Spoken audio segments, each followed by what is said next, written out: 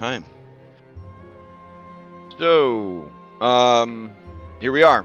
The story has mostly been told. We played a little bit longer than normal last week to try to squeeze in just as much as we could. And when we found a good place to stop, we did.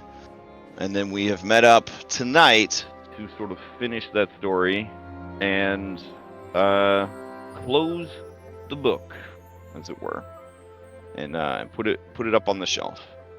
So, as I already said before we started streaming, we're not going to do a factspiration question tonight because we're probably going to be answering a lot of questions tonight. I have encouraged people for the past week to, if they have questions about the campaign, for me or for you guys, to hang out in chat tonight and ask those questions, and maybe there will be time to answer those questions. So there'll be plenty of questions that need answering tonight. So we'll just have to jump right in to the adventure tonight.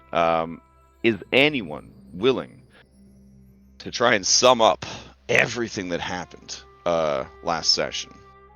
If no one single person is willing to do it, maybe we could just all try to recall it together. Feels like a lot happened. It also feels like it was a really long time ago, even though it was just last week. So I think that's a cool idea. If we all okay, all right. Let me see if I can recall what happened just by looking at the maps.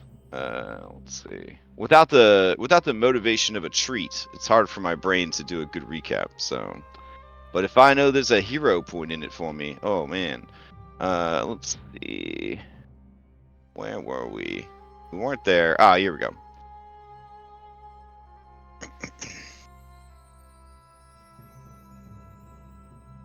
So last session began with the battle against Kronos, or at least the dreamed manifestation of Kronos.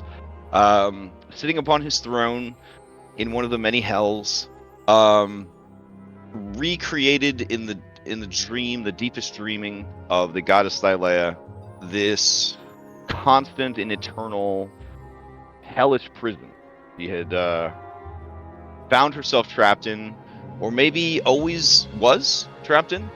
It is hard to say.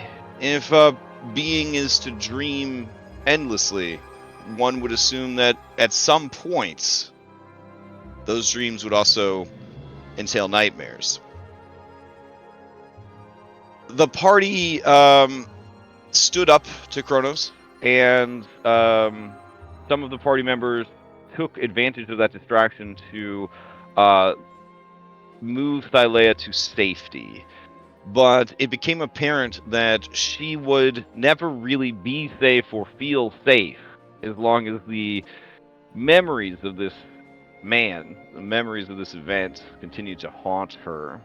So the party began to truly, in earnest, try and stop him, which only seemed to fuel his rage and his anger and his power, transforming him from a relatively sexy anime god into a more monstrous, cannibalistic abstraction of fear and rage and hunger.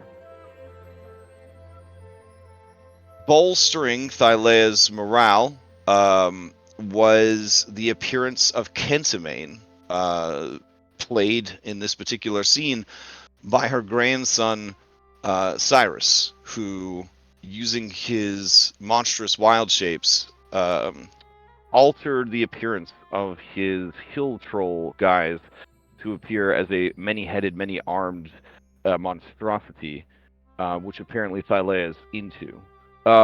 Seeing that Kentimane had come for her gave her more strength, and then seeing that her youngest and favored daughter had come to defend her but was in peril motivated her further.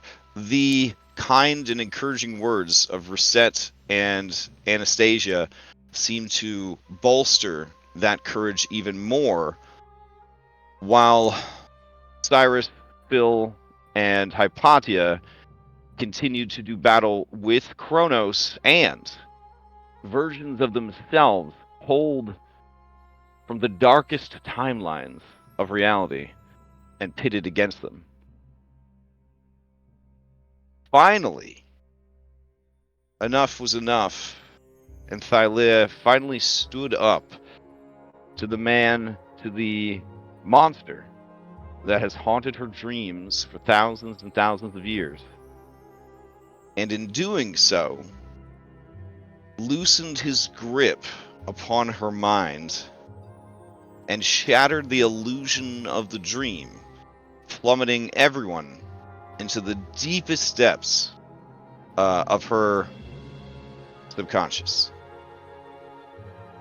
And it was here, amongst the wreckage of stone and flesh, iron chain and wooden tree, that a battle was fought against a cosmic nightmare, a creature whose power and strength were derived from the memories of Kronos, but whose powers were fueled not just by fear, but by despair. And then in some of the greatest role-playing gameplay I've ever seen, rather than rolling more dice to make bigger numbers, the party delivered dialogue and told stories and showed the enemy that they could not win. And through all of that, the nightmare was vanquished, which left Thylea unsure of what to do next.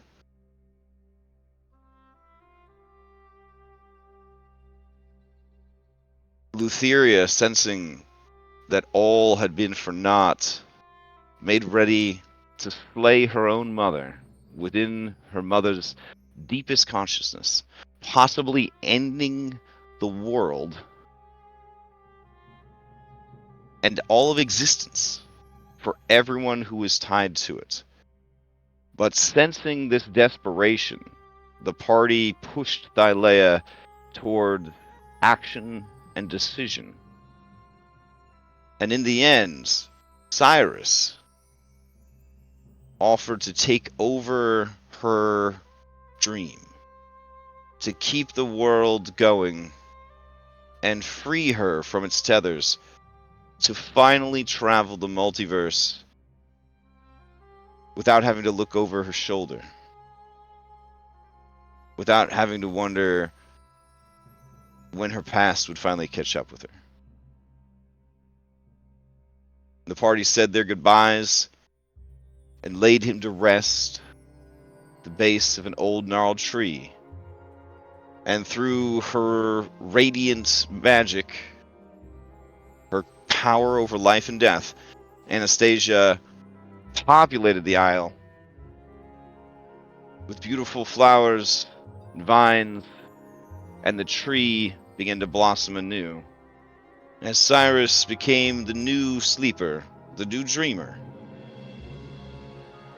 and the rest were sent back to the world to face the new future together.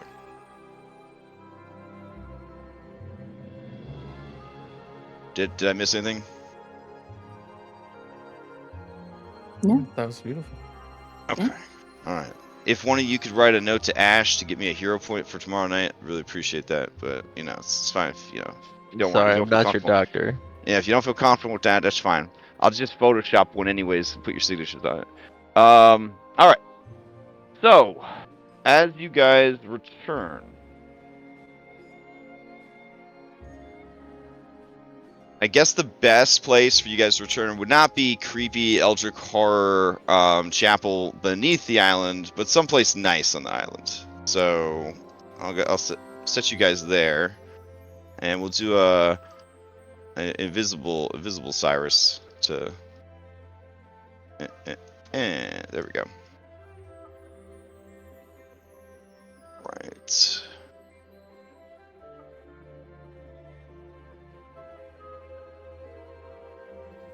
Oh, let me clear all this out of here real quick.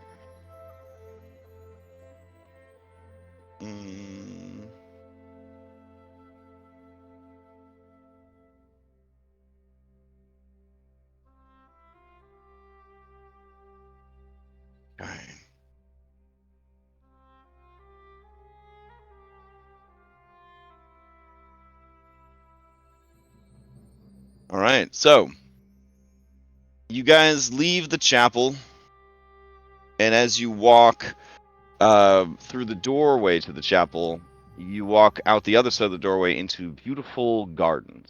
You know that you are up high because of the chill and the closeness of the clouds, the lightness of the air. This is a true paradise of prismatic waterfalls and beautiful fountains, pools, and well-tended, yet somehow still wild plant life.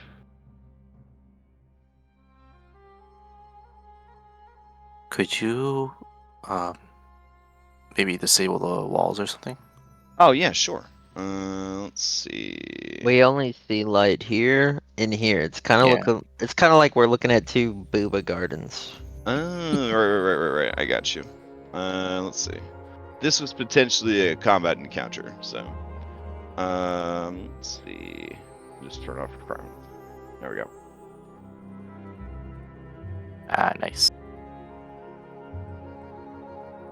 All right. Lutheria walks away from you guys as if the closest of you is uncomfortable.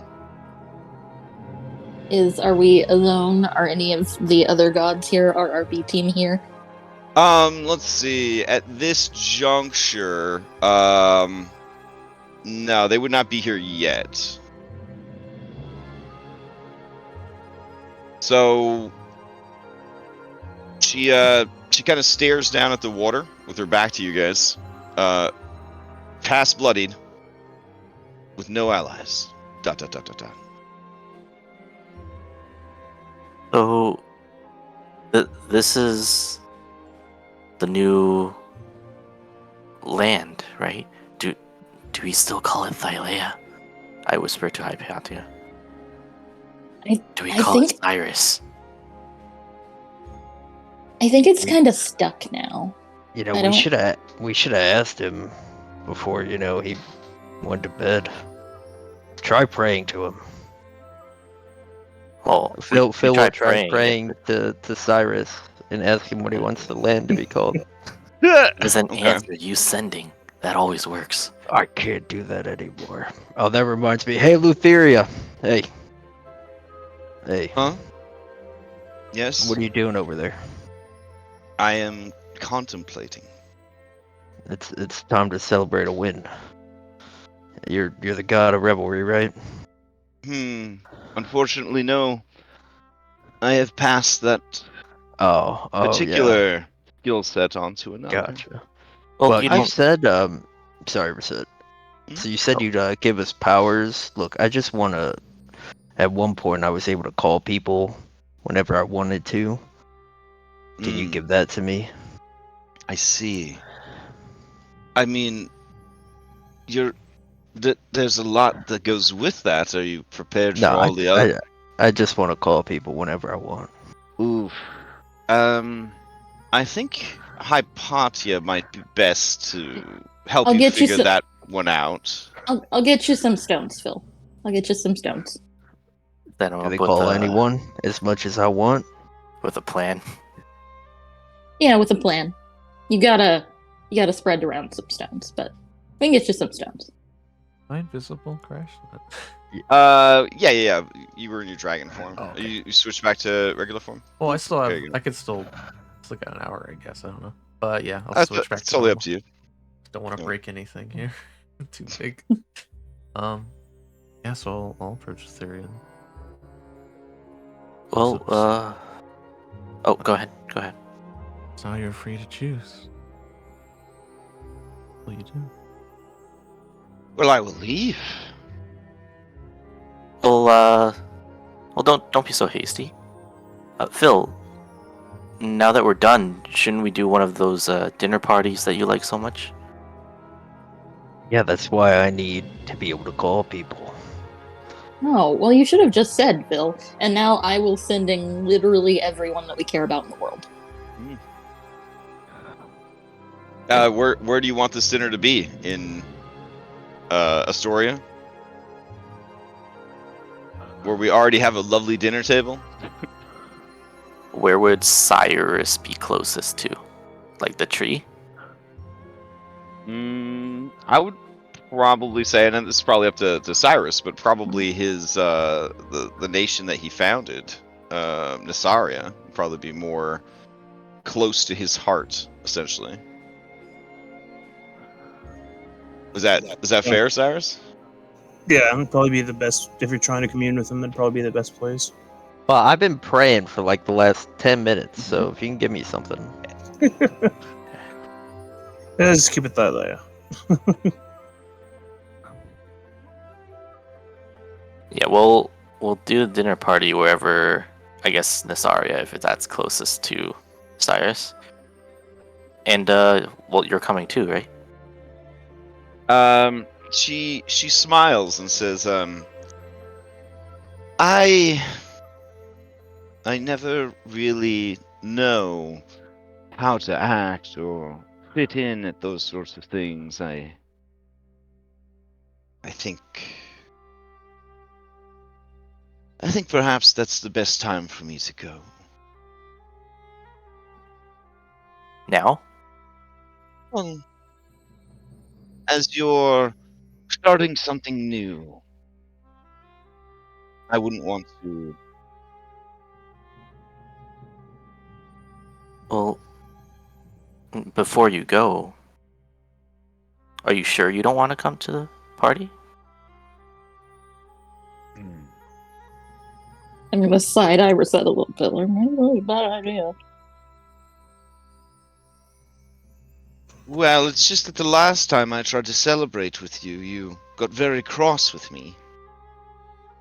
Apparently, you think that turning people into pigs and having them sodomize each other and self-cannibalize is inappropriate. I just don't know what sort of dinner party you're planning to host. Is this like one of the ones that Acastus has? I wouldn't put Phil's dinner parties on the same levels as Acastus's. Phil's side eyes were set. Like, what are you trying to say? So they're I'm not saying as yours is good? better. Oh, Oh, okay. I'm saying his is nowhere near as good as yours. I mean, honestly, we just have cheesy potatoes. We get drip. I mean, it's about as good as you could get. Will Lucy be there?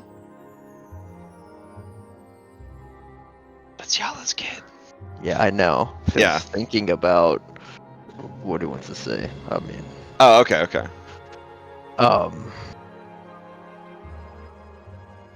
yeah, I mean, she normally comes. Well, I suppose I should say goodbye at least. Yeah, you can drop by.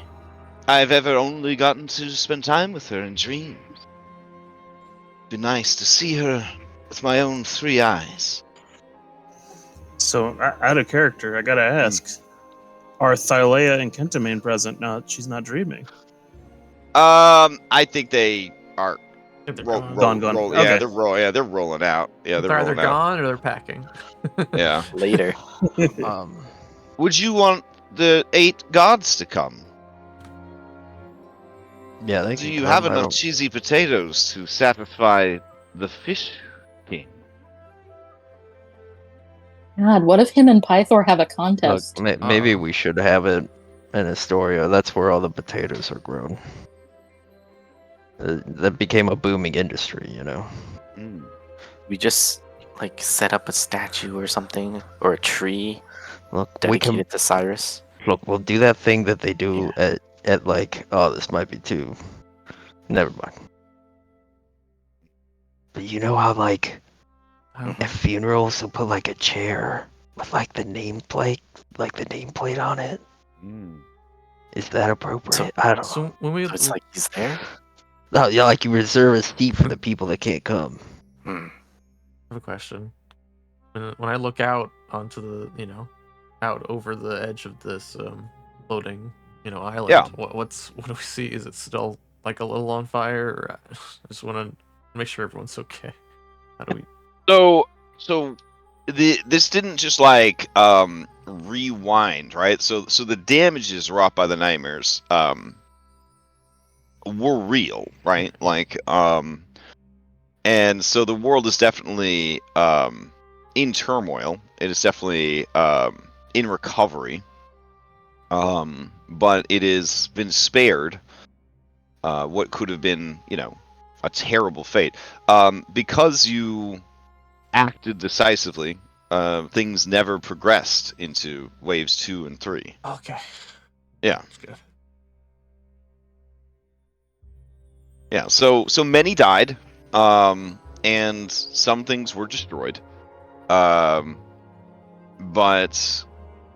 for the most part, the world is as it was, in so much as it can get back to that quite easily over the next, several months of just recovery and repair and things like that. It has not been irreputably damaged. Aresia is pretty jacked because they turned their whole capital city into a robot, like a giant colossus, and then they got to go back and figure out how to turn it back into a town. Yeah. So It's never gonna be the same. yeah, Oh no, but they're pretty perfect. They could probably do it eventually. yeah, they'll figure it out. All right. Yep. Well, if that's what you guys want, I will take as Betty. Maybe it's poor taste. Mhm. To celebrate. I mean, the world's kind of on fire. Well, Okay. now's kind of the best time. Just Cheer make sure people up. everyone's all right. Yeah, we'll well- declare it a worldwide day of celebration Yeah, and feasting. we can worry about the restoration afterwards.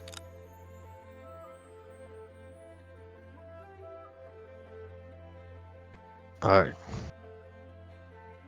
Send out the phone calls. And Phil looks sad, but he can't do that. Literally everyone we've ever met. Feast at Astoria. ASAP. All So the more everybody we never met. It's always so Well, there's big. some people. the more responsible Yeah, well, the more responsible people that you do ascending to say, would that really be appropriate? And then when you call Chandris on the phone, he says, I am pleased beyond any counting that you are safe and alive, and that the world has been spared this terrible fate.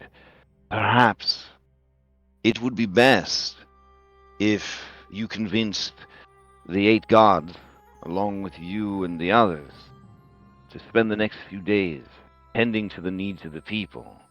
And then, when all is said and done, we could have a huge celebration. Each capital city in the world could be invited to or instructed to pause rebuilding and recovery for a day of celebration. But this way, those who still have loved ones missing and lost at least have some time to try to find them. Try to heal. Chandris, the only guy in Thylea who has the social stat. I literally said this. It's not in as many Oh, words. I mean, I You guess guys it's are almost starting a Chandris party. says Like, so. I hope everyone's okay. It may not be appropriate. I literally said that. If Chandris feels that way, then I guess we could do what he says. All right. So why don't we? I'm gonna say that's not very fun, but okay. God, buddy, you're like queen of the gods now. You gotta, get on this. I will. I am gonna tell him that he's gotta come here and help me then. Like now. Okay, so to give you guys a updated, report, if you were to spend a few days helping the people recover, this is, in general, like last time you checked in on the world situation. Obviously, this is not live footage; that's still happening. I guess. How do you guys? I guess we could go like round robin. Like, what do you do to aid in the recovery of the world? So we'll start with Phil.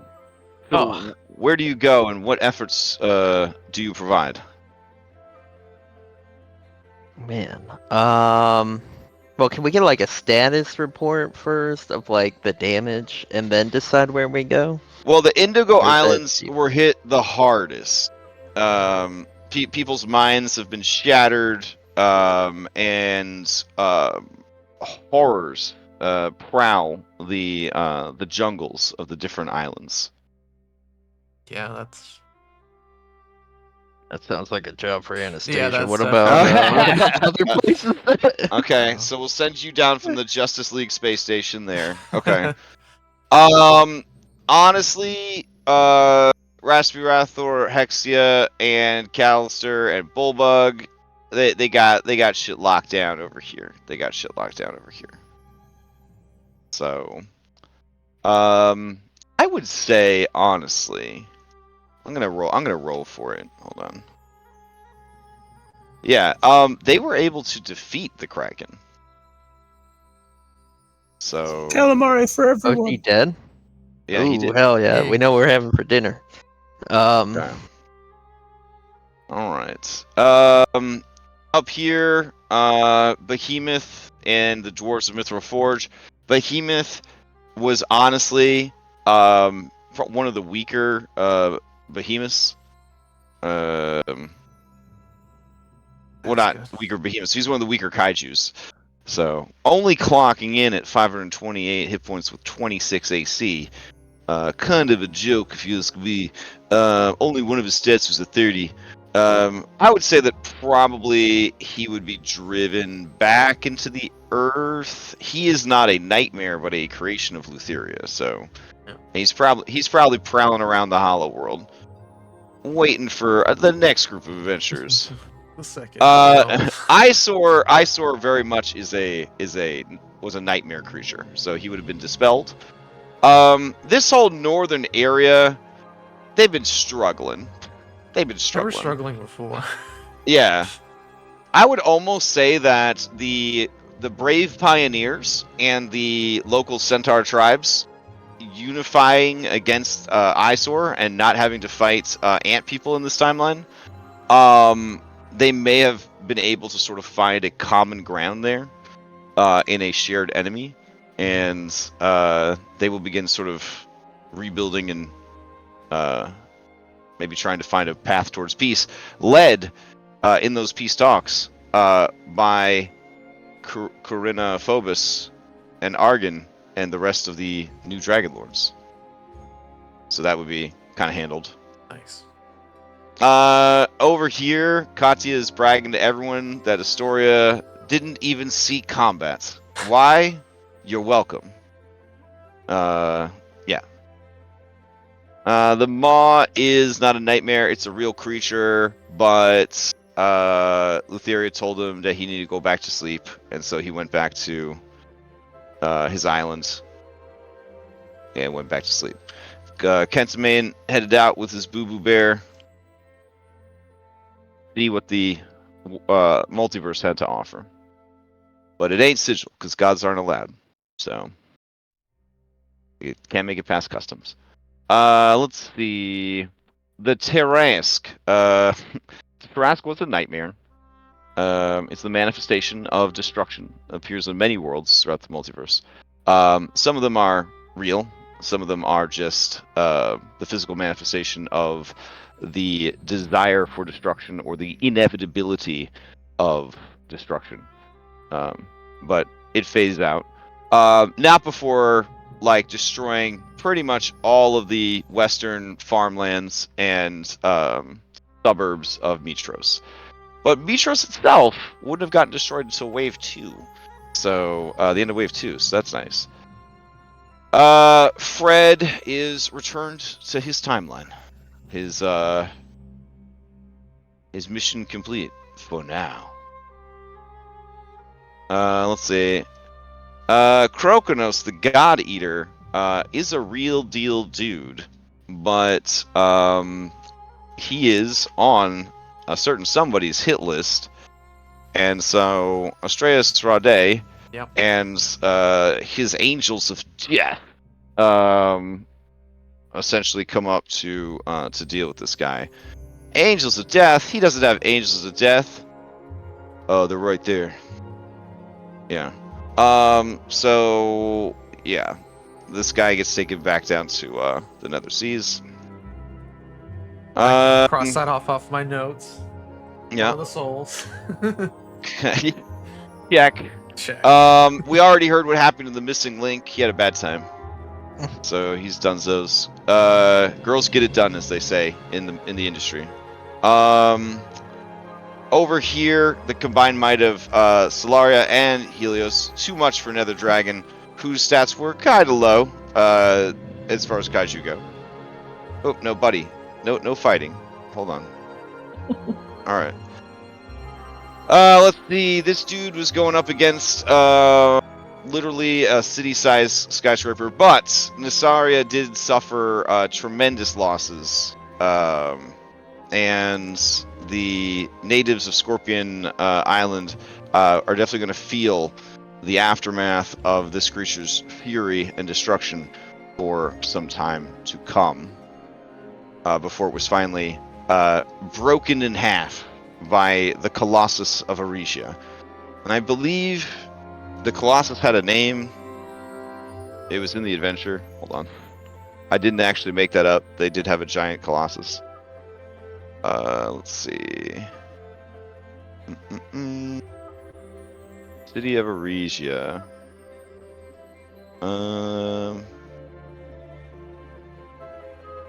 Where's your giant guy?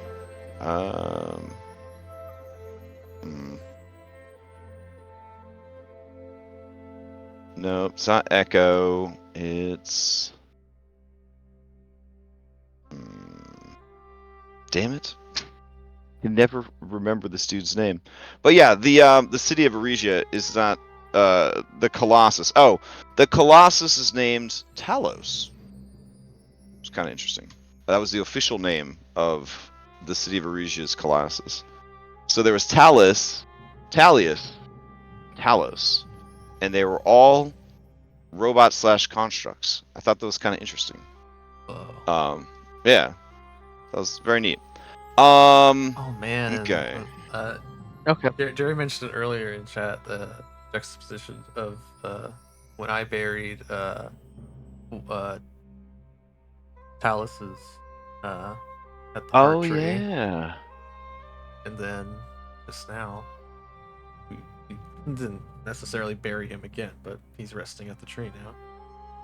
The dreamscape. All right, so Phil, now that you're caught Okay, up on the news, So now that Phil is caught up on the news, Watch Phil's the gonna 5 o'clock do. news.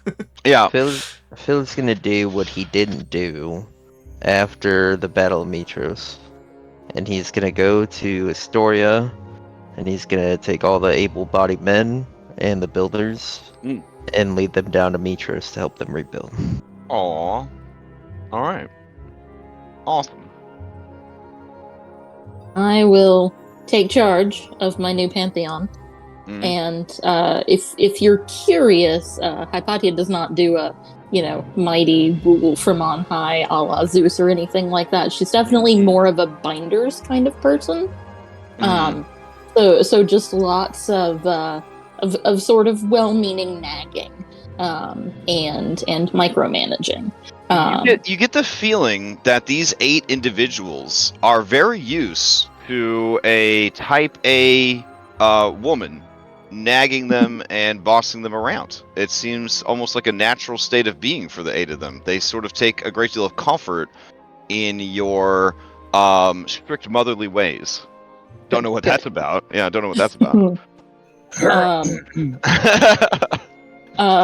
I'm basically gonna send half of them to go help Anna and half of them to help the Aresians in Nasari and on Scorpion Island, and then But as you, Lord Strategist says, I don't mean to interrupt you, but I'm gonna interrupt you.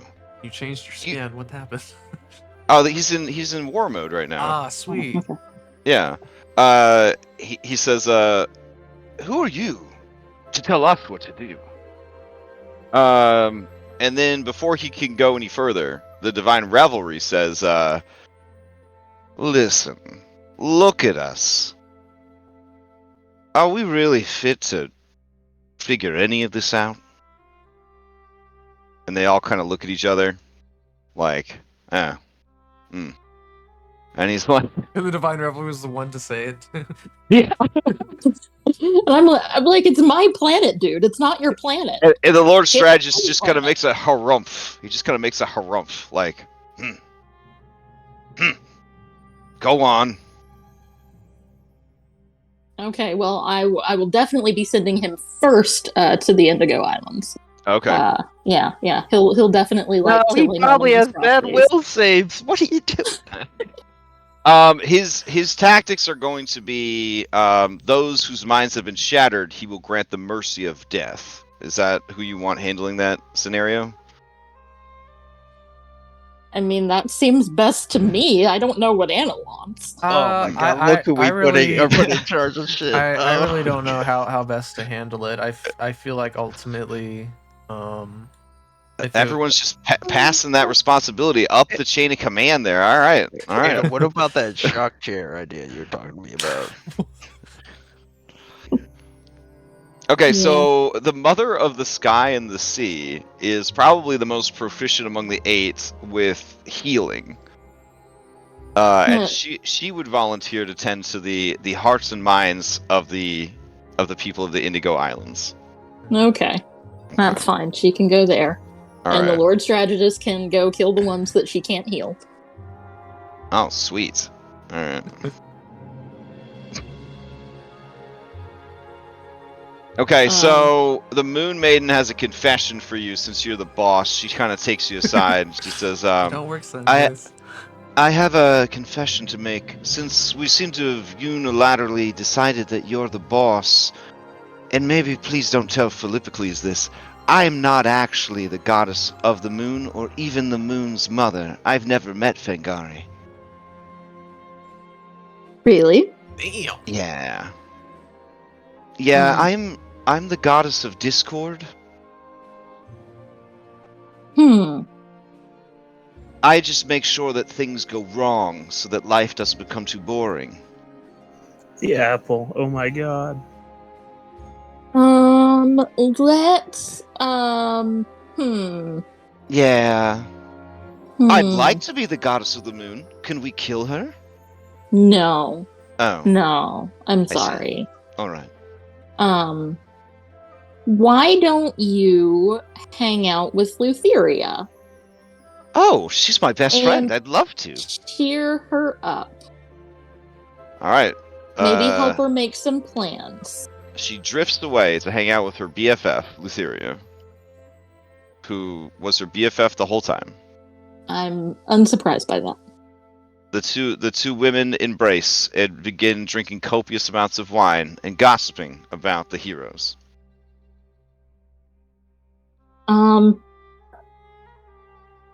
Let's see. I guess let's send Fish King to Nasari. Probably there's some flooding. I don't know. He could help with that. And the Divine Revelry can make people feel better about having their homes destroyed. Okay. All right. So the two of them go to Nasari. All right. Yeah. All right. And the Great Hunter, I don't know. She can go wherever she wants.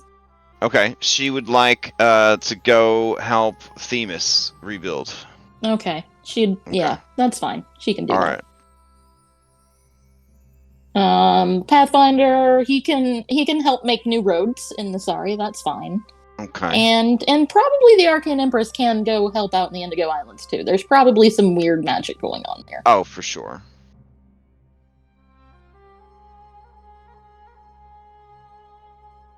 All right. Man, this is making it a lot easier. And you can't really go anywhere because you have to direct all these efforts. Yeah, I'm just gonna go back and forth managing. Okay. Yeah. So let's see. That brings us to Anastasia. You going to your people and to help with the Indigo Islands as well? Yeah. Okay, I want to say first about Kyra. Okay. Yeah. Yeah. So Kyra, first of all, tells you that your daughter is safe.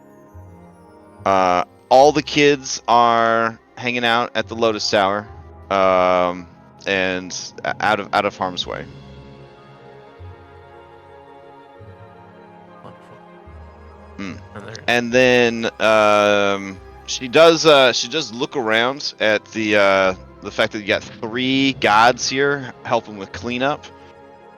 And she says, hopefully when he's not listening, she says, it's kind of weird when he transforms into his, like, big boy form. His head stays the same size. That's weird, right? Menacing. Is it menacing to have a small head? I Because, guess. like, I guess it kind of is, because I'm not trying to put his business out there, but look at how big Pythor's head is. It's huge, right? Like, it just seems too big for his body. Maybe if that he painting should, of Pythor. Right, yeah. He should definitely try shrinking his head down a little bit. I think that'd be... Well, I'll talk to him about it after all this is said and done. I almost did it. Almost did what? I almost sat down and slept. I was going to do it. I kind of thought you were, so I already said goodbye to everyone, including our kid. She cried a lot. So, yeah, I was gonna turn into, like, Kyra just have, like, a lot of heads and arms. Oh. Yeah, nobody fucks with my wife. That's my wife! I was gonna shout if anybody came after you. I'm happy we can get together and make this something and finally live. We finish this cleaning up, and I hug her, and yeah.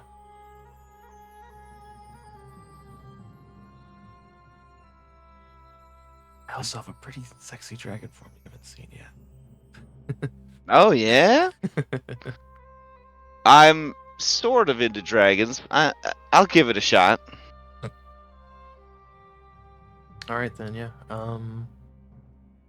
If I don't even know the logistics of how best to handle this situation, I guess. Oh yeah. I mean, just being there sometimes is enough. You know, Okay. when you a strong, famous person, people take comfort in you being there. That's why, like you hear on the news, this world leader or this celebrity went to a place, and everyone's like, "Fuck yeah, woo, woo." Well, I think Did you see? They went to the place, and then that's enough. Everyone's good with it. Yeah, I feel like probably best to like cordon it off at least so that the reality warping corruption doesn't spread, and then yeah, go and help everyone we can. So resets. What do you do to help with the repairs? Recovery. I'll probably be around this area, helping both Themis and the Scorpion Islands and Asari, just going back and forth to, help patch up the injured, just running around, Flying around, using my speed. Yeah. Okay. Sounds good. All right. During that time, Lutheria does visit you guys in your dreams as you rest, and explain that she has already parted with 8 of the domains that she was responsible for, gifting them to the 8 lost gods, who, she says with a smile in the tone of her voice, are not so lost anymore. And that she is willing to part with 5 of her domains if they would be useful for the protection and growth of her mother's world. She understands if none of you are willing to take on the burden, she would never wish such powers upon anyone except that piece of shit Astreus. But if you know anyone who would be qualified for these positions, she would gladly hear of them and visit them in their dreams as well. And one of the domains that she is willing to part with is dreams. The other is fertility, the domain of guardianship, so basically the protection of others kind of deal, monsters, and a time, which she snagged during the Battle of Mitros. So, do any of the PCs want any of these? Before I start, I have ideas. Is anybody anybody willing to take on the responsibilities of godhood? But I don't think. I'm gonna pass. When you ask Phil, he says, "I'm retiring." Okay. So what I would do is, during the dream, I would tell Lutheria that I will take the domain of time. I've screwed it up enough that it would probably be appropriate penance to protect it now. Okay. As you guys are having this conversation in the dream, a door opens in the dream, and Kabira Nasir, time cop, for this particular pocket dimension, says, "What is this? What am I hearing? Hi, Pantia." I'm literally doing penance by protecting time, not fucking with it anymore, ever.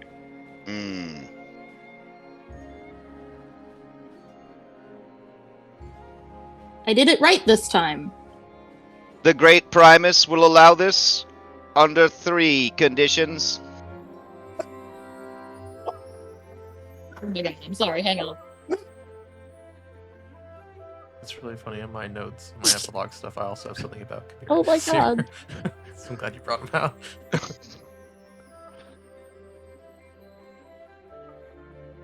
Are you searching your character sheet for the capital F fucking gun you're gonna shoot Kabir Nasir with, or Me? like? No. No, Sorry. okay. No worries. No, I was just trying to stop my dogs from barking. Oh my god, that's the worst timing. Okay, go ahead. She says 3 conditions. The first is that you agree to be under the watchful gaze of myself, Kabira Nasir, time cop. I will accept you as my assistant. You may refer to me as a police consultant. Fine. This will be a span of 777 years, after which time, if you have proven yourself worthy, you will no longer be under probation. Fine. Number 2, no more time travel for you. Well, I don't have to now, do I? And number 3, you must complete this correspondence course. And she shows you a stack of books, and workbooks and whatnot, and she says, "I have left them on your nightstand." Oh, is that, some really exciting degree from this university? That's, wow. Thank you. All right. They tip their hat to you and they walk back through the door. And Luthera whispers to you, "I hate cops." Everyone does. And then regarding the others, I tell her I will get back to her. And before I go, dear sweet Hypatia, I want to thank you. I asked you to stop me, and you did. Well, you're welcome, I guess. Just this is your one chance, I haven't forgotten One everything. chance to do what? To not screw things up. You screw things up for us. Screw things up? Hypatia? Isn't it obvious we've been on the same side since the very beginning? No, it is not obvious. It was never obvious. You were definitely not on our side. You were on your own side. Don't pretend otherwise. If I had made it obvious, then you wouldn't have been on my side, because everyone told you not to trust me. So I had to make sure that you did everything opposite of what you thought I wanted, to make sure you did all the things that I needed you to do. I glare at her. It'll just be between you and I. The others don't need to know. But at one point, and I could be quoted on this, I believe I said aloud to some friends of mine, I said, "I could never have asked for a greater champion than Philippocles."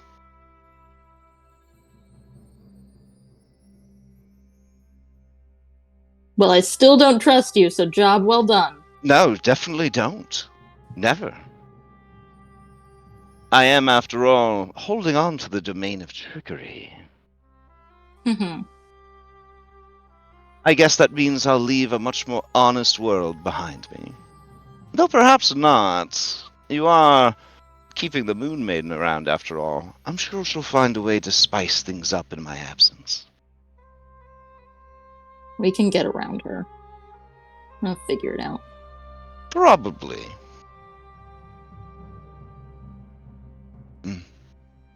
But, again, thank you. You did everything right.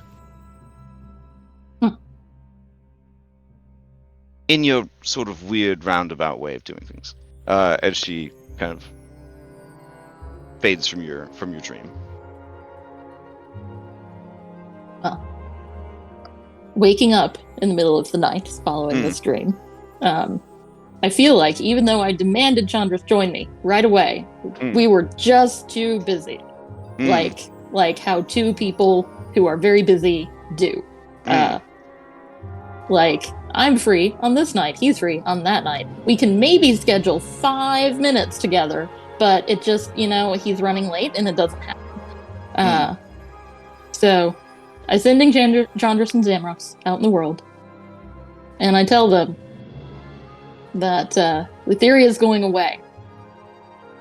Thank God.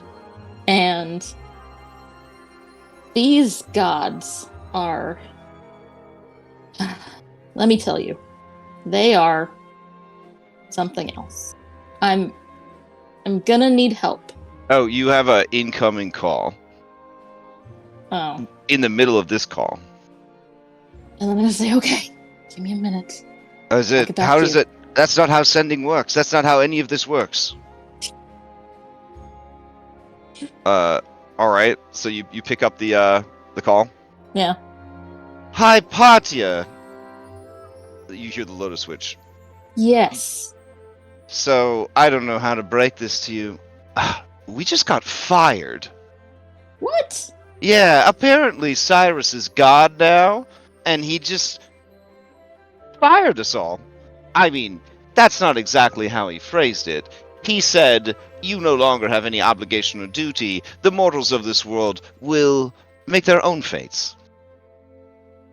I trust my friends, my allies, and the people, etc., etc., etc. Blah, blah, blah, blah, blah, blah, blah.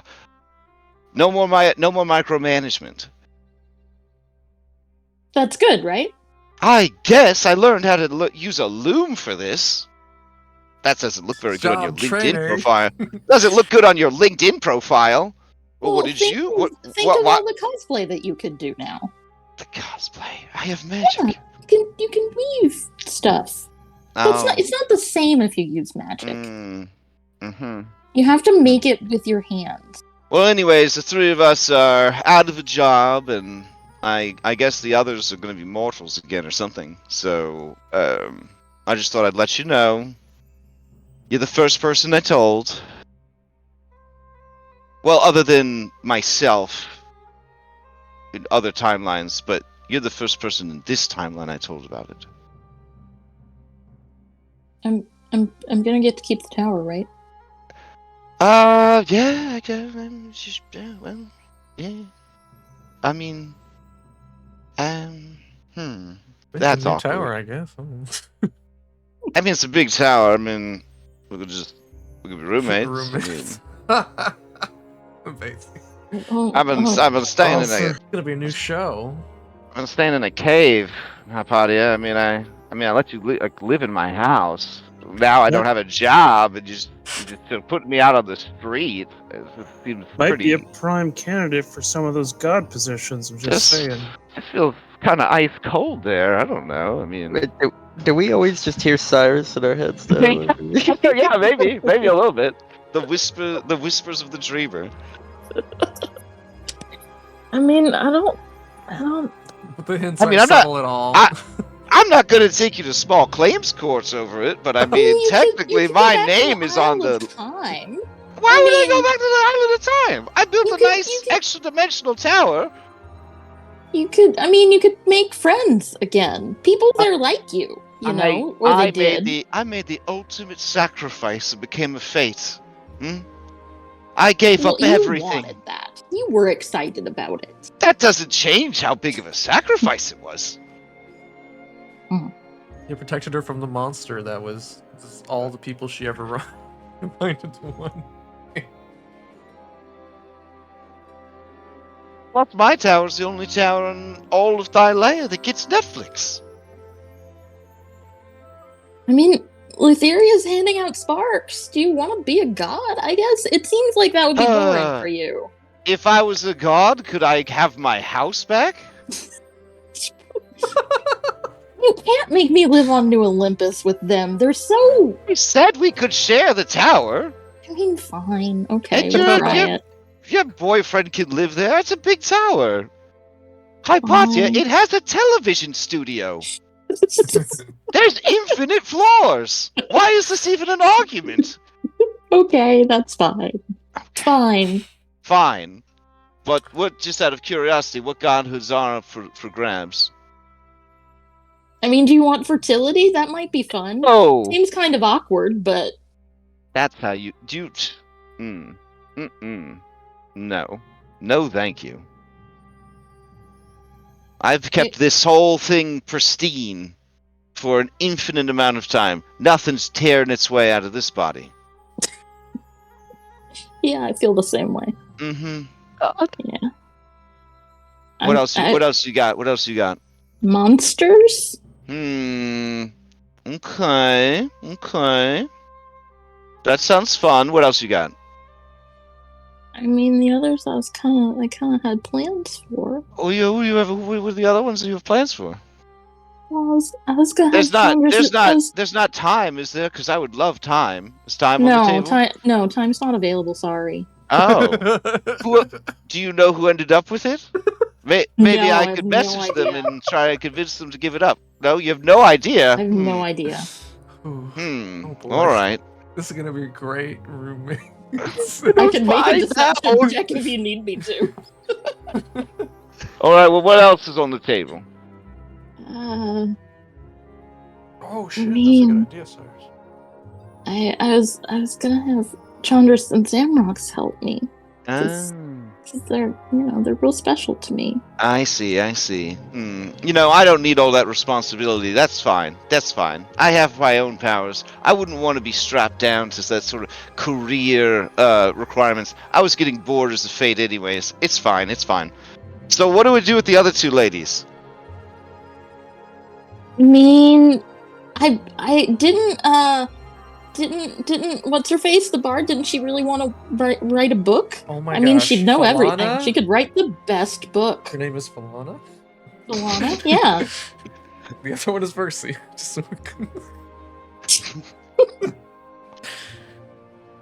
And Never Versi forgotten. could do what she did before, Well, if Versi finds out that there's like, you know what?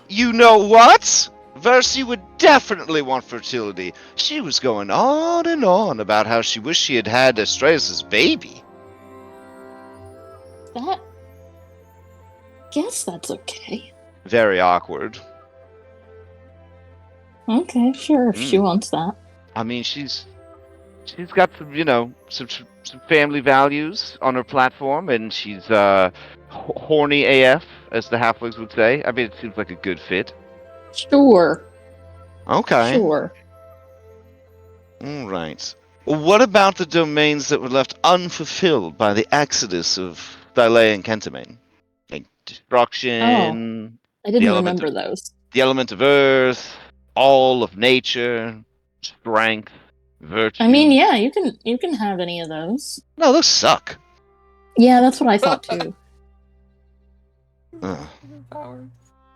I mean, I figured we kind of just let them go, and they'd end up where they. Could you imagine having to be the god of virtue?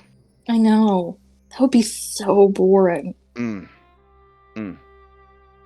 You would need to find the most 9 alignments, lawful good, do-gooder, pure as snow, willing to turn her back on her own allies for her moral principles. You would need someone like that to be the goddess of virtue.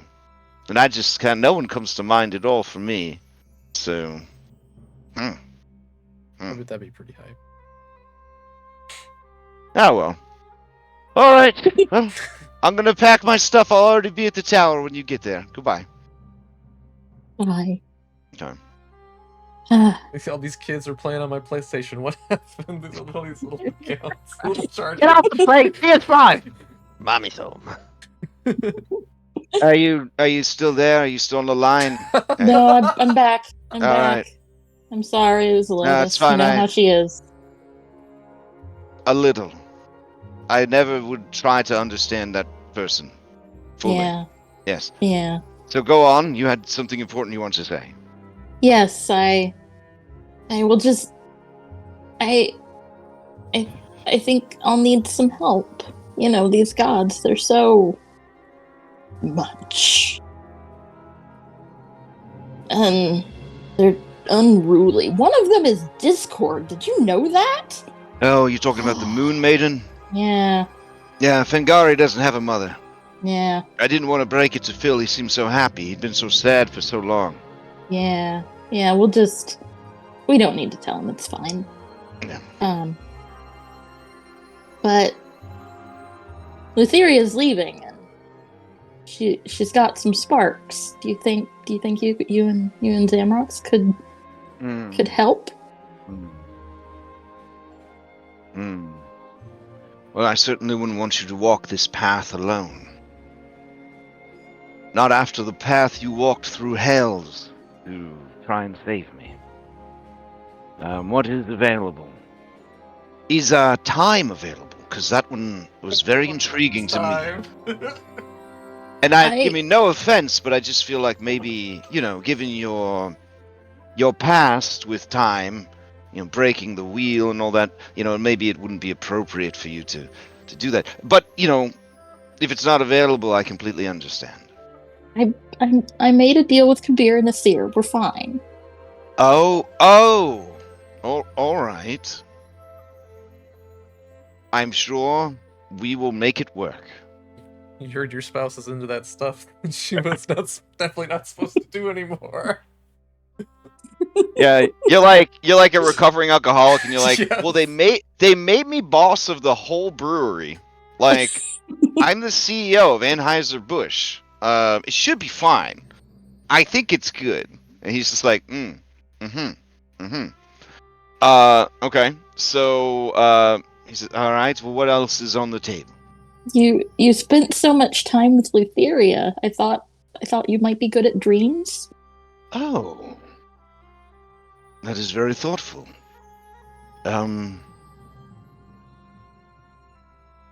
Yes. I Is know she truly giving up that domain? It always meant so much to her. she says she is. Huh. I feel that truly indicates she has every intention to leave and not return. Oh, I hope so. I hope so. And Zamrox did such a good job of guarding you, and then guarding me. There's a guardian domain. Would he want that, do you think? I'm sure he would gladly take it, but I caution. It was the directive of the guardian domain that set Lutheria the task of walking the edge of reality, which eventually led to her descent into madness. I feel that there is no one with a stronger mind, heart, and will than Zamrox.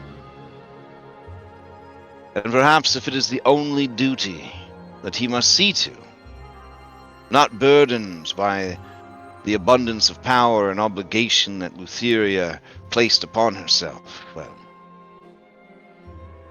with us to help him carry that burden, I think perhaps that could work. Yeah. And you guys did the training too, like I did in that painting, so it'll be good. I think it'll be good. Indeed. Right? We'll make it good. Together. Good.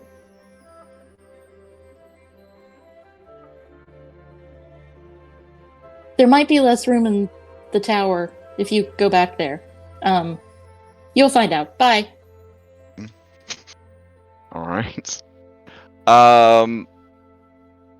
So I did want to ask Cyrus, over the next 3 days, what do you do to help sort of heal the world and kind of help the people rebuild and recover?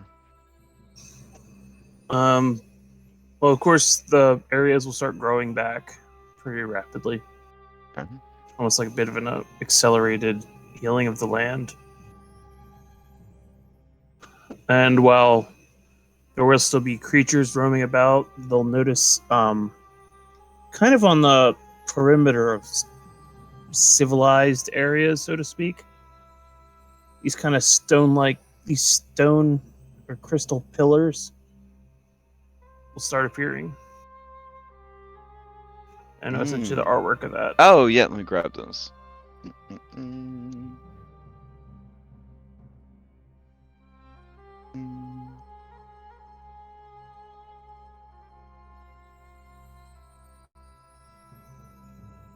Oh, these are the pillars that sort of take the fight out of things a little bit. They almost have like a pacification, a calm emotions sort of effect, right? Right, and larger creatures just seem to kind of stay away from them. Like it almost as if they lose interest in whatever's that direction type deal. Okay.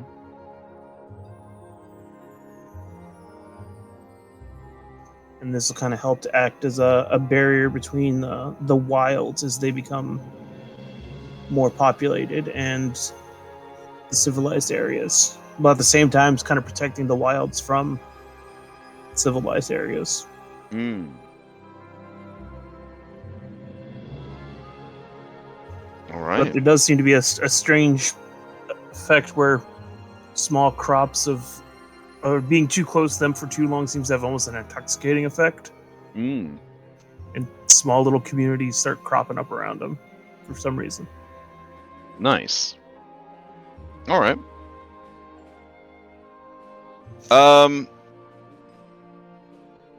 So, did you guys have any other nominations for people to help manage the many domains of this world's reality?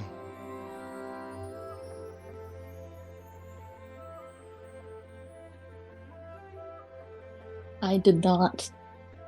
Those were Okay. mine. There's so many people.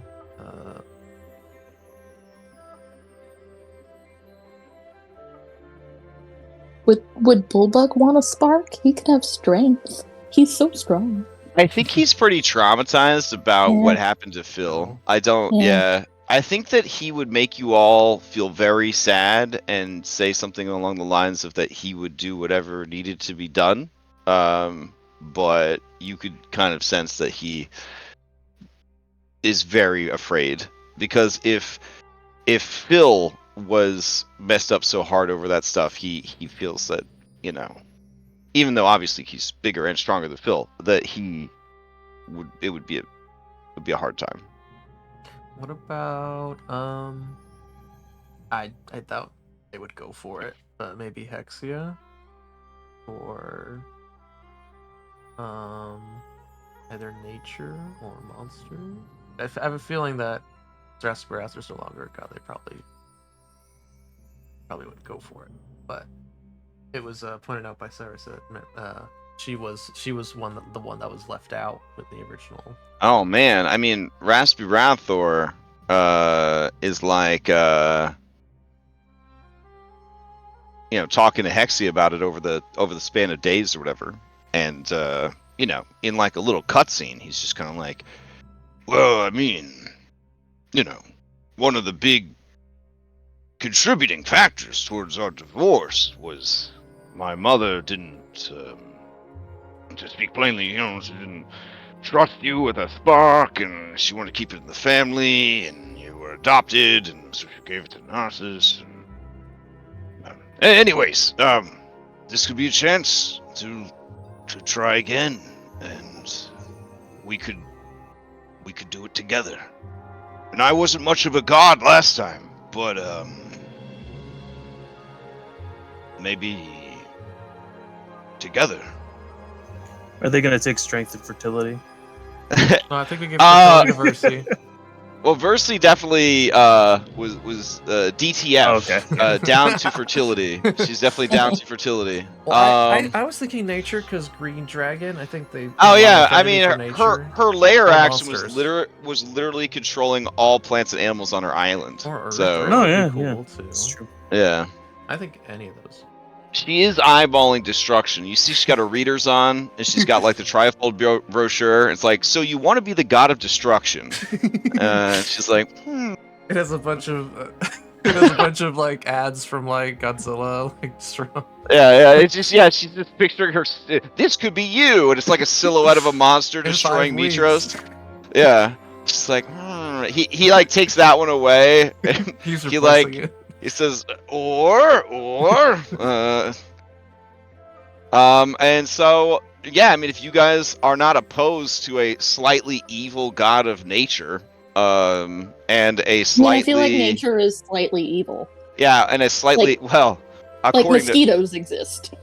Yeah, according to the makers of Pokemon and also Magic the Gathering, nature is evil AF. There are so many dark grass Pokemon. Listen, there's too many dark Pokemon. They need to slow their fucking roll on that. Where's my fire fairy? Anyways, so yeah, okay. This is there we throwing go. out ideas. All right. So if no one's opposed, Pythor, aka Raspirathor, will become the god of strength. Nice to try out some new And then Hexia, his wife, he shouts, "That's my wife!" as he points at her. Becomes the goddess of all nature. That means that other nature gods have to listen to her. So all the little river gods and all the little mountain gods and all that shit have to listen to her now. Does that mean she gets a human form? Oh shit. Yeah, I was. Yeah, I guess so. I mean, when you're a god, I mean, you can pretty much do what you want. So, yeah, I mean, eventually, they have to level into the positions essentially. All right, and then let's see. That leaves Earth, destruction. All joking aside, if offered the position of the goddess of virtue, Corinna would take it, because someone has to. That's so virtuous. Damn. Yeah. I mean that's fine. I guess she would make a good patron goddess of the Dragonlords. I kind of slighted her a few times. I don't know if I want the enemy of virtue. I never forgot. Yala puts in a bid for destruction. Oh shit. That would be fun. I would trust Yala with destruction. I would say I kind of, Damn, Phil, you got some powerful women in your life now. Yeah, one's been lying to me this whole time, and I don't even You know. don't know that. Halcyon has her own. She is like speed, right? She already got that. Like they all got fire. ones. She is fire and speed. It's fire and speed. Cool. Yeah. Okay. So well, it's called swiftness, but yeah. So that makes sense. So these are the only ones that are loose currently. Is what we're debating on. Yeah, all you got left is Earth at this point. Earth and monsters. I mean, I feel like Cyrus could have monsters back, and maybe Earth too. Sure. Are you okay with that, he Cyrus? is the Earth now, technically. Yeah. All right. Anyone? And done. All right. Man, who would have thought it's so easy to set up a new pantheon? Except you have to go through my secretary to get a hold of me, aka. Oh yeah, your secretary is Selene, right? Is she still?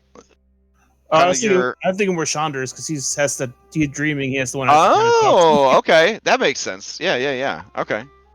So all this gets sort of sorted out over time, and then I guess there's a big ass dinner. All right. We'll use the Astoria dinner scene because there's only so many dinner maps. So. All right. I think we decided to have it in Astoria. Oh, sweet. Yeah. Okay. All right. I'll start filling it up. Let's see. That's a spicy euphemism that the halfling use are using. Filling it up. That's it's. Never mind. We don't want to talk about it. Okay. Someone in chat says the prep for the next campaign's almost done. All right, let's see. So I'll just start dragging peeps out, and I'll change the music up a little bit. Let's see.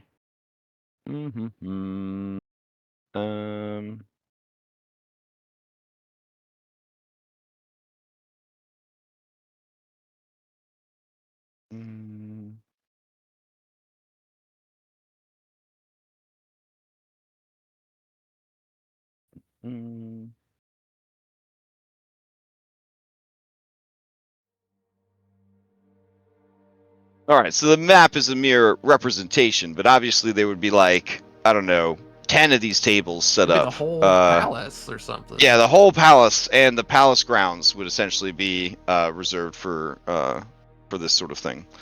And we'll just start. I'll just start dragging peeps out, and then you can just if people aren't showing up fast enough, I'll get them in there.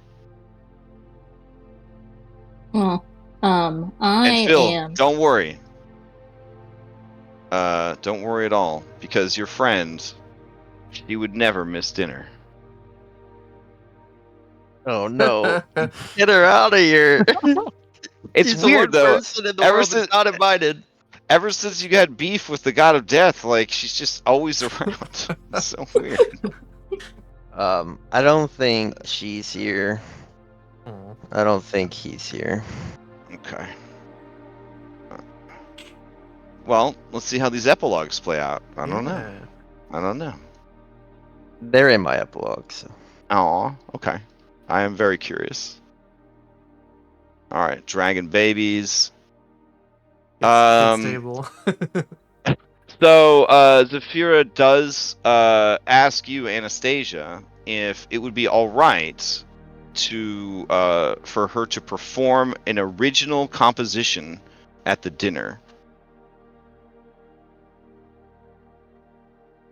But she can't tell you what it is because it needs to be a surprise.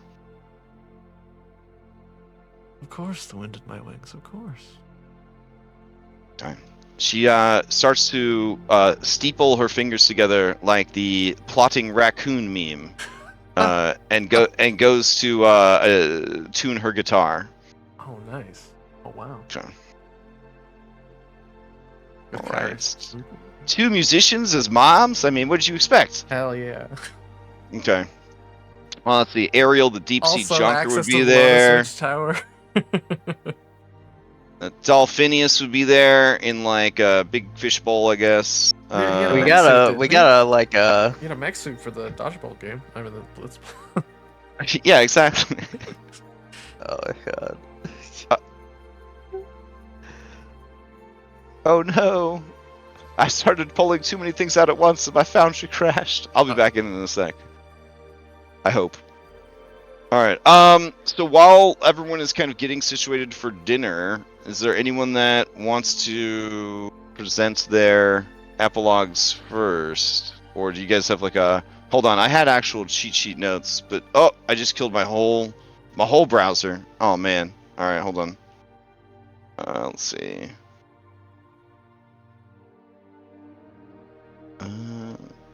Here, I gave you a shout out today, Edge browser, and you behave like this? Come on. Let's see.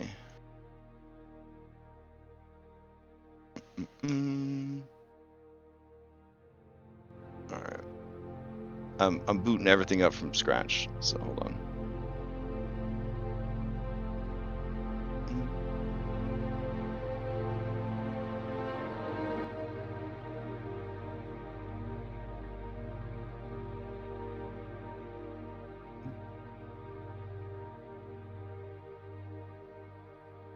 Well, while you're doing that, I'll just do a little scene at the start of dinner. Oh yeah, that sounds good. Yeah.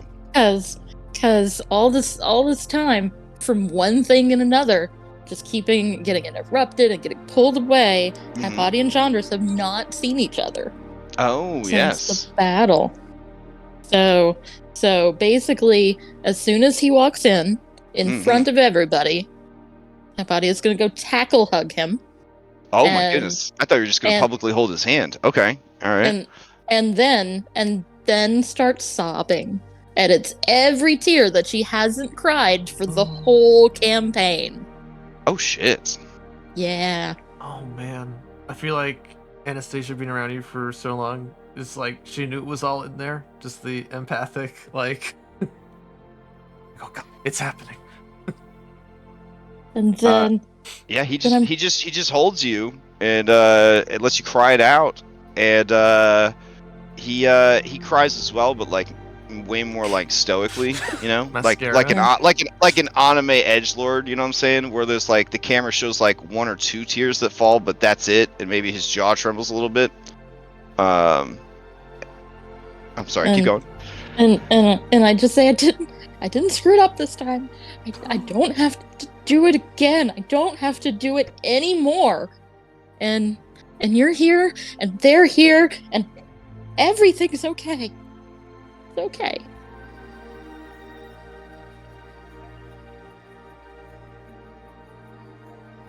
I'm glad you're here. I'm glad I'm here too.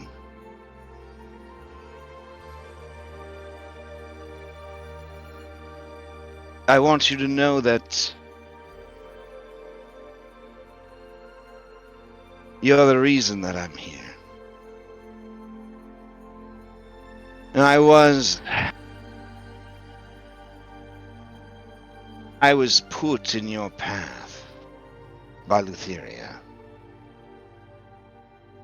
to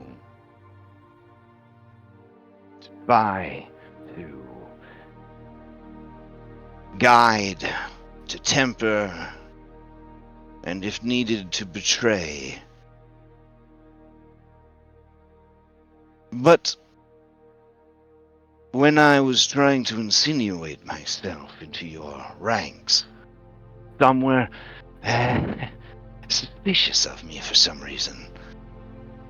It was Ernest Philippocles who called out the behavior of his allies, their distrust related to my appearance, that seemed to quell those fears, but they need not have feared at all.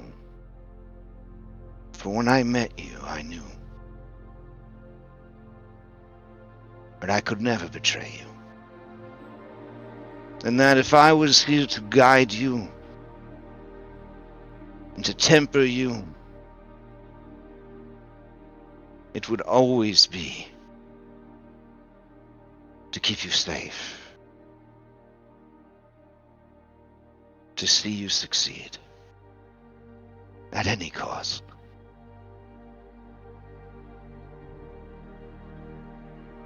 Well, no more costs. We're done with that. Indeed. Whatever comes next. And as he says this, he looks over, and then the camera, pans over, and then you hear the slightly muted sounds of children at play, as all the dragon kids and little godlings and regular kids kind of run around. And he says, "It's for new heroes to explore, to protect."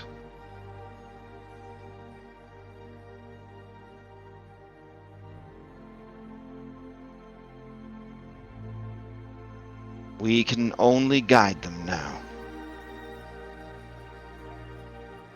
Yes. You and I together. Yes. Because I'm happy that you now know. As the great sage Bulbug frequently tells us, many hands lighten the load.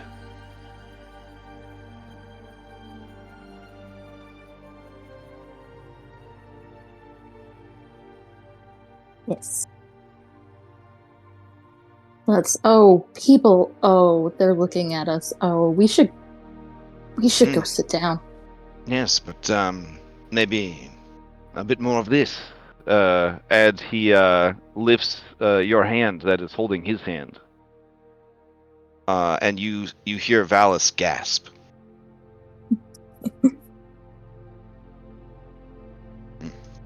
Yes. All right. So, as you guys go to take your seats, the 8 gods arrive in cool anime-esque intro sequences, each trying to outshow the other. Lord Strategist would be wearing his Bishonen guise. There we go. Let's see. The Moon Maiden would immediately seek out Philippocles. Go. Yes. I mean, as long as nobody's told Phil, she is welcome in this party right here. Okay.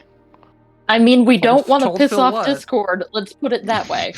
So, I am going to inform Katya of the situation so that she can keep an eye on things.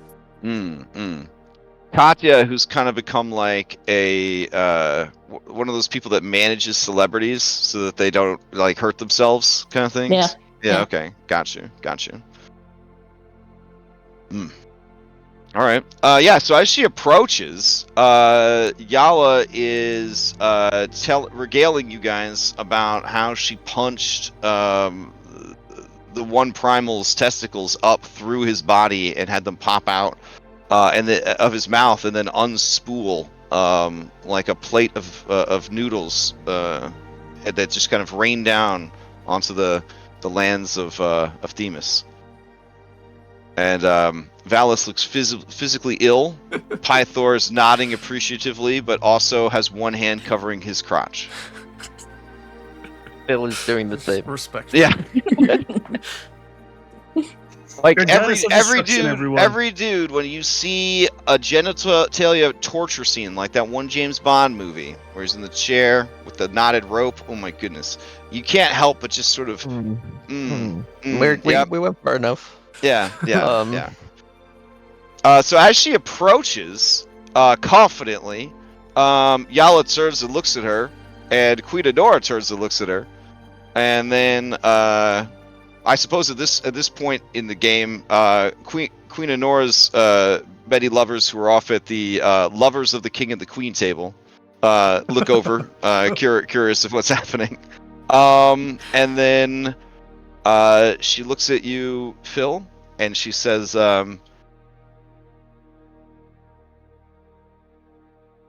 "Hi." Oh, you made it. We got I hope you like the food. It's gonna be good. Question for just mental framing. I Yala... brought some apple pie, and she presents an apple pie made from golden apples.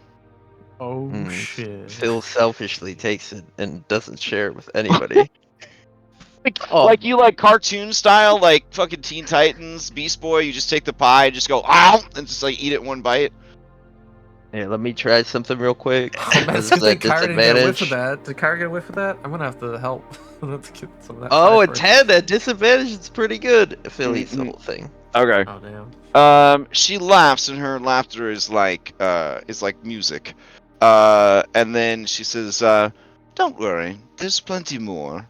And you see, let's just call them moon imps, kind of funnel in from behind this pillar, and they have more apple pastries full of god narcotics, and that's not going to cause any issues later on during the dinner, and they start tossing them up onto the table.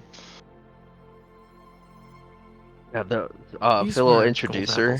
So this is remember I was telling you about the other gods that we found? Well, this is the Moon Maiden. She's the mother of the moon. She's awesome. You guys will like her. And Phil looks at him like they're definitely like her, and they're probably like. Yala and Queen Anora look at Valis as if to say, "Mother of the Moon," and then Pythor just shakes his head slowly.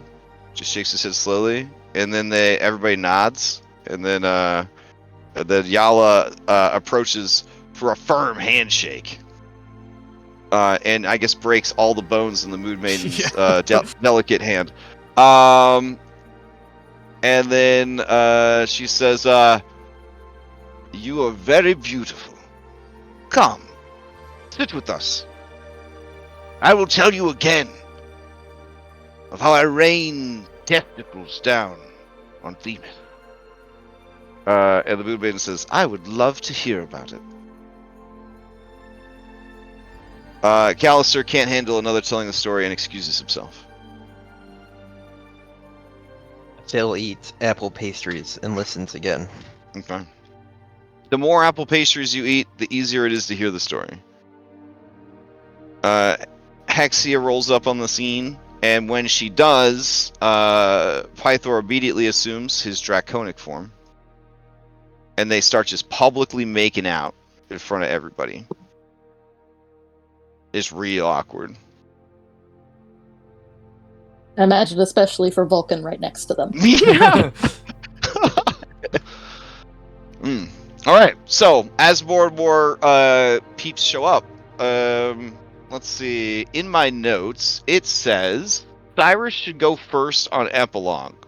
then other 4, then GM NPCs last, then second round follow-ups, last chance to put in a word, then GM's final word, then campaign's over.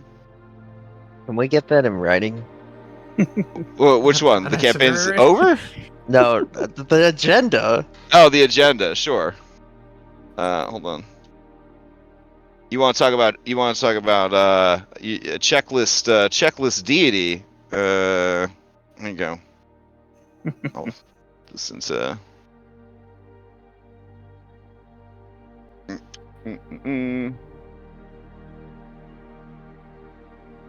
you go. All right. Okay.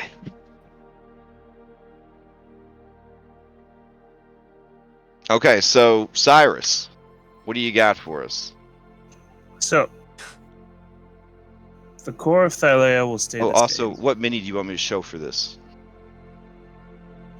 We'll go with the lion-faced one. That'd be good. Oh, the Typhon King Yeah, of that's Monsters? good. Okay, alright. Alright, go for it. Well, for the most part, Thylea stays the same because this is the plane he grew up on, so most of it will stay how he remembers it.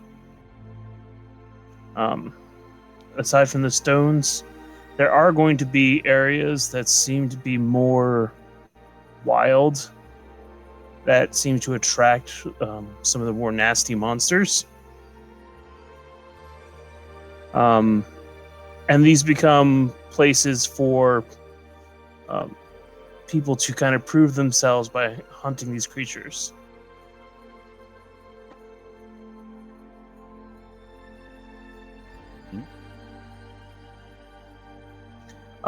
It does seem to be that, there will still be, if people start over hunting or destroying, then the stones seem to, the guardian stones that are around seem to kind of dim a bit, to kind of give the monsters a chance to kind of fight back. But overall, there's, for the most part, you have to seek out adventure, but there's plenty of it to be found when you go out there. Another big thing is the few chimeras that were left will suddenly be able to have children. Oh, okay. As kind of a parting gift to the Chimera Mother, the Chimera Queen.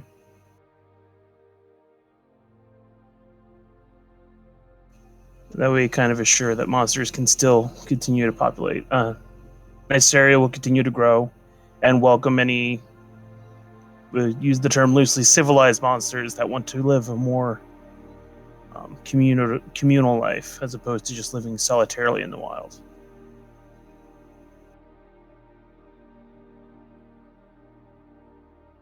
Okay. That's about it for my part. I mean, I just slumber and enjoy and kind of watch the world through the eyes of the creatures. Keep an eye on everyone.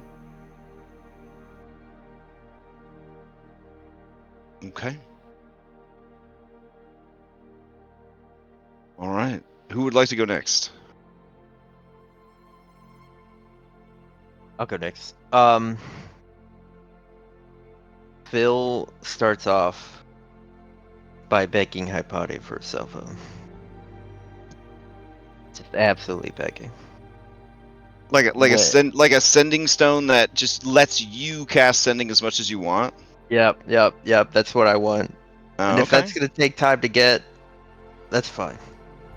I mean, the Arcane Empress is like, so you just need a focus that lets you cast one spell over and over again? As much as I want. As much. Well, since you don't have any natural magical ability, it would have to drain your physical being to do so. AKA, she'll give you one, but each casting will cost you a hit die. So the best she can do on short notice. What he calls a day. I'll tell her, see if she can get me anything better, and I'll come back to her. I only, deserve Okay. it. Oh, fair enough. Fair enough. Phil, then, after all of this happens, he leaves.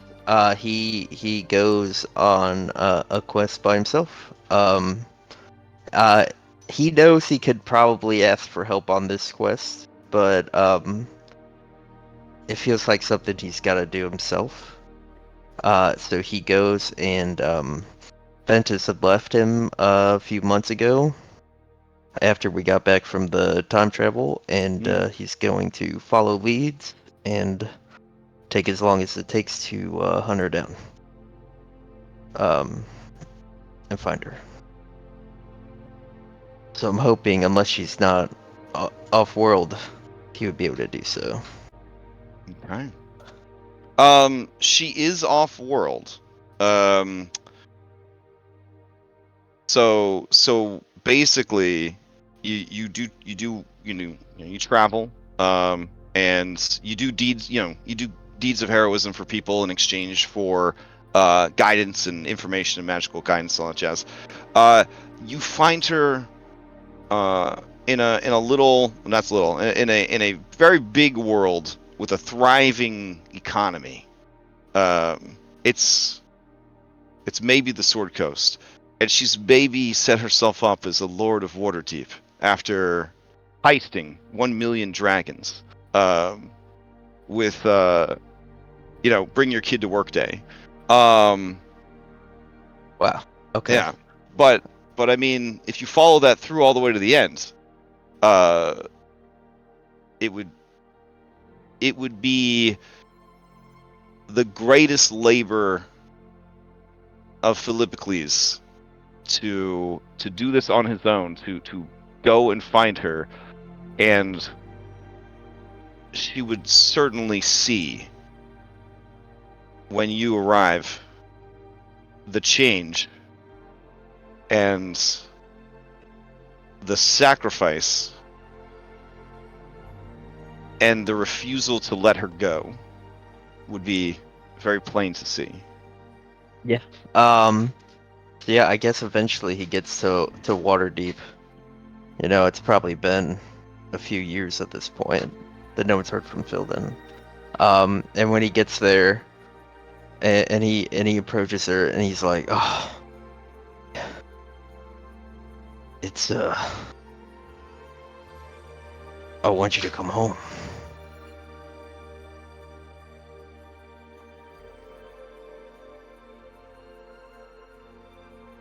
And she looks around at her opulent manor, the gems and jewels, the paintings, the crystals, the inlay on the floor, the golden chair upon which she sits with its velvety silk pillows. Your son, who is clinging to you, hugging you, so happy to see you. For a few years to a dragon is as no time at all. But also time without you feels like forever. And without a second thought, she says, of course. Let's go home. Alright, pack your stuff up, boy. Get the horde. It's pretty far. And yeah, I mean, they'll take all the wealth of Waterdeep back to Thylea. My lady, you have duties to attend to. Where are you going? A halfling walks up to Phil. Can you help me solve problems? I got rats in my basement. Phil helps the halfling with his rats real quick. Yeah. And so the ultimate dragon heist occurs, where the economy of Waterdeep and thus the entire Sword Coast is sent into turmoil as Lady Ventus makes a mysterious exodus, taking the majority of the region's wealth with her. Yeah, that can't cause any problems. Yeah, but if 5 players ever go, because I'm running a Ghost game right now, if they ever go to Waterdeep, that's gonna be the trend. What happened? Oh man, and yeah, I mean, yeah, they make the long journey back. I'm not sure how long it would take to, planar travel without the ability to plane shift. Oh, she says, "Don't worry. I've been waiting for this day. I never lost faith in you. I just couldn't sit there and watch. I'm sorry. I just wasn't strong enough." No, I mean, I didn't realize how strong I was.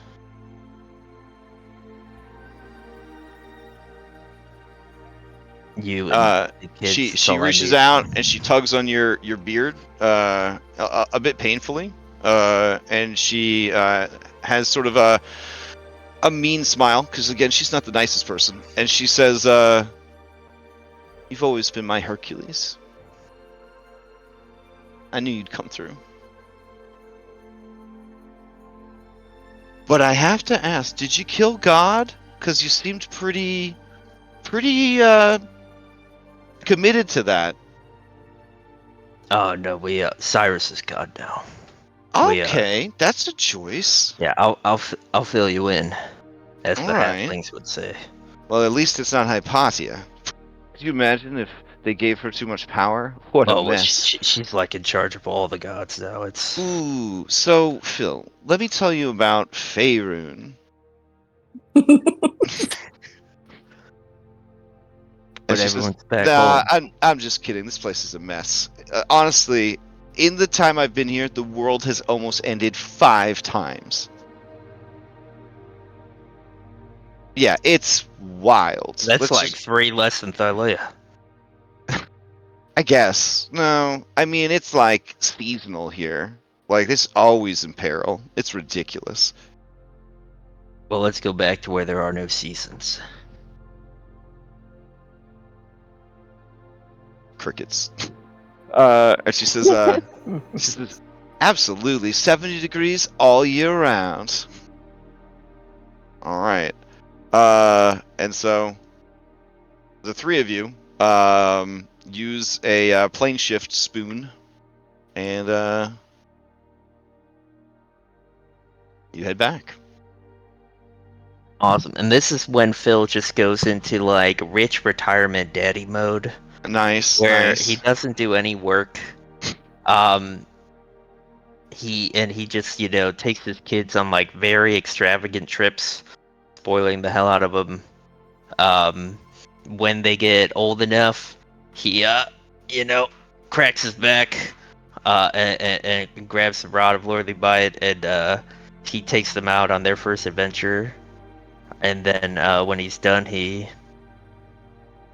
gives the rod to Lucy. Oh, dang. Eats cheesy potatoes, and he doesn't get fat, but I mean, a little belly. Okay. The rod of Lady Might.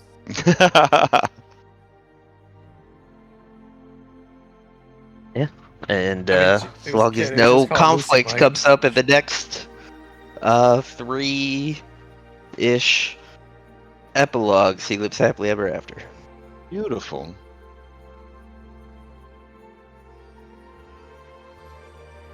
Okay.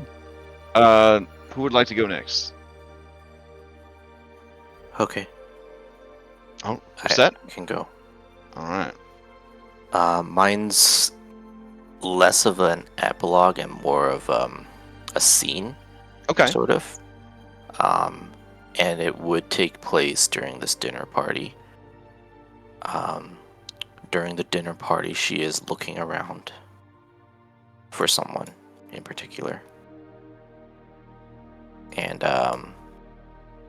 when they show up, I guess she'll go up to them. And before she goes up to them, she was talking to Arete and kind of pats him off. Arete's gonna go do his thing. And she'll go over to Lutheria here. And she's gonna say,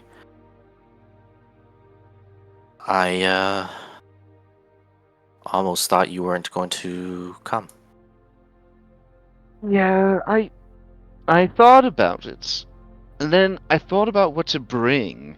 But Moon Maiden said she had everything taken care of. So, that's good. Because I couldn't decide, between, well, you see, I kept a piece of Mitros. I thought I could, present it and we could all eat of her flesh, sort of a remembrance. But then I thought, your first instinct's probably wrong on this one. So I just ate it myself. Yeah. I think that was a good decision, actually. So, have you taken care of what you need to here?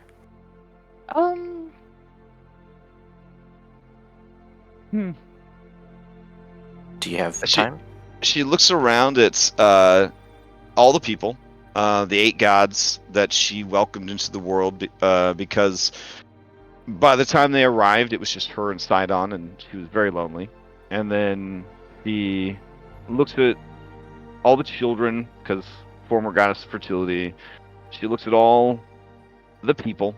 She looks at her former, well, I mean, she would never actually consider them rivals, but she looks at the former 5 gods. And then you see her gaze kind of linger on each of the 5. And when she looks upon Phil and Hypatia, and most especially Anna, you can see on her face, Reset, there is just sort of this adoration, this appreciation, this love on her face. She says, I think you all did everything that needed to be done.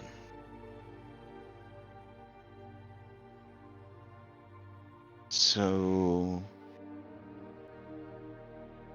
I think I'm ready to leave. Not yet. I'm ready to see the worlds beyond that were just Not within yet. reach. What? Not yet? There's something I need from you. No. Come. I'm gonna come to the middle table here. And I'm gonna clear the table of the food.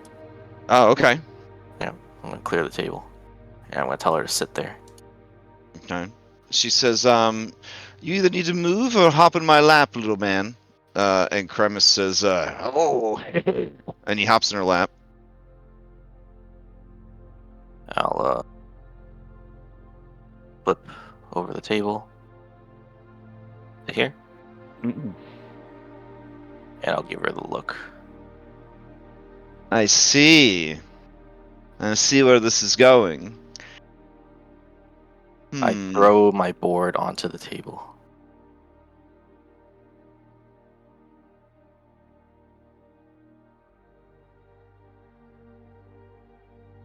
Set, are you asking me to square up? I am. Well, you're the challenger, so I get to set the terms of victory. Your terms can be whatever you wish. But we can discuss that after the game.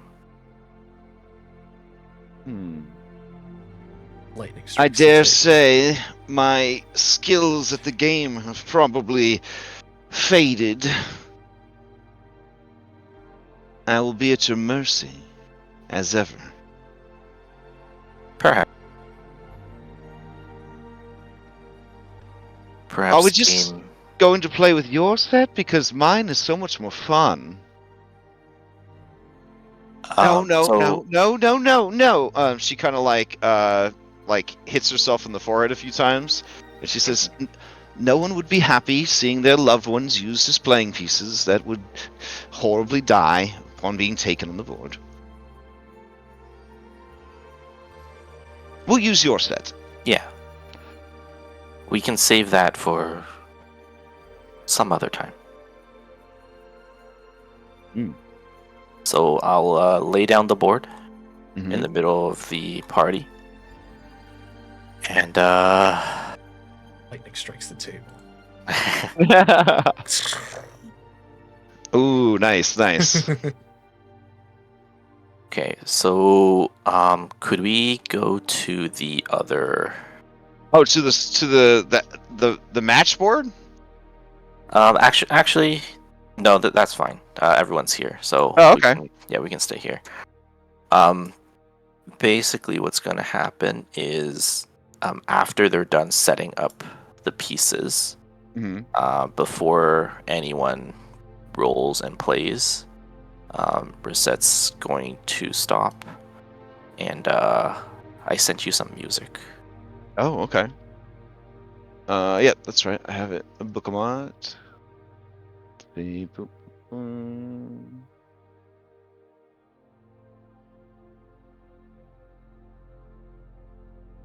Right.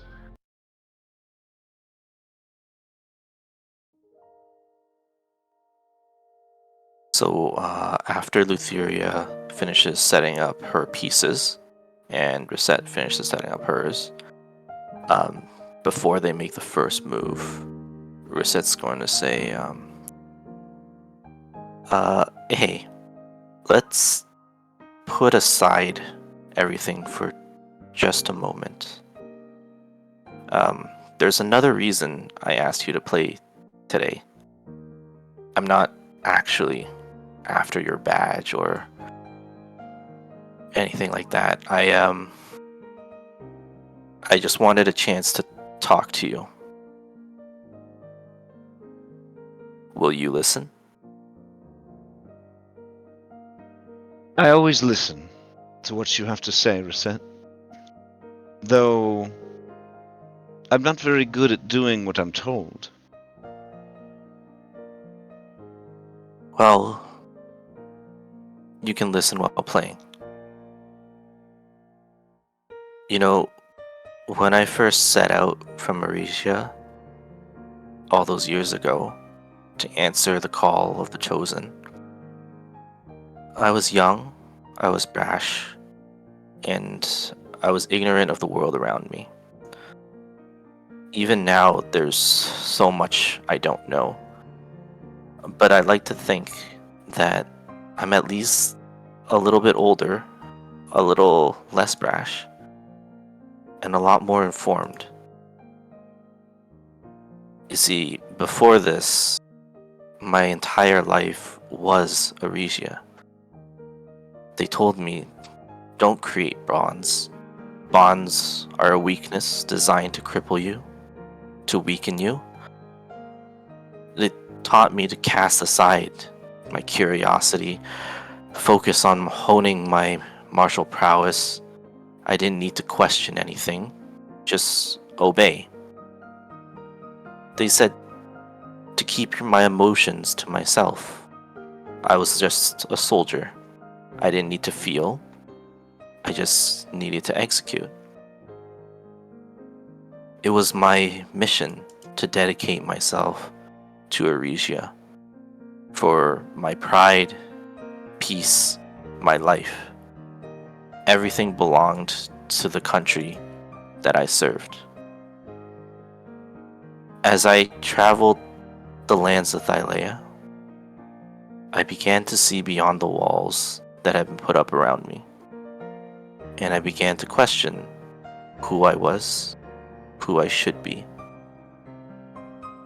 I learned from Phil that it's not weakness to show that you care about your family or those that you bond with, that this could be a foundation for your strength. I learned from Hypatia the joy of discovery, the joy of obtaining new knowledge, and the notion to question everything around you. I learned from Anna that it's okay to tell someone that you love them, and that it's okay to care and to share your emotions, because this is how we can continue to grow.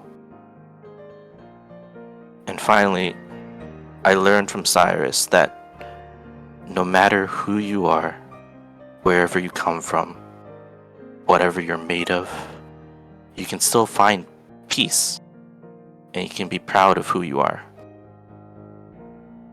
I guess if you put all of that together, this journey, the Chosen, they taught me how to be me. I can protect those dear to me, not because it helps my country, but because I care about them. I can play 20 squares and enjoy discovering new strategies without having to rationalize how it can help me in battle. I can drink, dance, laugh, cry, have fun, all because I want to. And I can tell those dear to me how I really feel, how I want to spend more time with them, how I want to know more about them, create memories with them, be with them. But there's still so much more for me to discover, to learn. Last time, I ran away from my responsibilities because when it came down to it, I was scared. I had the choice to lead the Dragonlords, but I ran. When it came down to it, I knew I couldn't bear the responsibility, so I ran. I even had the choice to govern Mitros, and I ran from that too. I was scared to commit myself, even if it was to someone who I cared for deeply. I had the choice to return to Aresia, but again, I ran. The idea of regressing and becoming the me that I no longer wanted to be was terrifying. And finally, I even had the choice to inherit a spark, but I couldn't do it. How could I be a god? How could I govern if I don't even know who I am? And so, my journey is not yet over. I'm going to travel. I'm going to go beyond the sky, beyond the Nyx, to other planes, and to other worlds. And she's going to turn towards the party now, who I'm assuming is listening. She's going to say, but I'll be back whenever you need me. Whether it's just for a dinner party, a game of 20 squares, a friendly chat, or Lord forbid, even to save the world. I'm just one sending spell away. And then she'll turn back to Lutheria. And finally, this brings me to my real purpose for this convoluted game of 20 squares. All I have for you is a question.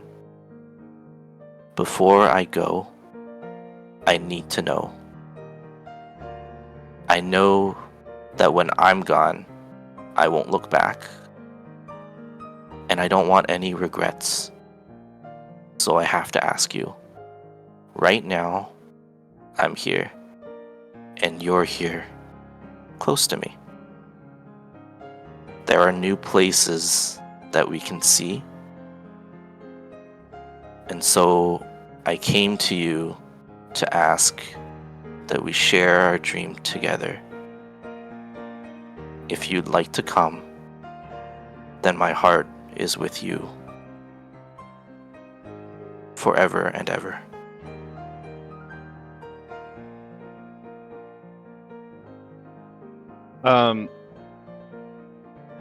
She starts to kind of break down a little bit, a little bit of crying. As she's crying,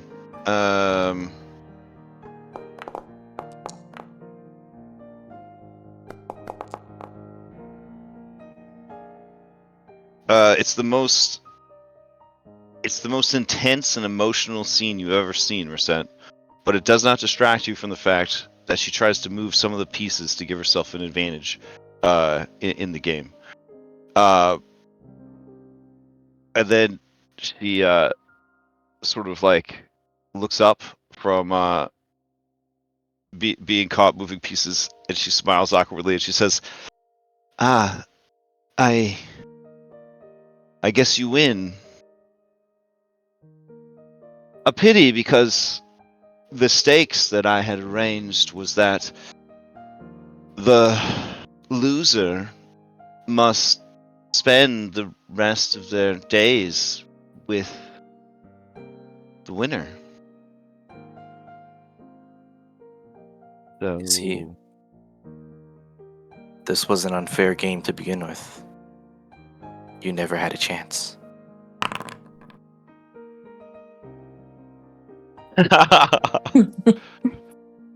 she says, "Well, whatever am I to do? I guess I must wander the multiverse with you. Walk the plains, see the wonders that were promised to me, but always held at arm's length.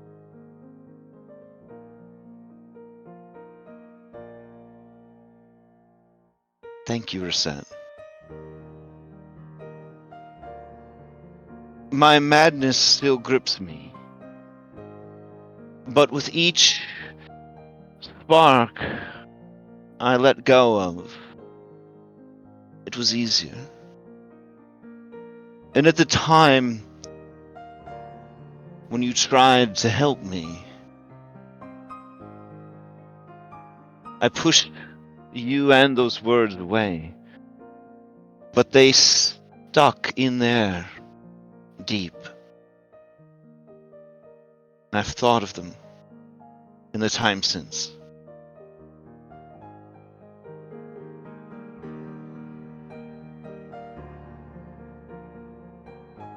Let us walk a new path together. I would like that very much.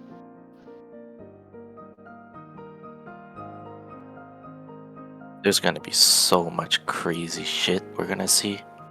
Mm-hmm. Mm-hmm. And, yeah, we'll just finish our game.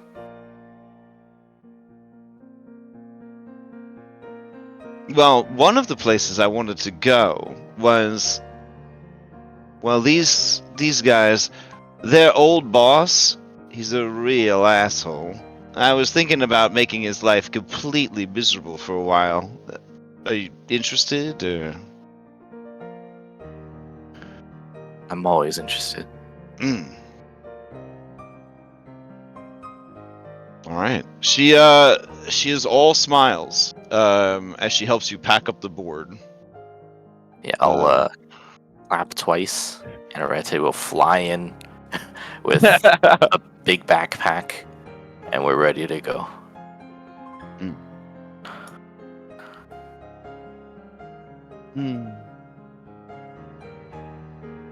I wonder if I'll finally find my own dragon when we're out there. There has to be one for me, right? Out there somewhere?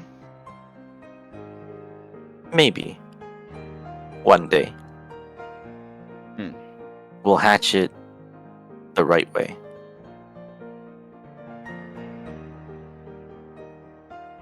All right.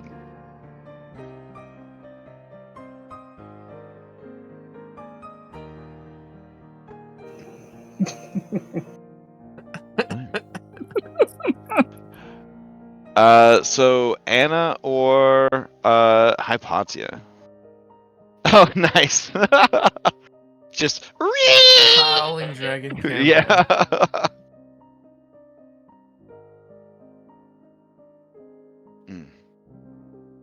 Anna or Hypatia? Or whatever you want to do, Hypatia. I'll go next. That's Okay. fine. All right. Yes. So mine's not as good. Oh. Yeah, I was gonna say maybe I should have leveraged ChatGPT. I don't know. That was very good job, Reset. I decided to do it from my heart. Yeah, I did too. So I don't have anything real specific prepared.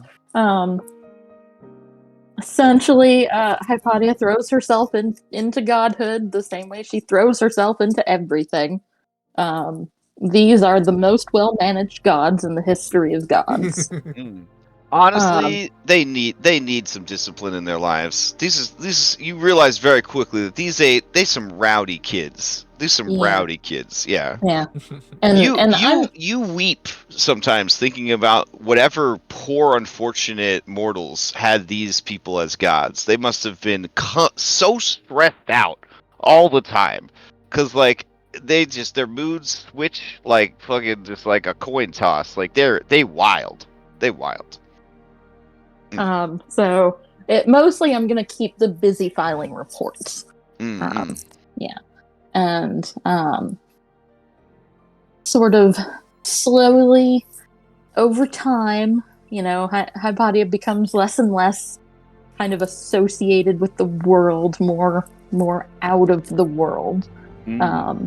But of course the world does change a bit to reflect her influence. More the civilized area. Of course, the uncivilized areas are more under Cyrus's input.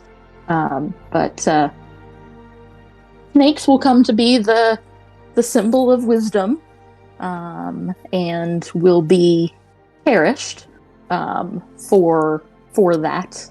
They won't be considered ugly or evil anymore. They'll be considered the symbol of wisdom and the symbol of the queen goddess. Foundress will be, of course, sort of the king of the pantheon, but very much not one that wears the pants. Very much a supportive god. And of course, the best way for Thyleans to receive wisdom will be through their dreams. And that will... for a time, of course, Hypatia will take a significant interest in the Academy of Mitros, though as duties become more and more, she'll have to start to step back some, and of course, as Kaishan ages, he'll be able to sort of follow in his mom's footsteps, and eventually he will, as he will be an ancient brass dragon in charge of the Academy, and sort of the head cleric of all of Thylea, as the one with the closest access to the gods. And level 20 wizard, level 20 cleric, multi-class. Yep.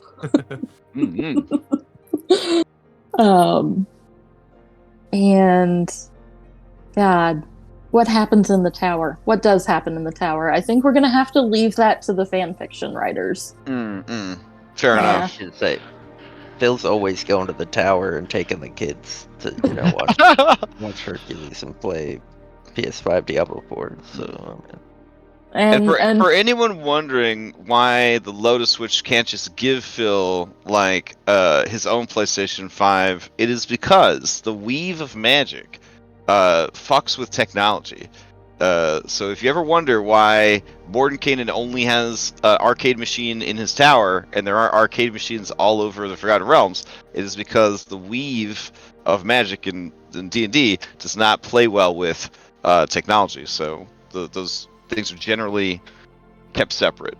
High technology and high magic cannot successfully coexist. All right, continue. Sorry. As far as dear Kabir and Nasir, of course, their plan backfires, because in forcing Hypatia to take a course, what she has learned is all of the loopholes. So, of course, she but she does truly believe that this is it, that she does not need to mess with time anymore, and she truly takes her job very seriously. But she will absolutely spend the next 777 years fucking with Kabir and Nasir. Just changing little things, tiny things, that have no effect, but something was different. When I put my book down, it was on a different page. Nope. but he can never prove it. Sorry, she can never prove it. And the last thing, Hypatia does eventually, over time, create a sending stone for Phil that has 100 charges that renew every day at dawn. Oh wow! Okay. Yeah, so he's got his cell phone. Technically, there's a limit, but I mean, if you're making 100 calls a day, you're probably minutes. Yeah. Basically, gives you a track phone. And she always comes to dinner, even as she steps back from the world and can't get away from her duties in any way. She always comes to dinner, and even many, many years from now, after Phil dies, she could be found sometimes having a meal near his grave. Aw. That's pretty cool. That's it. Okay. Anna. Alright.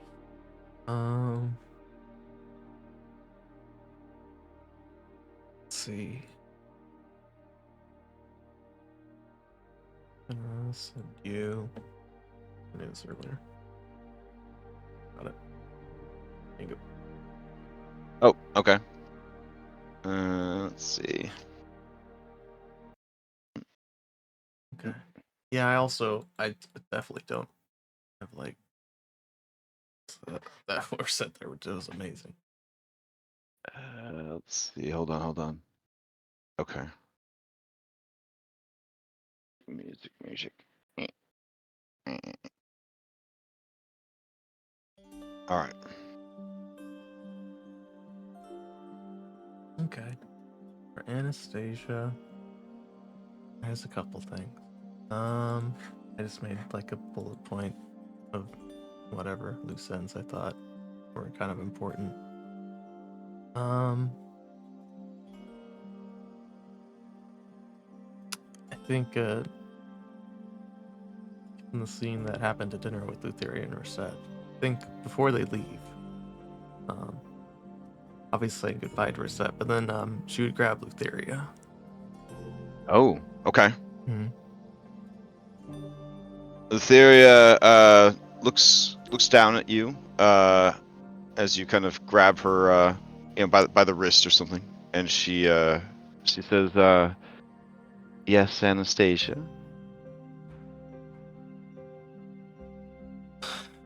So much has been said, and it's important.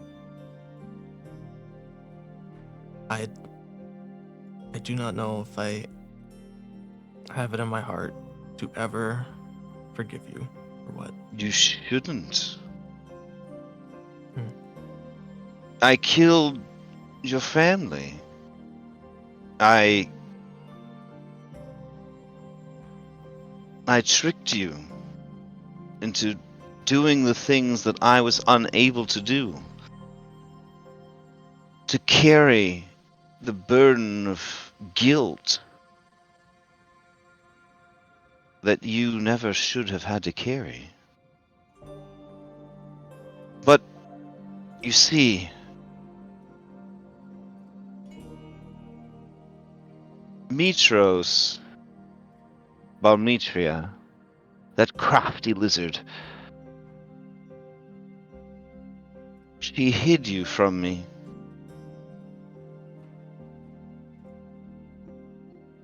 Because the prophecy wasn't that you would stop me from getting everything I wanted.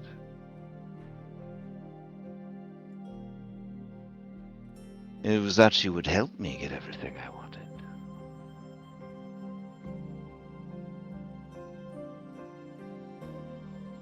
And I guess Mitros didn't want me to have anything nice.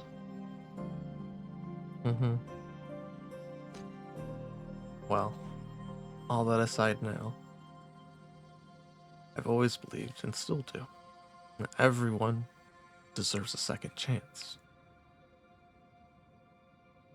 I'm gonna tell you, you have a really good shot here. She points at Reset as like getting ready to pack up. I hope you make the best of it. I do too.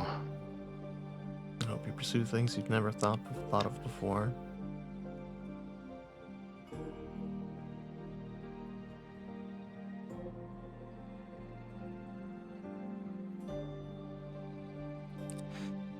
And yeah, even though I never forgive,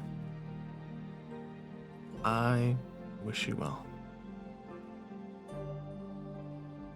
Hmm. And who knows, maybe our paths cross again. But for now, this is farewell.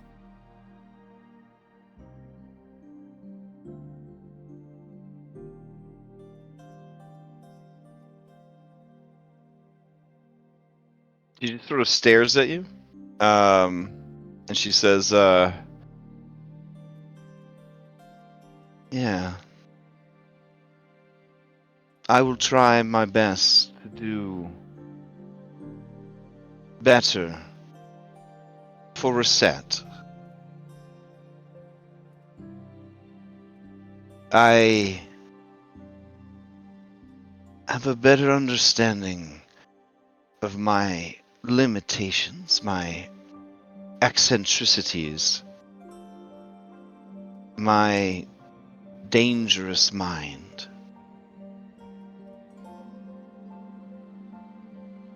But I refuse to let it go. I take with me when I leave the domain of madness. For I want none to suffer if they do not have to.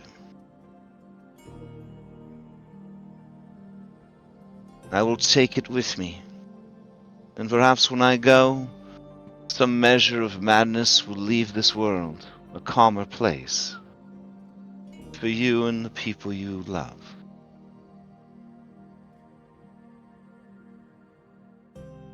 Thank you.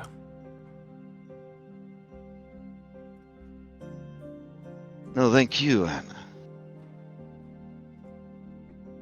I could never thank you enough.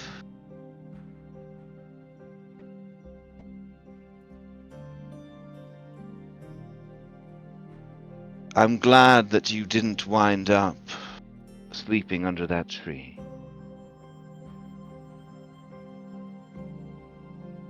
You have made a very sad, dorky woman very happy. And it would have broken my heart to see her crying next to that tree for eternity. As she says that, the camera pans over to Kyra, who is firing grapes out of her nostrils at other people at the table. She intakes too quickly, and one of the grapes goes deep into her sinuses. Jumps in. Yeah. Begins just slamming his fist against her back until it just fires out and hits Dolphinius's fish tank. Cracks begin to form. Dolphinius is spilled out onto the table. It's a whole scene. Bill puts the nurse hat away when the menace points down. It's strange to think. The Moon Maiden admitted to being the goddess of discord, but I don't. I can't love her any less because of it.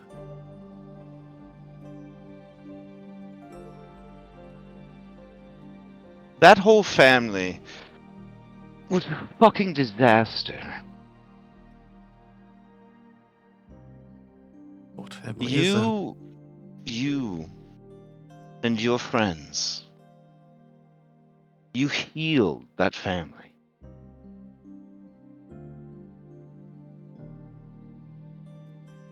Of all the things that you've done,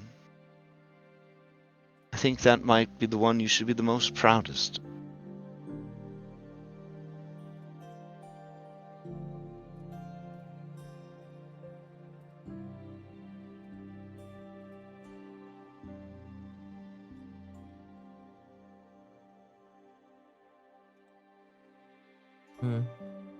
What family isn't a disaster?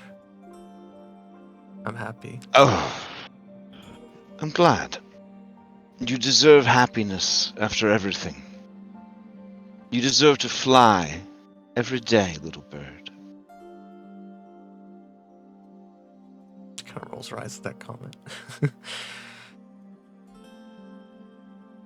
It always felt like there was still one more person to save. Yes. I hope.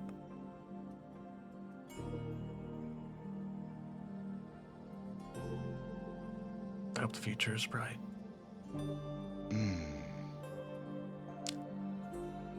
Goodbye, Lutheria. Goodbye, Anastasia.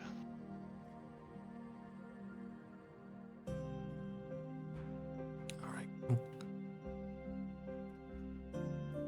That. Let's see. A couple other things. Obviously, we need to go back to the city and name it because I had a name ready and it was gonna be a Oh big thing. yeah, what's the name gonna be? It was a big thing that was gonna happen at the end of that exhibition match versus the gods. That's when I was thinking about doing it. But yes, similar, sort of similar to the name it had before, but different for sure. The cities is and I had really had a cool scene that was gonna happen if I had sat on the tree. It would have come into a dream, and anyone that was still taking care of it, and also I was apologizing for getting taken right when they probably needed me the most. City's named Solace. Aww.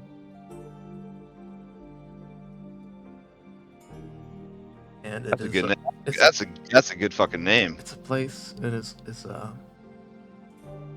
welcomes all who wish to find it, and may they find it there. The lost city of the sirens, now found. And yeah, I'm glad you brought these guys up because we have to make a council. Anna has learned that one person trying to rule by themselves doesn't usually work out. So, and we have two whole halves of a city to lead. So, yeah, Pontus, should he agree to it, is on that council. So is Kayla, Delphinius. We also have my sister Latona, Asula is invited. Valeris is also on this council. So the way I saw it was Latona basically handles the civic stuff. Valeris is kind of the war council. He's the greatest siren soldier I've ever met. Mm-hmm. So they have this really cool like raptor guard that's developed. Oh, like maybe they go train in Aresia for a bit. Just coolest like Queen's Guard sort of deal. And then Sula is definitely like foreign relations and represents the sirens in many ways. And yeah, in the middle of the city, kind of like on the top of it, or like the highest point where it can be seen by all, is kind of this great magical bonfire. It's kind of like a beacon to those who want to find it. Like kind of like a lighthouse. And it becomes legend that this is the final resting place of a primordial phoenix. Who was a dear friend of the queen.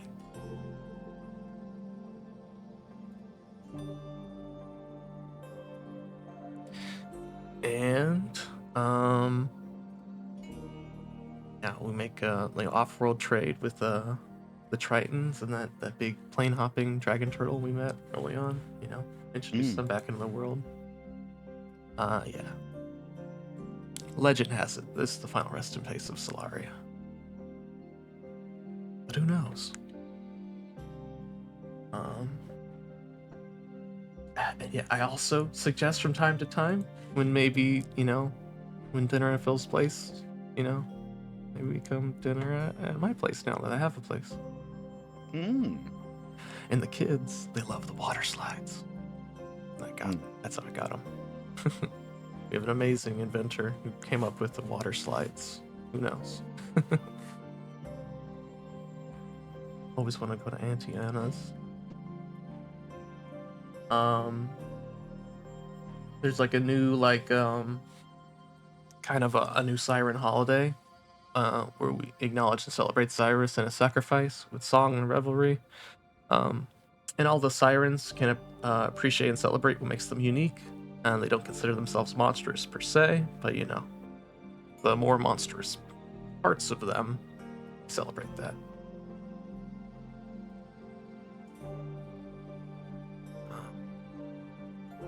It was only thanks to Cyrus that Anna was able to come back and lead her people, among many others. I think Anna becomes a pretty good queen. She's had a lot of experience in coming in contact with different rulers.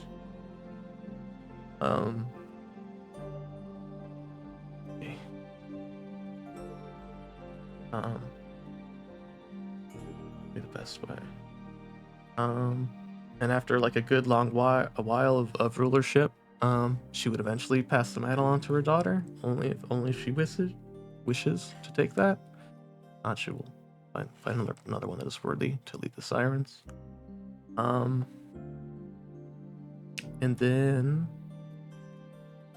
that's so that she and Kyra and possibly Saphira, they can go, explore the multiverse together, like Kyra's always wanted to.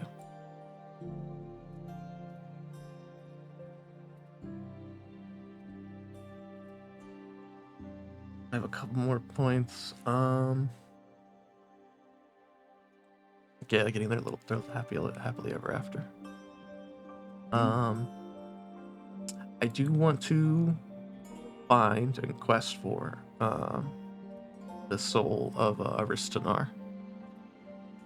See what happened to him. Okay. You would be informed by Astraeus that Aristonar, who is known to many as Narcissus, died as a mortal, and he passed on. He went to Elysium. That was the. If he wasn't there, because I don't know, there was kind of a suspicion about when he died, when he fought off the Shadow Monks or whatever, Shadow Master. Really worried that he got soul caged or something. And so yeah, that was my ultimate plan, and to bring him back to his mother in Elysium, like he always wanted. And then yeah, I do want to visit Almetria and my family in Elysium, or find some way to do that, because I know there's a problem that if you go to Elysium, you'll want to stay there. So Oh yeah. I'll figure out some solution to that. Some kind of day pass system. Yeah. Yeah. I would certainly help you make a gate, and then you can all stand at the gate. Mm-hmm. Yeah, that's just heard of. Sorry. No, it's okay. It's a lot. Seeing Aristonar reunited with his mother is definitely one of those moments where you see Kyra just sort of overwhelmed. Yeah. Also. Yeah. Bring Kyra. She has any fun, It's all about making peace with the people whose paths. So that's where Anna makes peace with her family. And if Kyra has anything to say to her mother, that's great too. Gosh. Yeah. Kyra, wow, yeah. When confronted with Balmetria, who was kind of removed from the game, essentially removed from the field as part of her sacrifice.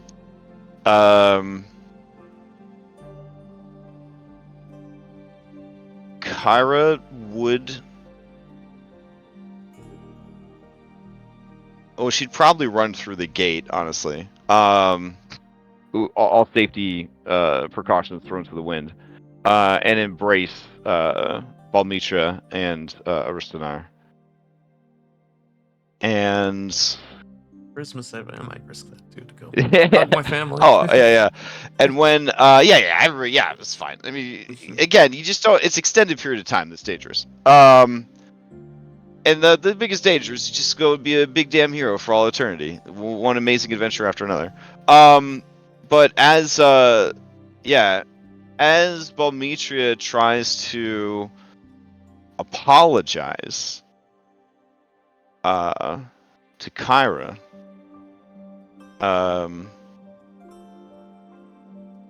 Kyra just kind of goes to stop her, and then Balmetria says, No, daughter. I did everything I thought was right to protect the people in our care. But I lacked the wisdom to see the sacrifice I was making was not my own, but yours and your siblings and your father. I made a choice for all of you and never hesitated, never stopped to wonder what cost that would have for you.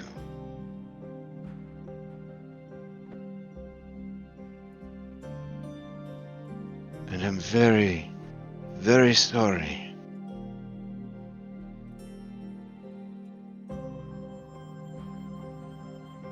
And I'm very, very proud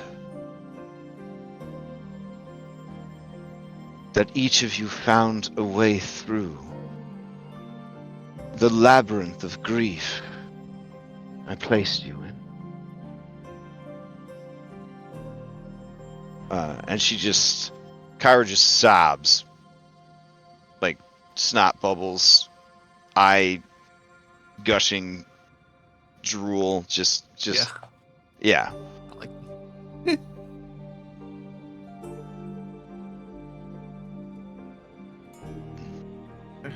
that was make peace. Your snar's already there. Oops, sorry. Oh, no worries. I missed the last part. What was up? No, they didn't say Cyrus. They said sorry. So. Oh, sorry. No worries. Yeah. All right. And then this is, I don't know why I saved this for last. It's more of a jokey thing. Eventually, during the multiversal travel to make things as smooth as possible. And it's funny because Kabirnius here came up. She would eventually find herself in Sigil. Oh, nice. To hire the best damn lawyer in the multiverse. Find Kabir Nasir and asked to be tried in the Hall of Cornus, remove any charges against her and Kara so they can travel the multiverse in peace. There's not any problems with that. Oh man. Okay. Yeah, it's a long and involved process with the celestial bureaucracy and all sorts of other and stuff. here's my defense: is when Kabir and Nasir showed up, and I accidentally tried to cast Dominite Monster on him. The law said, his lawful being says that he could not. He's incapable of being charmed. So did I really break the law? That's the argument. It's all about intent. You do manage to secure a good damn lawyer. And other than her getting occasionally off track complaining about how her roommate lied to her about the domain of time, can you fucking believe it? Just lied to my fucking face. I didn't find out for weeks. Yeah. But yeah, you guys, you have your charges removed. You could have your time crook tattoos removed. Yeah. Kyra kind of wants to get just in case.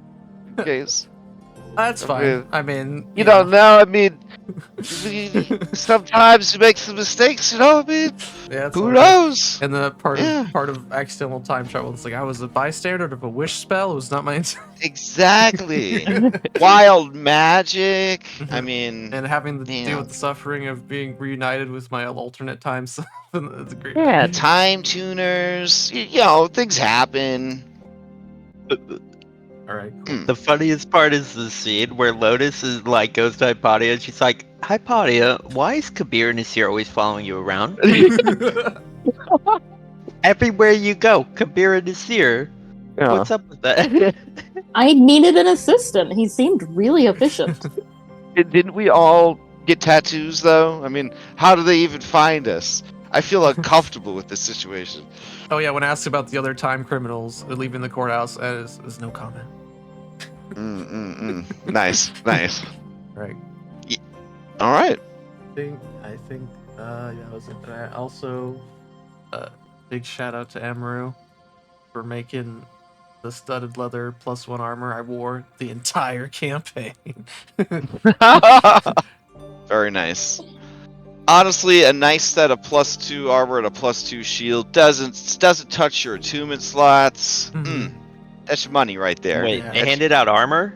Oh, it was the reward for the Mithril Forge completion. We got +1 armor weapons of our choice, so I picked armor. And it was designed by her, and I wore it the whole campaign. And hopefully, give the Vactors how good this armor is, to help her business or whatever. I just hope Mythic Odyssey end the fucking campaign with +2 armor. That's all. No, that's not. It's not as knocked a crash at all. I just thought it's funny. They have like an artificer in the group, so they're real hooked up. So they're just drowning in magic items in Mythic. It's disgusting. Oh my god, so many magic items. Like one of their characters is helping build the songbow right now, actually, because that's how hands-on they are with keeping everybody well equipped. Oh yeah, and the rope. Oh my god, they have so much rope. It's incredible. If it makes you feel any better, Phil, I mean, my armor isn't even +1; it's just adamantine.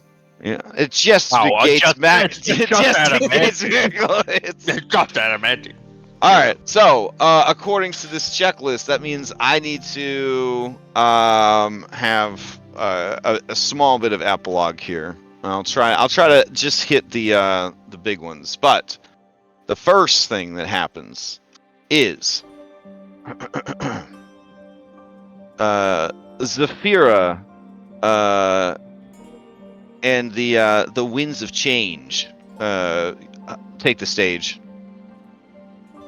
And they are going to perform an original piece for everyone at this dinner.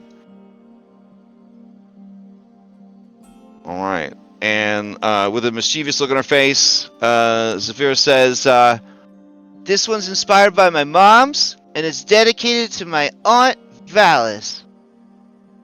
All right, you guys ready? Okay. All right, everybody. Like we practiced, okay? 3, 2, 1. Oh, shit. I wonder what's inside your butthole. I wonder what's inside your butthole. Maybe there's astronauts, maybe there's aliens, all inside your butthole. Trevor.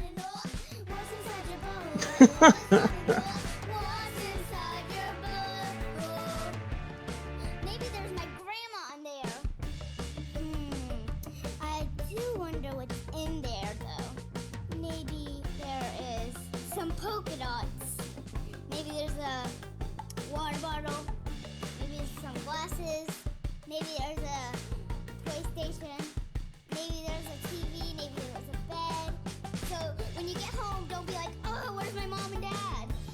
They're in your butthole. I wonder what's inside your butthole. I wonder what's inside your butthole. Maybe there's a blue guitar. Maybe there's a shooting star. All inside your butthole. What's inside your butthole? I always wanna know. What's inside your butthole? I always wanna know. What's inside your butthole? I always wanna know. I always wanna know.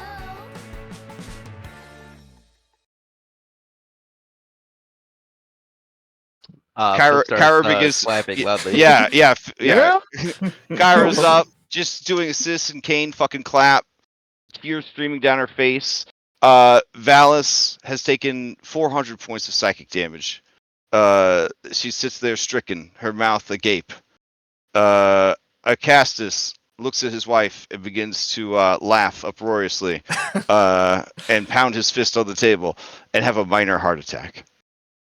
Yeah, I like to Valis with the the look of I am very sorry. But I'm also clapping and cheering for my daughter, obviously. Oh, very nice, very nice. So what's in there, Auntie? What's in there? You gotta tell us. We're all wondering. I said I had nothing to do. All right. So, as the Winds of Change finish their set to raucous applause, I guess the camera would kind of cut from these adorable children and their inappropriate band, and then sort of give a wider view of the dinner and of the conversations, of the interactions, and then sort of zoom further out, showing the city of Astoria at night and the growth that it has undergone since the beginning of the campaign. It would sweep out north across the fields to show the prospering farming community of Woodhike, thanks to the cheesy potato boom.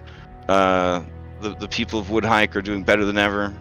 The camera would fly across the nearby hills and forest to the Temple of Versi that is now back in business, and there's a sign that says opening soon, Temple of Fertility. And the camera continues to fly by, and you can see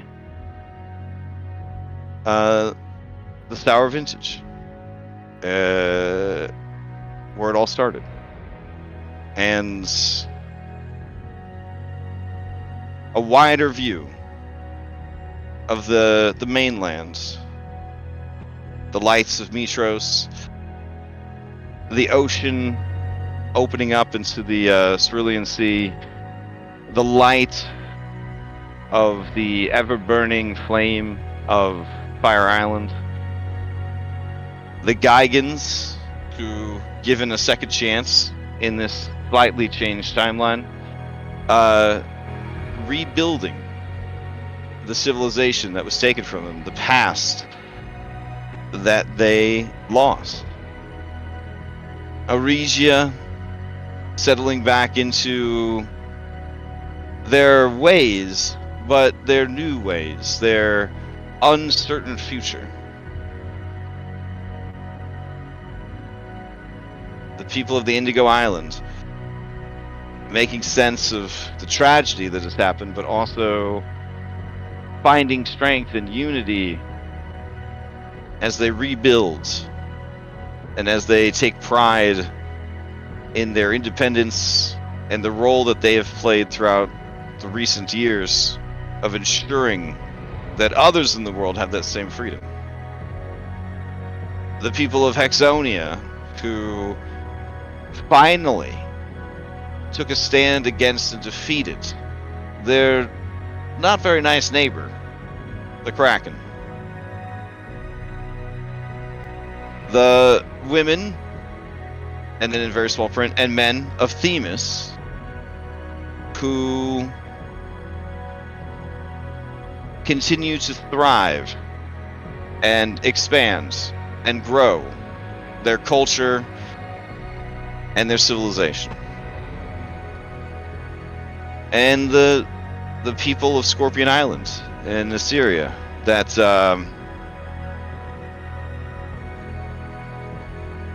that feel the love and the protection of this new god, this new dreamer.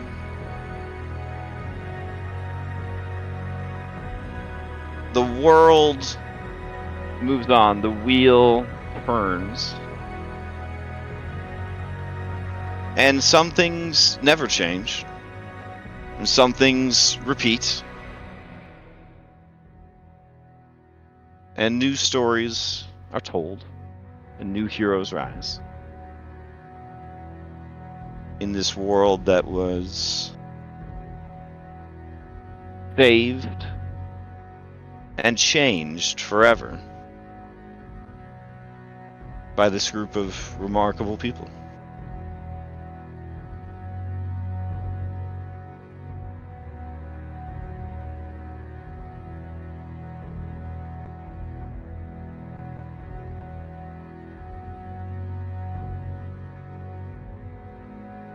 And then the camera kind of cuts to a bard who is up late. Her love and her child fast asleep. She sits in the windowsill and she looks out over the moonlit night.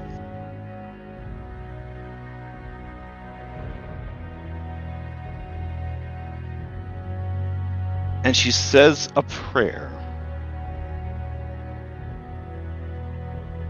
to Cyrus.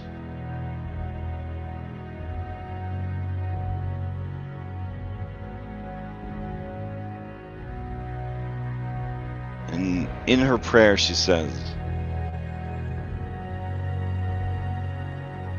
"Thank you for showing me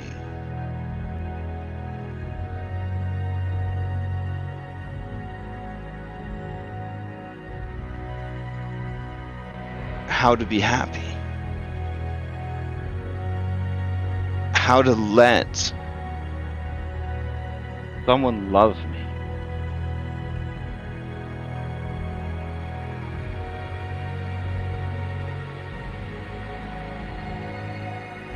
and for letting me keep her."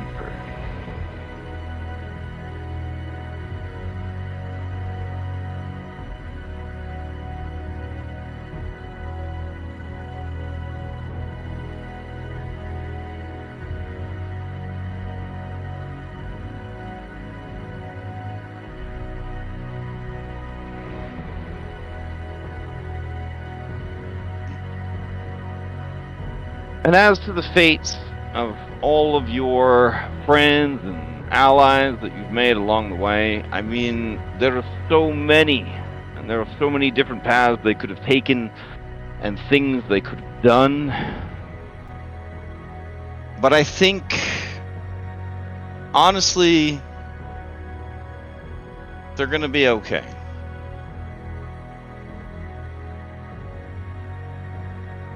I think we leave them in good hands.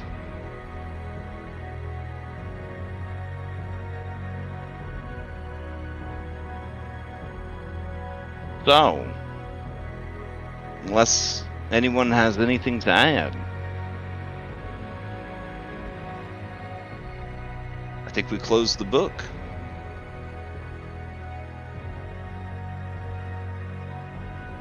So ends the tale. Yep.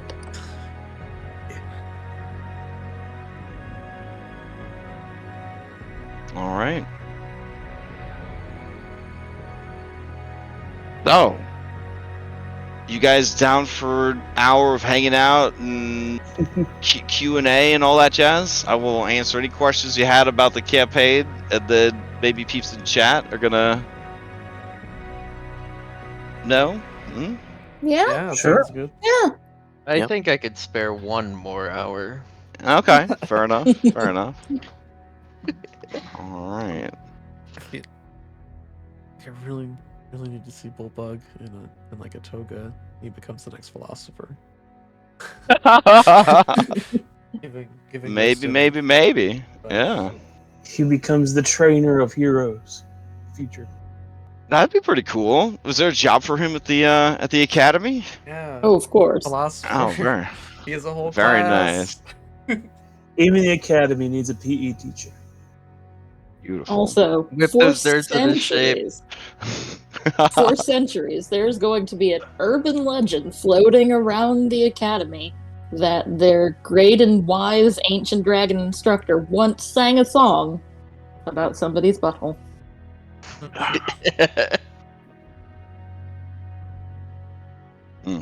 And no one will believe it, but also everyone will believe it. Fair. All right.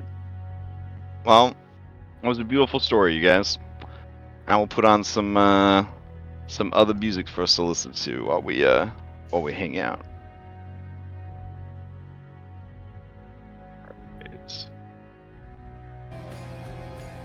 Yeah. The classic. All right. So, you did it. Level 3 to 20. Well, level 3 to 20 plus, because I mean, it started getting to, epic boons and all that stuff. 2.5/3 years. 58. I don't know. 58 This would be sessions. 158 sessions with this. 158 sessions. We could have made it 2 more. Yeah, you guys already fell behind Mythic. That's fine. So. No. Oh man, I can't. But wait. I mean, they did just start chapter 6, so I mean, it makes sense for them to have so many episodes. We'll start Maybe going we can get faster. 2 more in the post campaign. Oh yeah, we'll just count like as a note. Eventually, when they finish, it'd be very cool to get together with all of them to, just talk. Oh, about Dragonlords, yeah. like the super man. rap party. It's gonna be a while though. Man, I don't know. Yeah, it's gonna Elaborate be more. yeah. As long as you guys have internet at the old folks' home, you guys we can still do it. And Andronicos, my partner in Epic Path, you got this. Ooh. I don't know if you ever need some guest shenanigans. Oh, my that's free true. time now. That's true. Yeah. We have technically already had Philippocles as a guest, and we had Hypatia as a guest, right? You were there for. We had, but I was a different character. You played. Yes, you played. I You played played Afra. Afra from Saltmarsh. Yeah. No, yeah, Yeah. Phil was not joking when Fred came up and he said, "I played D&D with that guy." Phil was not joking. Yep. Yeah, Phil guest starred for our for when Lotus Witch ran Dungeons and Dragons for the Mythic guys. So where they had to play their characters playing characters, and then I had to play the Lotus Witch being the DM, and she made Lutheria Amanda Waller, because the whole mini series was basically what was it, the self-harm squad? No, it was like self-termination squad, something like that. It was Suicide Squad, but nobody would say Suicide Squad. Anyways, it's a mess. It was a mess. All right.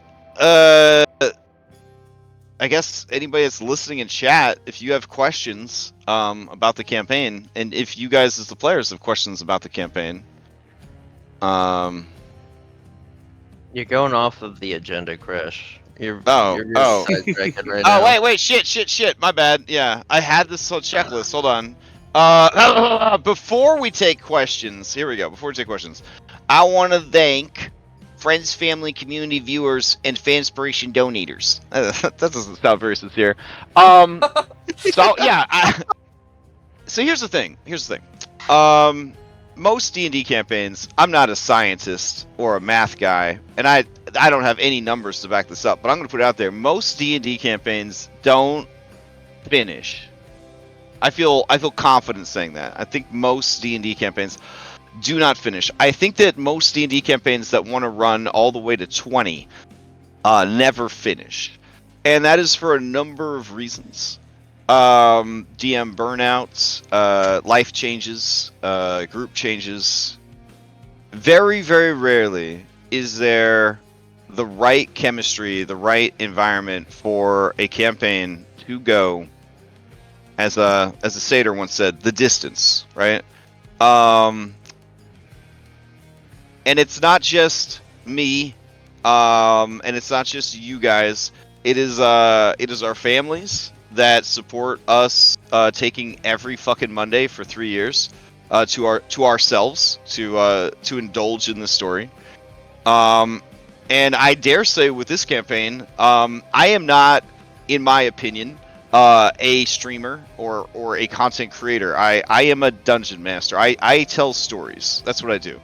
I started streaming my prep because I needed body doubling. I didn't even know what body doubling was at the time, but I needed some way to hold myself accountable to make sure I was getting my prep done, and that seemed like a good way to do it. And then we started streaming the games, and then this series is the most viewed one of any of the games that I have run or been a part of. And I think for good reasons. I think it's like an amazing campaign. I think you guys are amazing players.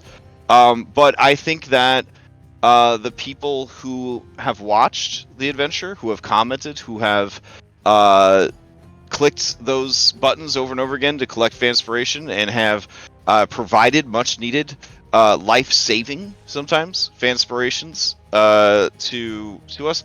I think that when you are tired, and when you are feeling burnt out, and when you realize that Crash was a joke and that high-level D&D is rough AF, I think that stuff can kind of carry you through.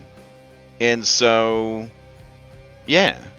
I also want to point out that in the time that we've been running this game, our very small Discord community has become a very modestly sized Discord community. And I dare say that in that community, many of us have become friends and made friends that we did not have before.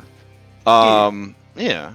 And so those people as well need to be thanked, because there is that sense of community that makes everything just a bit more fulfilling. So, yeah. But amongst all viewers and fans and people who hang out with me on stream and contribute sometimes mind-blowingly good ideas, and sometimes ideas that I very rudely on stream say, that's a terrible idea, I'm not going to use that. I honestly don't know why anybody hangs out with me at all on stream. But like, amongst all of the people that have shown interest in this game, the first who to be very vocal and very supportive is Jared. So Jared, for being our Virgin Mother Mary, and for making all of us feel like the smallest bit of like a critical role fantasy, that hey, people are actually out there waiting to find out what we do. Thank you for being like one of the first and always the loudest to kind of support the story that we're trying to tell here. So thank you. Thank you, Jared. And I want to thank Josh, who is Butler Log. You guys would probably know him as that German guy who seems to know all of the rules for everything that we play and all of the lore for everything that we play. He is the founder of the Odyssey of the Dragonlords Discord community. This campaign would not be as good if it wasn't for that community. And he was an early supporter of my work of kind of revising and rewriting it. He helped me redesign Themis from the ground up. He put up with my moods, because sometimes I would be a very bad community member on the Odyssey, the Dragonlords Discord. We don't need to talk about all that, though. And he watched many games. He and I both start and never finish, start and burn out. His game almost burned out, but they managed to go the distance. And he and I have talked at great length about this campaign and how special it is. And yeah, so big thank you to Josh and the amazing community that he was able to found. That gave me a place to try and make what I knew was a very good but unpolished adventure something really special. So, all right. Then it says show Jared's certificates. All right, so Jared made you guys some certificates. So let me get those out real quick. All right. Let's see. Where did those go? I had them here. Hold on. Any second now, I'll find him. Okay. All right. So the first one is. Let's see. There we go. The first one is for Remy. Here we go.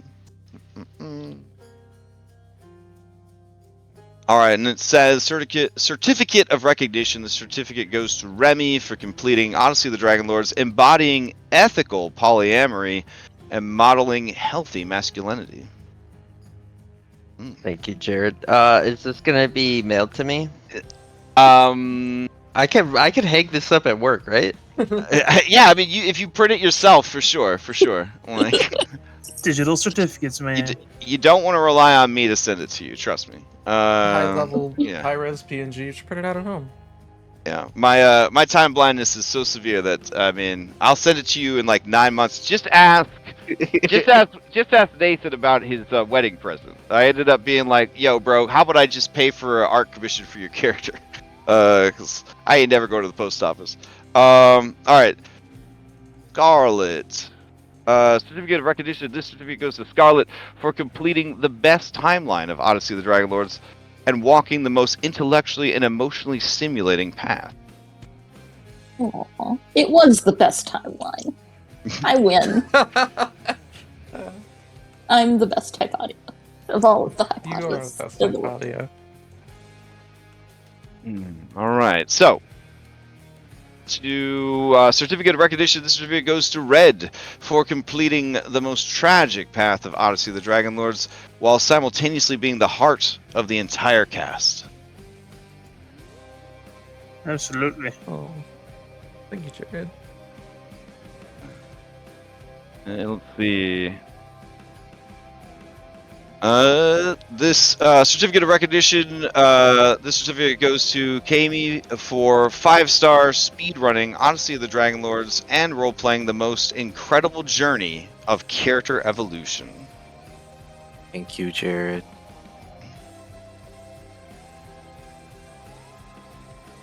And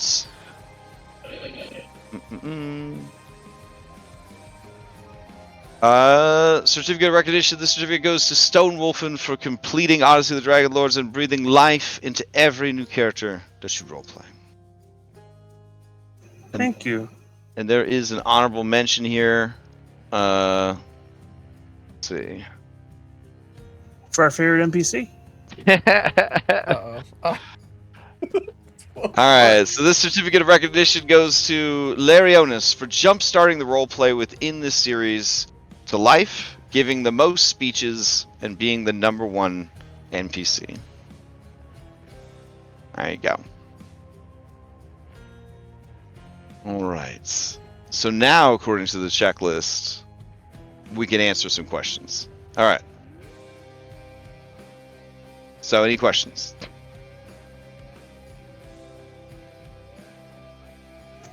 Oh, 4 questions. I do want to thank everybody here for putting up with my late starts on Mondays for the past few months. Buddy, no. You don't need to apologize for life. No, that's all good. By the time we do the recap and the exploration, you just miss like the trailers before the movie, essentially. So, Oh, Dented Pockets asks, what is your favorite dragon from the campaign? Oh, Does anybody have man. a favorite dragon from the campaign? There were a couple of dragons in this campaign. Wait. So like dragon art or like? No, like the Favorite I guess character. what a dragon character. Okay. Yeah. Oh man. Do we Oh, need a poll you're or in a so real many? bind. Yeah, you got a lot of dragons in your life. Yeah, are they all looking at me? Man, my Can we get a dragon favorite. lineup? Just all. Oh, there's too many. I don't know. That's a lot of dragons. If you don't know in your heart right away the answer, I then mean, they're I know not the your answer for favorite. me. Yeah. But, Yeah, my favorite dragon was Vulcan. I'll start. Okay. Because a metal breath weapon is just badass. Oh yeah. Just Mithril. the coolest. My favorite dragon was Anastasia. Aww. Wow. I mean, sort of a cultural appropriation dragon, but Yeah, no, not really a dragon. yeah. You know. That's like saying like Scarlett Johansson's your favorite Asian actor because she was in the live action of Ghost of the Machine. You know, I mean that's I don't know Yeah, if we you're could copping really. out with that one. Yeah. Oh, though it was fun for the bit I got. I can't be forced to choose between Okay. Ventus Yeah. and Viper. It won't. I'm sorry. Mine's gonna be Jared's this little favorite boy dragon right is here. Phil. Oh yeah, because you're half dragon, right? Or you have Yeah, some part. kinda. There you go. Who's your favorite Dragonstone? This little boy right here. Oh, Cyber Cyber the the Brass. Nice. The brash and the He's a brass. pretty good. He's a pretty good dragon. Yeah. Yeah. I was So- when we first met him, I know there was definitely an opportunity where I could have taken him under my wing. Essentially, I remember when he was like, "Oh, do you want to take care of him?" And I was like, "Man, I already kind of lived that fantasy already when I played in Saltmarsh. I got to take care of a little black dragon wormling, so I didn't want to take that from anyone else. So what could have been?" Cyber's pretty good. Let's see. Larionis' favorite dragon was Balmetria. Mm-hmm. Yeah, okay. Jared's favorite dragon was Kyra. Let's see. Carsophona loved Pythor. Jared changed his mind and said his favorite dragon is Phil. Phil actually could have been a dragon if he had gone down the other level 12 Look, epic path that Okay, you took. I am an idiot. All right. So like, no, because like you were offering me all this dragon stuff, and I was Yeah. like, why am I getting all this dragon stuff? Oh, I yeah, had the no level 12 idea. feats. Man, those were so flavorful and if thematic. I, Those are so good, Crash. Those special feats you made for us. Oh my gosh. if I would have known, I thought it was because I was having sex with the dragon. But if I would have known that if Pythor was a dragon, I would have totally gone down that path.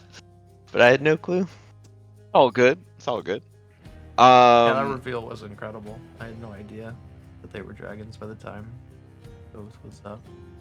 I think that by the time Mythic gets to the reveal, I hope to God they already know, because man, they have scrounged up every scrap of lore that they could possibly find. Did you know they did extra quests for the Indigo Elves to get access to their like restricted library and like find out pretty much like almost everything about like the true history of the world and stuff?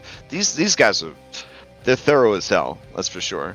Yeah, but I was very happy that that reveal went so well. I had to like, you know, remove some people from our server for spoilers to try and keep that safe. But man, let's see. If the Nightbot muted you because it's a cruel, uncaring god, Oh, I killed you it. could just Nice. add us in Discord. I executed Oh, it, you sorry. unmuted them? No, I Okay. executed the bot. I'm getting angry DMs about the Nightbot muting people.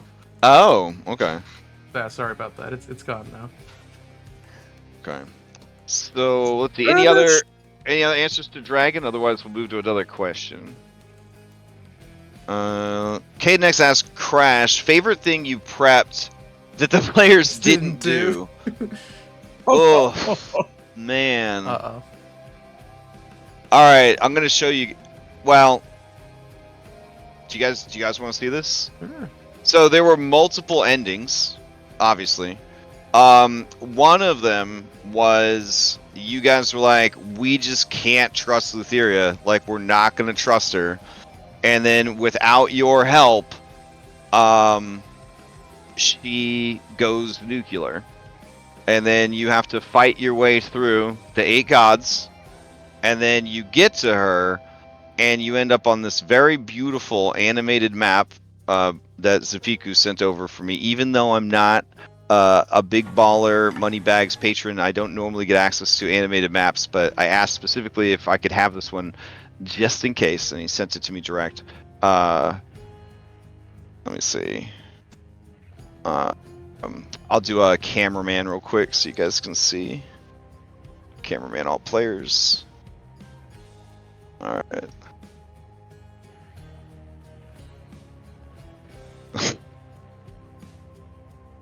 So, that's the final map for the Lutheria is the bad guy arc.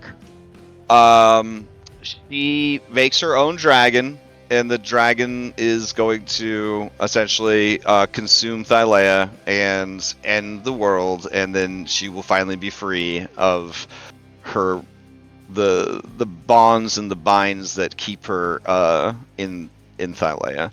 And then it's a 4-part boss battle where you fight Little Lutheria, Lutheria the Mad Champion, Lutheria Dreams Manifest, where she, got to be a dragon. It's a little spicy.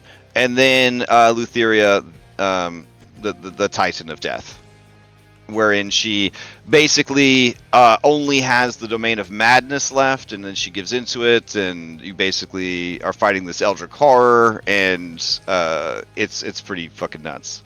How many will and charisma saves were there in this encounter? Most of her stuff was will and charisma saves. It would have been a real bad time for you. Oof. Yeah.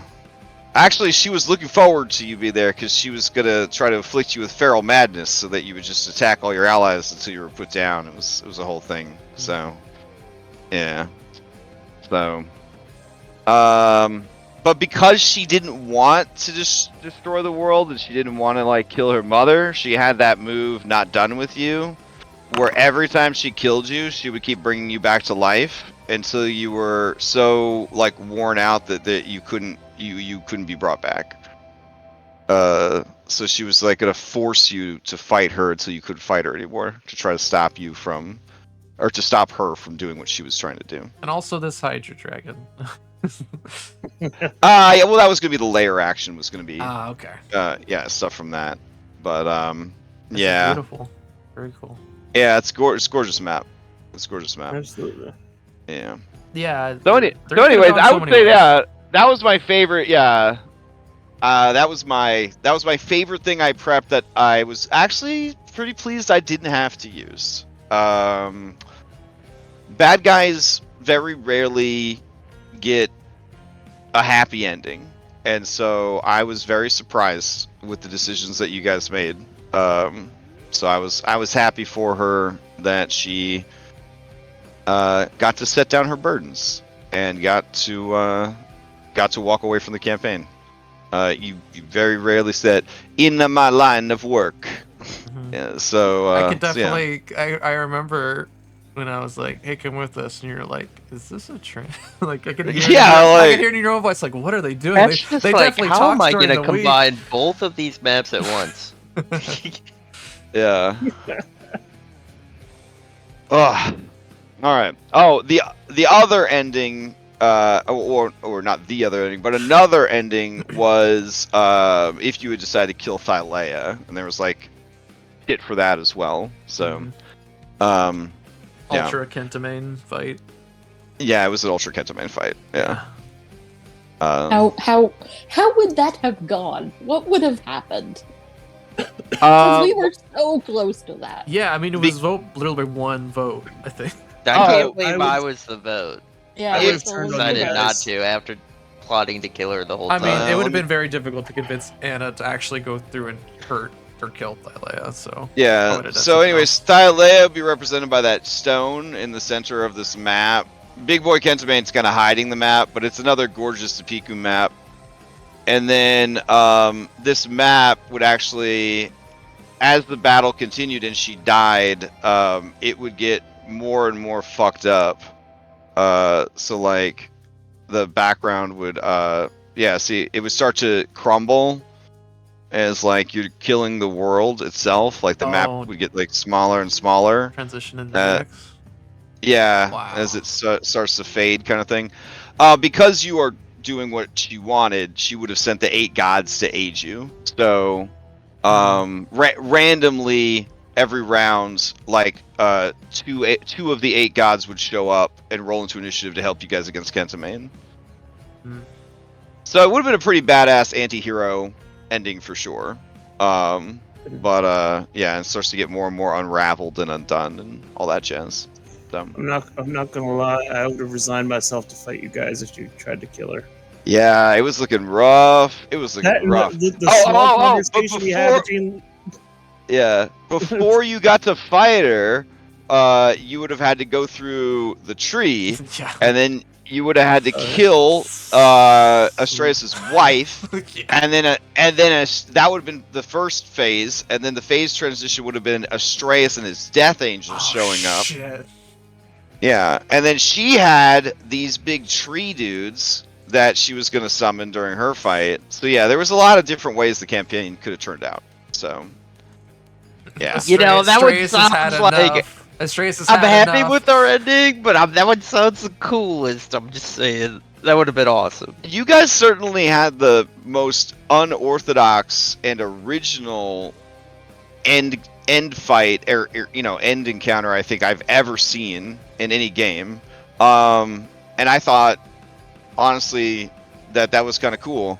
I feel like you guys have had enough fights, enough like what the fuck fights, that I loved the idea of your fight essentially just being role playing and storytelling, more than just like make big numbers with dice. Like I feel like we did that enough. Yeah, you know? and that's Yeah. one thing I think is like a side effect of letting us be 20 for a long time, and not just hitting 20 and going to the like final fight like most Right. champions do. Yeah, because you'd be so Yeah. excited to use all your cool new abilities. And like, I don't think of anything else.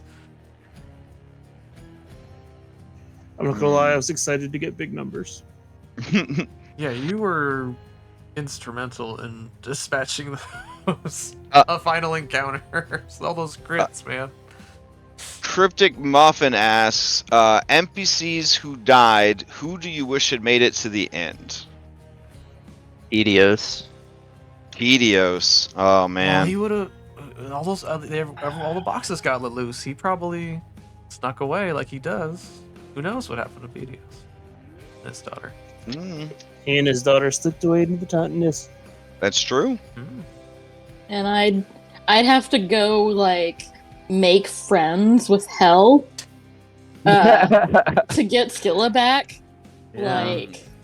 Like I'd spend like a good part of my godhood just making nice. Man, When yeah, he when doesn't made show I can up. see was that. like, I can see that. "Whoa, Yeah. That's crazy. Yeah. Mine would have been Graxus. I really liked that character. Oh. Yeah, I can see that. And getting to see him like see what the Dragonlords, and like could have ended up being like with Kryn and all that.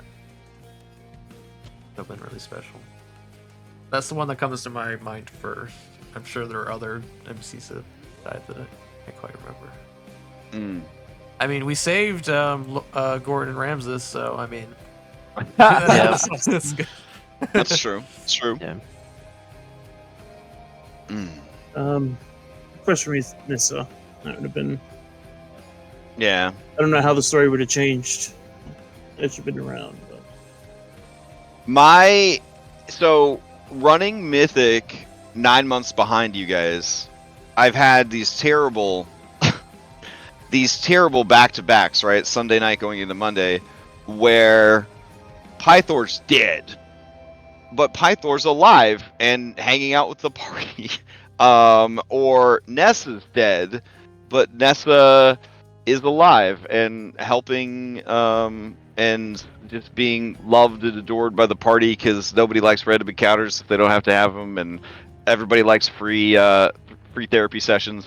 And so yeah, like that was both of those NPC deaths were very hard for me, because again, they're dead but they're alive. You know, it was like it was a hard thing to be like role playing the one and then remember, oh yeah, they're dead. The very next day too, yeah. Yeah, I got my own sort of like Hypatia Lotus Witch experience of like existing in multiple timelines and having to kind of parse the life and death of different timeline versions of people. So yeah, but I would say as far as NPCs that died that did not come back, yeah, Nessa definitely. She's one of my favorite NPCs. So I was also very sad that she was gone, but I was also deeply touched and moved every time it came up by Cyrus's ability to accept death and accept that she had moved on. And I feel like a lot of people can't do that. Like IRL in game. Especially in a game where you get resurrection. I mean. Oh yeah, especially in a game where you can play with life and death. Death is cheap. Yeah, and I think that I don't feel that death is cheap in D&D because I used to play and run a lot of Planescape, and I understand the kind of cosmology of D&D on that level where life is a very small part of the journey, right? And so like all these mortals, all these D&D characters that, you know, revolving door death, and they just put their souls through the cheese grater, you know what I'm saying? Instead of accepting what comes next, right? Like there's other adventures to be had, there's other wrongs to right, there's other lives to live, there's more, right? But they're too short-sighted to ever see or experiencing that. And so it was deeply moving to me that Cyrus, in his own way, like kind of understood that like this is done, you know. So it was really it was really nice. There are a lot worse things than death. Oh, and that I was explaining that. I was explaining that to my kid when we were talking about you know, Raise Dead and Revivify and high magic settings and stuff like that. That it is honestly to die well and get to go to heaven. Could there be anything better, right? Like, you get to high level, it's not about dying. Yeah. It's about being unmade. It's about being wiped out. It's about oblivion. It's about being absorbed into a greater being and losing all sense of yourself. It is about fucking up timelines so that you and your descendants never exist. Like, the bad shit that happened... Death is the best thing that could happen to you at high levels. You're only killing me? Oh, thank God. The plane of positivity? Oh my God. Oh, yeah. Some of the worst fear and like, oh my God, this is gonna be awful. It was when we were fighting her, like Arasta, when we pissed off the Fates, and she started, you know, taking my memories again. When I almost lost my memory of Kyra, when I fought those fucking frog demons. I hate those fucking frog demons that erase your mind or whatever. Yeah, the worst thing like was being forgotten again, like the sort of trauma that anyone had gone through, like that. And that's what I was prepared, because you gave us fate points for the post game here, and I was definitely prepared, like during those last fights, in order to like, what would be my fate point, like what would be the fate cost. I was gonna be like, you know, instead of being unmade and forgotten forever, she just is forgotten again. That's Jesus, yeah, damn. But yeah, luckily it didn't happen. But yeah, death isn't the worst thing that could happen.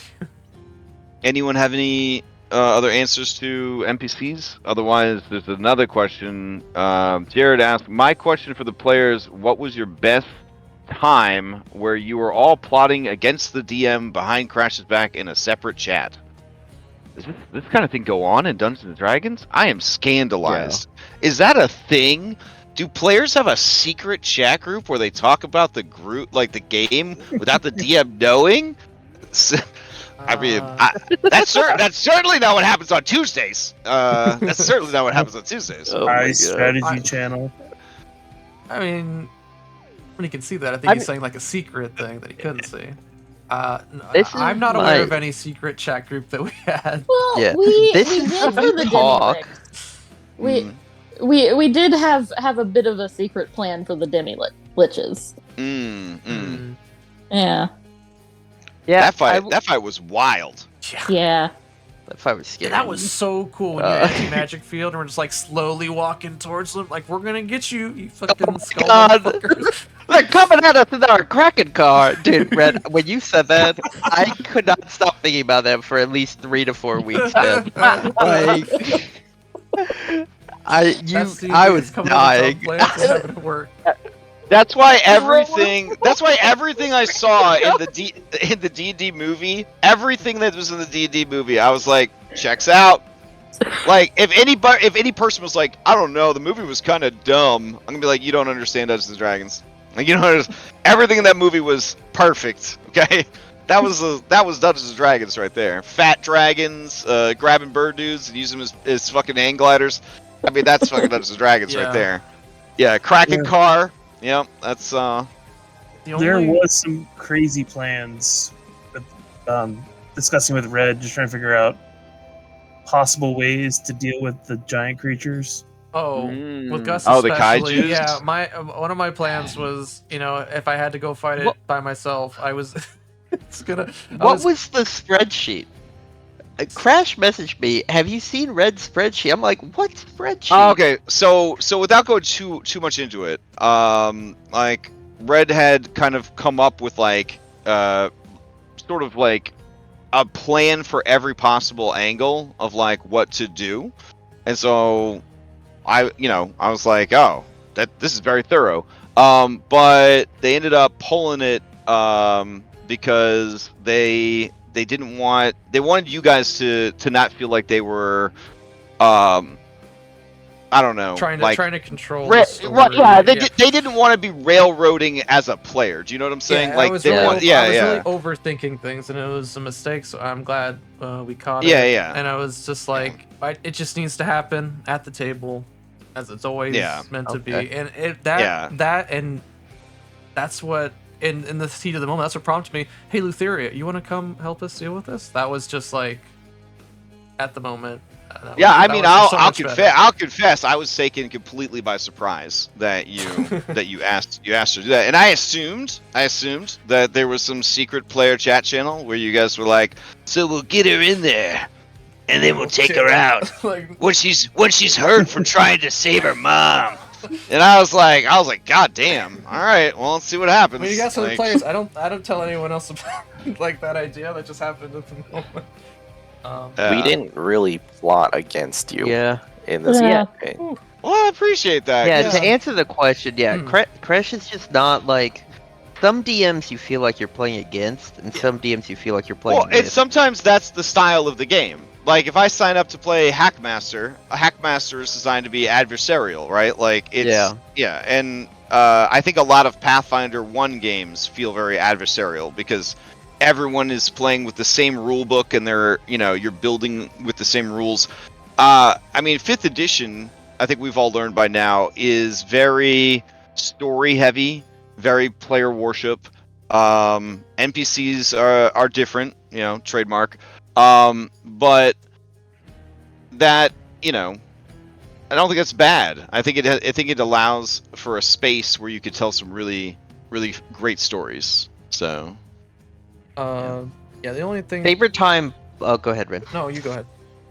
I was just gonna say favorite time plotting was probably the Battle of Mitros. Okay, that's what I was gonna say. Where me and you. Where like, dude, and Cyrus like too.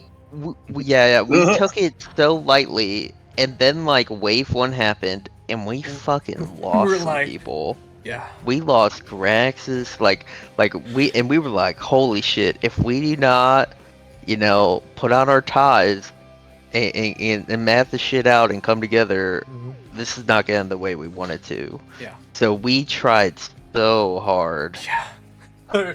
Yeah, that would be the to only minimize point. loss in the Battle of Mitros. Yeah. Mm. That was gonna be my thing. Yeah, when we stayed up very late, trying to math out the best possible outcome we could get for every like zone, and when we presented with a game, to try and solve. Yeah.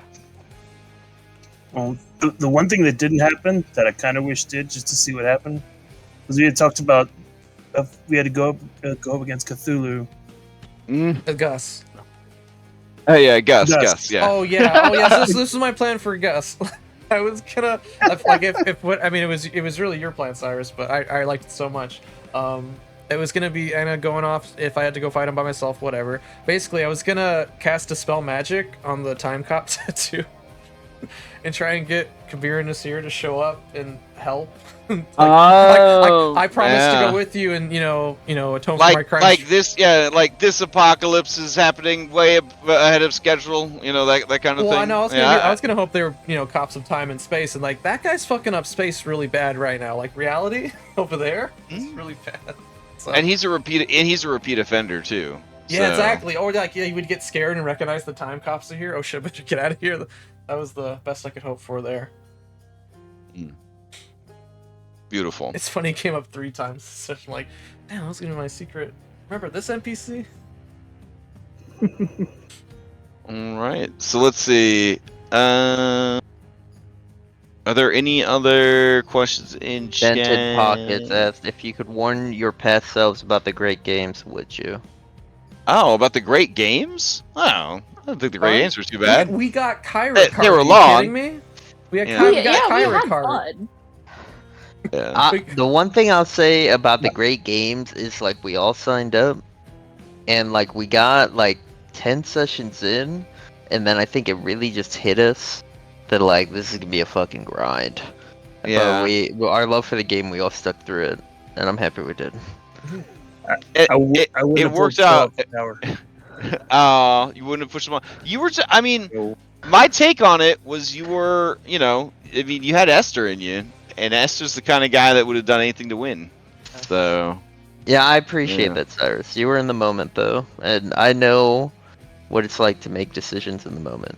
I did really, really want to win Pythor's Tower. But it's. Oh no! It like makes it even like. Yeah, like Esther is still kicking in Mythic. It's a whole thing, and so like, yeah, it's having that. I don't know. As rough as the moment as that was, I think that it just made that realization that that Esther was still kicking around and still like fucking with you guys like even stronger when you. Oh yeah, finally, I know. Yeah. I think everyone but Stone in that point. I think we did definitely talk about like, hey, what's going on with Stone? And I think we came to the conclusion, yeah, Esther's like inside him or something. That's when we plotted against another player. We said don't take this. We said don't take the dagger. Yeah. You ate the cookie. And I got to meet Hamburger Shark during the Tower of Pythor, so that was great. I got to spend the time on the very bottom, chatting with the shark.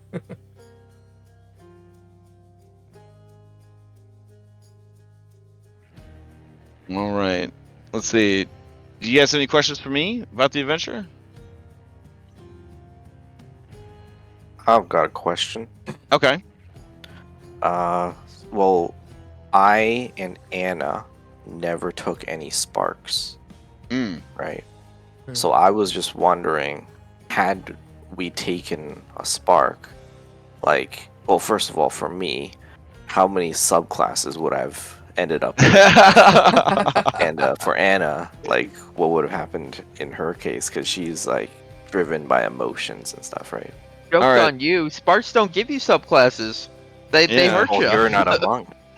Oh, jeez. So I actually wrote a document called Sparks of Domains, and it has a full like build tier or abilities that are given by each of the different sparks. So like if you, for example, Divine Spark of Passages, which is what the Traveler had, requires an attunement slot.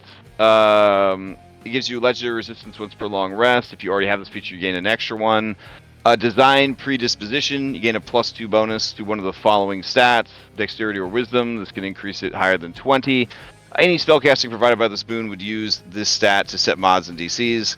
And then active, you get the ability of playing with portals. As an action, you can create 2 linked teleportation portals, each one appearing on a flat surface of your choice that you can see within 1,500 feet of yourself.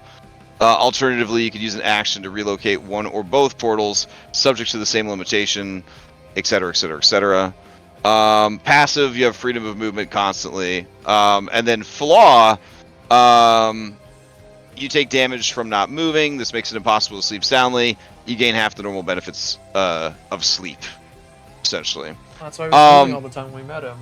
Right. So the mechanical flaws would only be enforced if you were not role-playing the sparks, essentially motivating you, consuming you, and forcing you to essentially do their will in the world, become them, essentially. Which I felt that Phil and Hypatia both did a fantastic job of fucking themselves up, so there was no need to ever do any of the thematic flaws that were tied to the sparks. But yeah, every single spark has a write-up like that in the whole campaign. It was a fucking lot of writing. But yeah, they all, because I didn't know what was going to happen. I didn't know where things were going to go. So I have 2 questions. Mm-hmm. What was in Hades' Vault? Oh, what else? What was in Hades' Vault? Okay, I think I might still have that map. Hold on. Well, first of all, you would have had to fight She Who Is 3, the daughter of Cerberus. And one of them was a barbarian. One of them was a rogue, and one of them was a cleric. And they all had auras that would buff each other. So there's no way you would have been able to solo that fight. There was actually a big discussion on my prep stream if I was willing to dumb down the fight if you tried to do it solo. And I was not. I was like, I'll just reduce their... I was like, I'll reduce their Paragon actions from 4 to 1. That's the best I could do. Best deal I could Yeah, best deal I could offer. And I was like, he might take one of them out before, but I was like, I just don't think he could do it solo. It's not tuned for a solo fight. Yep. But beyond that, there was a map. Did I? I think I might have taken it out. Hold on. Let's see. Gates of Hades, Hades Underworld, Hades role-playing scene. Let's see. Vault of Portals, Library Vault, entrance to the vault. Maybe that's the one. Let's see.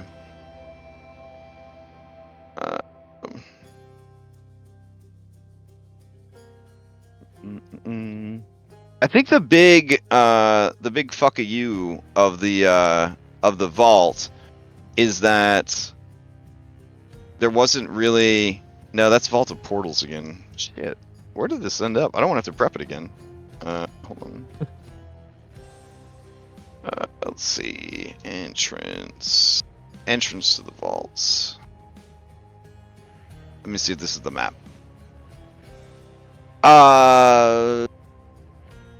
Yes. Yeah. Huh. Why? Oh, okay. I know why all these minis are on the map. Okay. Alright. And then I'll grab a cameraman, throw it in here. Alright. So it was this cool ass map. Right here. And then I believe I even had like a door that would open and like let you into the vaults after you beat it or whatever. It's like a movable, movable wall or whatever. And anyways, the guardian of the map is someone that was very familiar to you, It was Timothy the Raven. Oh no. Yeah. Yeah. Oh So wow. yeah, and he Oh, had a very man, more questions. yeah. And he has a very extreme stat block, so it was gonna be a real doozy unless you essentially, as you've done previously when he was guarding something, did a little sneak, little bamboozlements kind of deal. Hades, for his part, would not care because making it here proved that you were worthy of whatever thing you needed from the vault. Mm-hmm. And he only cares about walking his dog and being sad about his wife. It pretty much, yeah. Yeah. So That's the only thing I wrote in my notes when we were getting the whole spiel. Yeah. mm. His dog and his wife. I got really some- thought we were going to give Flippathrees to him as the solution. We ended up giving him to Kronos, which I did not anticipate on the journey. Yeah, I wasn't happy about that, but I felt like I had no choice. Mm. When we got to Kronos, I felt like it was only out. I mean, you made a very bad thing very, very happy. So I mean, there's that. Yeah, I mean, I didn't feel bad about it. Like, like the idea of like giving a lonely man a dog, like that's great. I just am like, I love my dog a lot, so I couldn't like imagine actually giving her away. Oh no, like thing. yeah, people that were people that have been watching the VODs and stuff. I mean, you guys were breaking these people. They were like these characters. They were what's happened to them? What's happening to them? I could not have asked for a better role play from the two of you of like showing the others and showing the viewers who follow the campaign like what the burden was like, right? Like when the five gods were trying to explain to you guys, like, you think we want to be this fucked up? Like, do you think we want our lives to be miserable? Like, do you think we want to be like this? Like, they're trying to convey to you, right? But they could not, to the same degree that Phil and Hypatia showed, I think, demonstrate, because they had been dealing with it for like 500 years, right? So like you guys were, fresh and also not dragons. So like there was, that sort of like slight limitation there as well. So yeah, it was really, I felt it was really well done, but it did lead to some very tense role playing, which is not necessarily a bad thing. Let's see. Over the next few years, how are you going to play another campaign without the peak roleplay expectations this campaign brought to your experience? ? I mean, that's a good point. I mean, I'm just gonna keep playing because I don't want to deliver pizzas as my part-time job. So that's my answer. I'll just keep going. So, I mean, I ain't gonna stop eating pizza, even though yeah. Buy more great roleplay experiences. There you go. Absolutely. Yeah. Then I got Curse of Strahd that really just, beat the hell out of me and make me rethink all my decisions in life. Oh, yeah, but like, man, you guys are at the precipice right now. It is like, it's good. Oof. It's already happening to the other two groups. They kind of hit that precipice, and now it's just like free falling into disaster. Oh man, God. It's anxiety just thinking about it. No, it's a good question, Jared, because I've had a lot of groups. I've played a lot of D&D. This is definitely one of, if not the strongest group as far as I don't know if passion is the right word, but maybe like the passion they bring to the game, right? And it's not just like I have other groups that have a lot of great role players in them and stuff like that. And I have a lot of groups that have a lot of big planners and big thinkers, and they play the game very, very well. You guys were about as heroic Greek as I could have ever wanted for a Greek campaign. There were often decisions that were fueled by just straight up hubris. There was decisions that were made spur of the moment, despite the bonds of fellowship that would drag the others down with you. It was messy, and I think that is very thematic to a Greek heroes game, right? Is that you guys frequently acted with your emotions, even Hypatia, who is the this intellectual pillar. She would do anything to get Chandra's back, right? Like there were these moments where those flaws were actually strengths for telling a good story, and you don't find too many groups that really like lean into all those cues that they're given. Don't try to find like the loophole to get out of it, right? Like you say, okay, fight your friends the best you can, and they fucking go hard, and like not like, oh, I'm gonna fight them gonna blindfold myself first. It's like, why would you do that? Well, I said fight with the best of your ability. You guys never shied away from any of that stuff, right? No matter how rough it was, you just kind of jumped into it. Fantastic, really good group. Yeah, I remember the flaw I first wrote in Anna's character sheet when I made her, 2.5 years ago. We'll do anything to get the family back, because that was the epic path. That was so having to go through basically opening Pandora's box by breaking the scythe, and like, yeah. And there was a lot of talk like, Anna could totally win it. It's just a charisma save. I mean, for so long, like, yeah. Let's see. Pockets asked, whatever happened to Corinna and the Dragonlords? I assume that Corinna led the Dragonlords until she got, if she became the Goddess of Virtue. You know what? I feel like as the Goddess of Virtue, the first thing she would do would be step down as leader of the Dragonlords, so that they would not be swayed or influenced by the gods. Yeah, but I think that they would, I don't know. I think having learned from like the past and Esther's actions and Kyra's actions and just the whole problematic elements of the Dragonlord's way of doing things, I think they became more of like protectors that would be called on rather than knock knock open up America World Police, which they kind of were before. Like, citizen, we're here to save you, do not resist, like kind of thing. Like they become more like, if you're in trouble, you can call on them. And they show up in the A-team van. Like that's, I think the direction that they would have gone was, we will help if asked, but we need to trust the people to live their own lives, kind of thing. It would be more of the mantra of kind the of like a neutral Dragonlords. kind of. They could be arbiters of the, in a way, like almost. Yeah, and they like would New try to Furies. remain. They would try to remain politically neutral, religiously neutral, right? So that they could just be there to help, right, as needed. Yeah, kind of the role the Furies had for so long. Yeah, a little bit. Yeah, in a way. And they would decide, like, when they're called upon for aid, is this something that we could do? So it'd be a little Star Trek-y in there, you know what I'm saying? Like, prime directive kind of thing.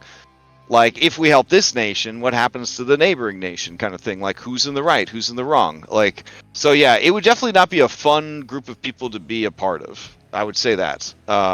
Yeah. But overall, I think the Dragonlords would stick around. I don't know. I don't think Hypatia would have them booted, but No. yeah. Caden X asks, Lotus Witch hosting Caves of Chaos when? I could see Lotus Witch doing a Caves of Chaos. I'd almost like to do a Lotus Witch mini-series. Would be kind of fun, where she's DMing like a mini-series in like the post-game world. Might be kind of fun. I don't know. Something to think about. Yeah. That might be pretty Everyone fun. shows up for dinner. And at the table, they see the Lotus Witch sitting behind a three-folded card. This time dinner's different. Yeah. There are still I would snacks. I will say that D&D arc, I mean, it had some pretty heavy shit in it. It had some pretty heavy shit in it. I don't know if you watched the VODs for the ones that you were not a part of, Phil, but they were it was pretty heavy shit that they processed at the gaming table. So Damn. yeah. Yeah. Yeah, I really like Lotus as a character. I really liked when she showed up in our Witchlight game, and I was like, oh, hey. Like a totally different character. That was really fun. Man, she's definitely up there in my top NPCs. For For sure. sure. Oh, yeah. She's a blast.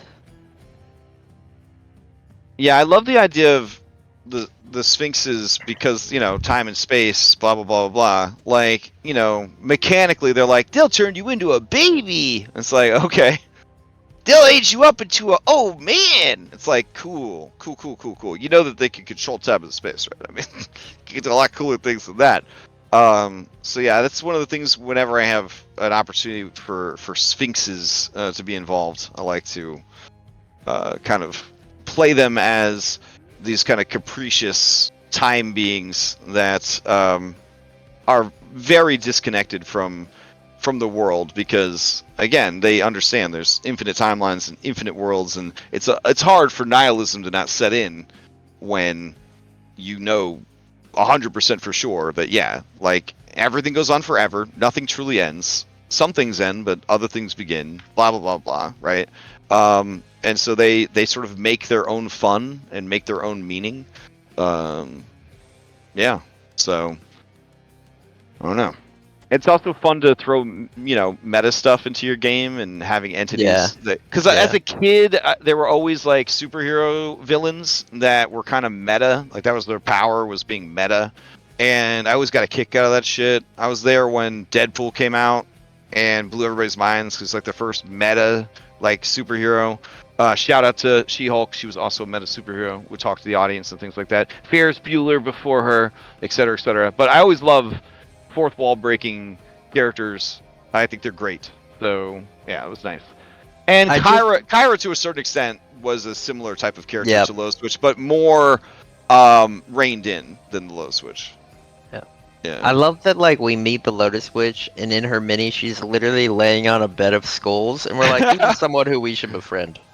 Like, And put in charge of fate. Yeah, this is an ally.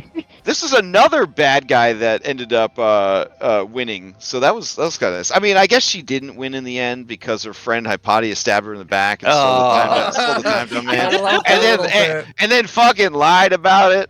Just fucking lied to her fucking face. For weeks.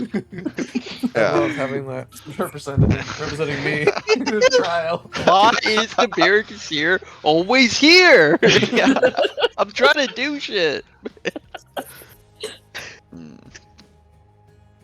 Let's see. Jared asks, how did it feel role-playing the Sparks, and how did it feel watching your friends role-play the Sparks? Yeah, so how did infuriating. Yeah, I got a couple of messages from you, and I had to be like, they're role-playing. Please, don't.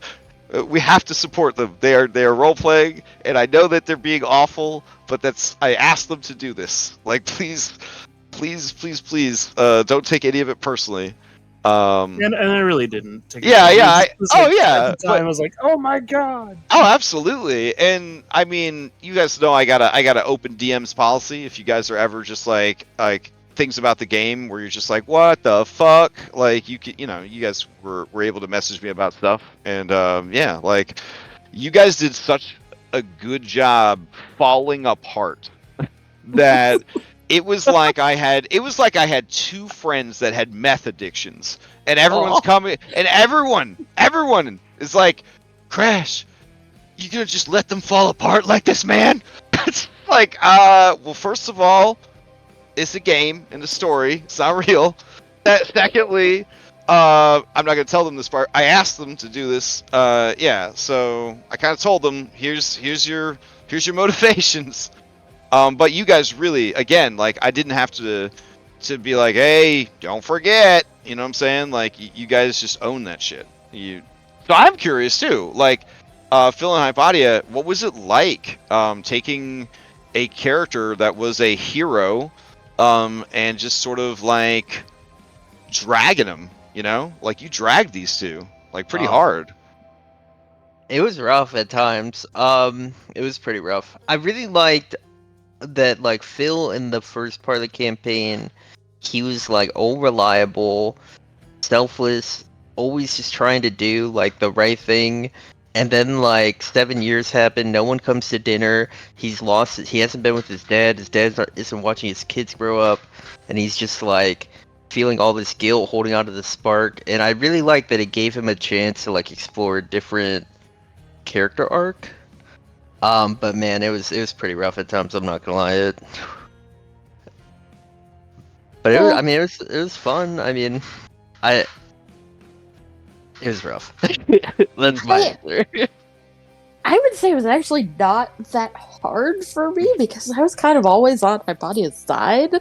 Like, so there's a lot of good, I think, depictions recently, like in pop culture, of people doing bad things for completely justified and good reasons. Like when we did our summer break vacation, what I said to Crash in my document was that Hypatia is basically some sort of a combination between the Scarlet Witch and Alice Quinn from Magicians. We're just absolutely and utterly focused to the point of self-destruction. Alice Quinn, good pull. Good pull. By the way, that's a horrifying combination. Those two characters. Yeah. Oh yeah. And so like, but like it was really easy to find the motivation because of the Battle of Vitros. Hypatia lost literally everything. She lost her family. She lost her boyfriend. She lost everything. Like she saved the world, but like lost her world. So she didn't feel good about it. And going into the post game, she kind of felt done with saving the world. She felt she paid too high a price for it and just wanted her stuff. And that was very sympathetic to me. I was very sympathetic to that. Nice. So it was not that hard to roleplay for that reason. Oh, what about you, Anna Reset? How did you feel like watching them kind of drag these characters? Yeah, that was awful. It was a lot of me feeling guilt. Like, you could just take one of these sparks and help them out. Like, just take any of them. There's so many. There's got to be one that fits you. In the end, I'm glad I didn't. But yeah, as Anna as a character and me as a player, just feeling so bad about like what's happening to them and not being able to do anything about it because we need them to do this technically if we want to save the world, because that was like the whole plan was we need these powers because we don't know what Lutheria is up to and we need to be prepared for that. That was like the beginning of it as we started exploring other paths and seeing what, like pulling behind the curtain and seeing what's actually happening. Yeah, it felt, I mean, they did a really good job because like during that time it felt like they were almost guilting us into like putting them into that position, like you didn't come to my dinner sort of thing, and it's like, oh no. And so it was like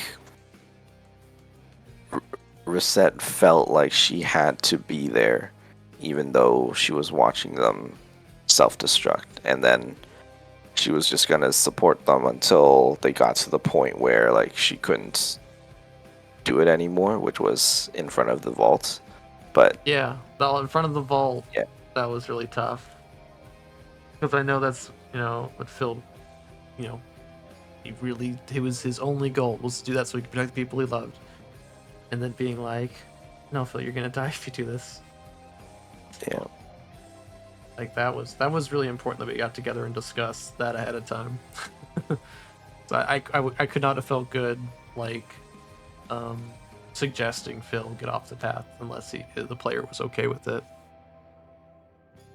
That bleeds into a question I have. How did you guys feel walking through literal hells only to have Hades just be like, I've seen enough. You can step off the path now.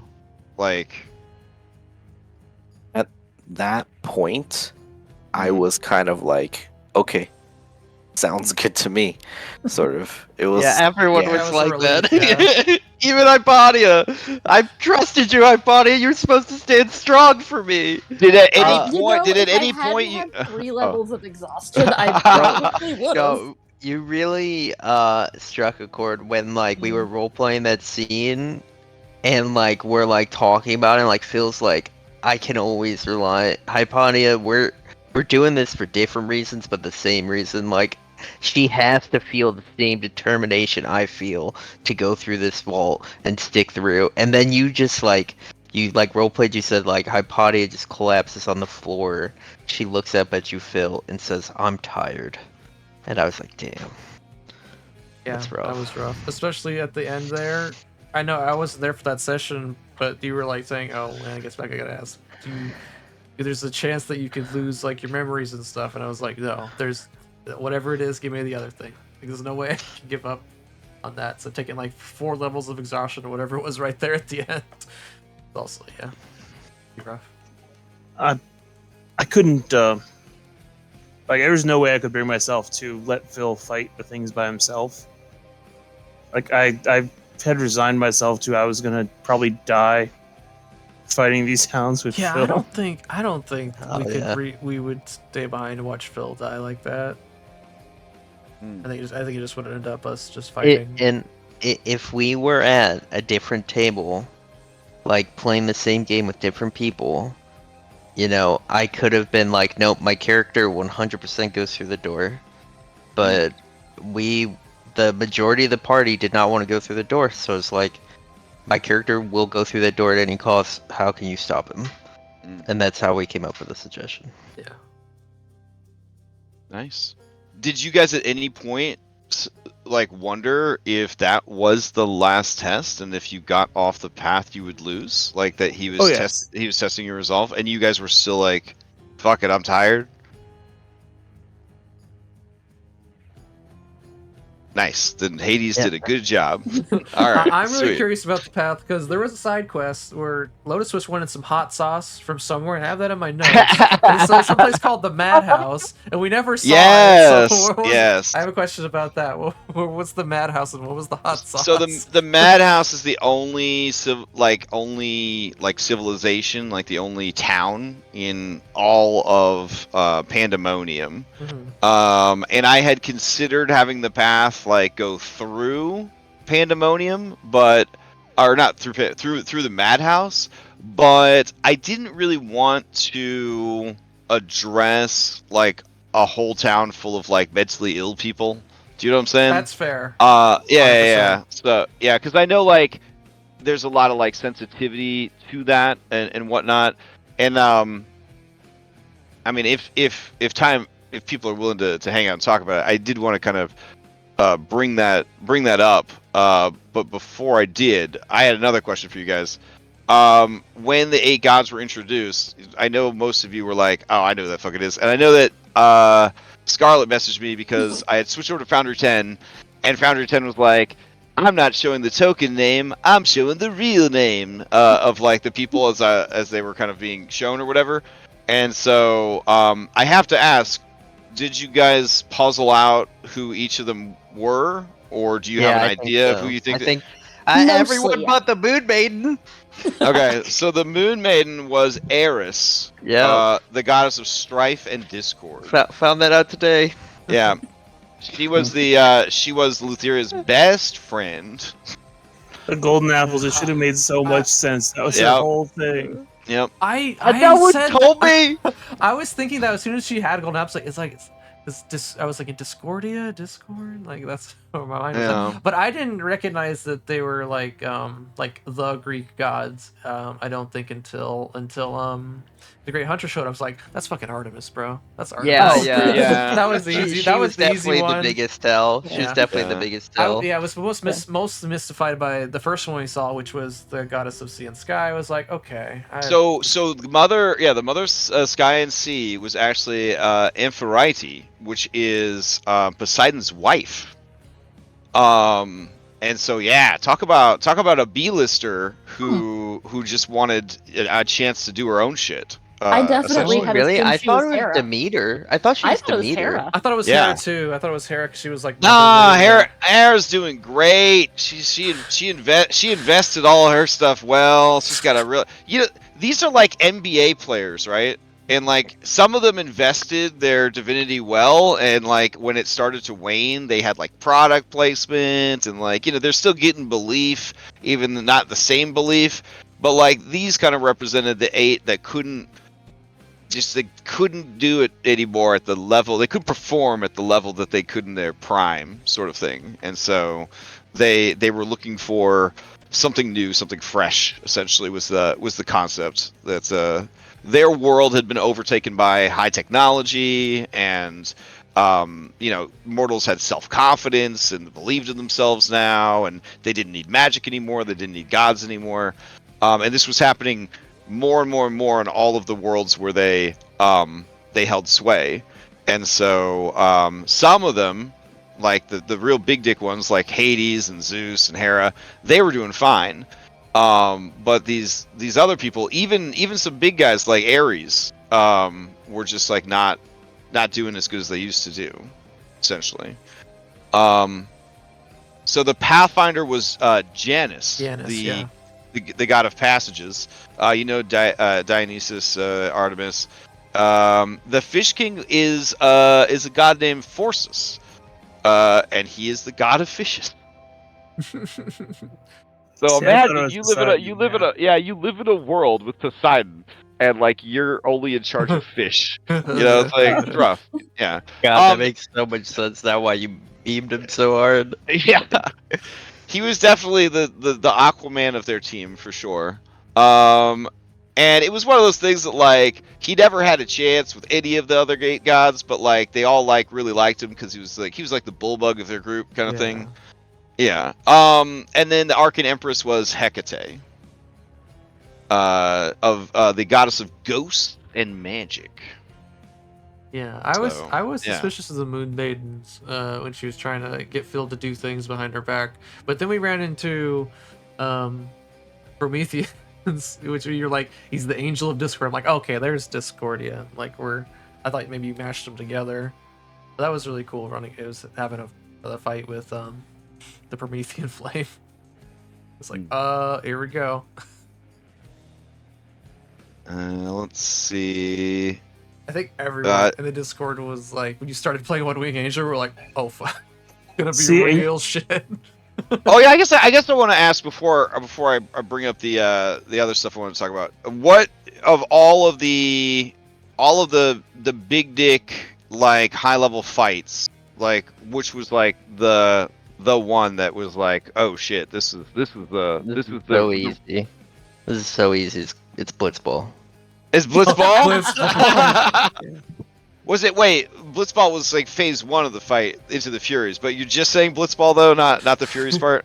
So. No, I hated the Furies fight. I was a whale the whole time, trying not to die, and then you told me I was not allowed to be a whale anymore, and I died.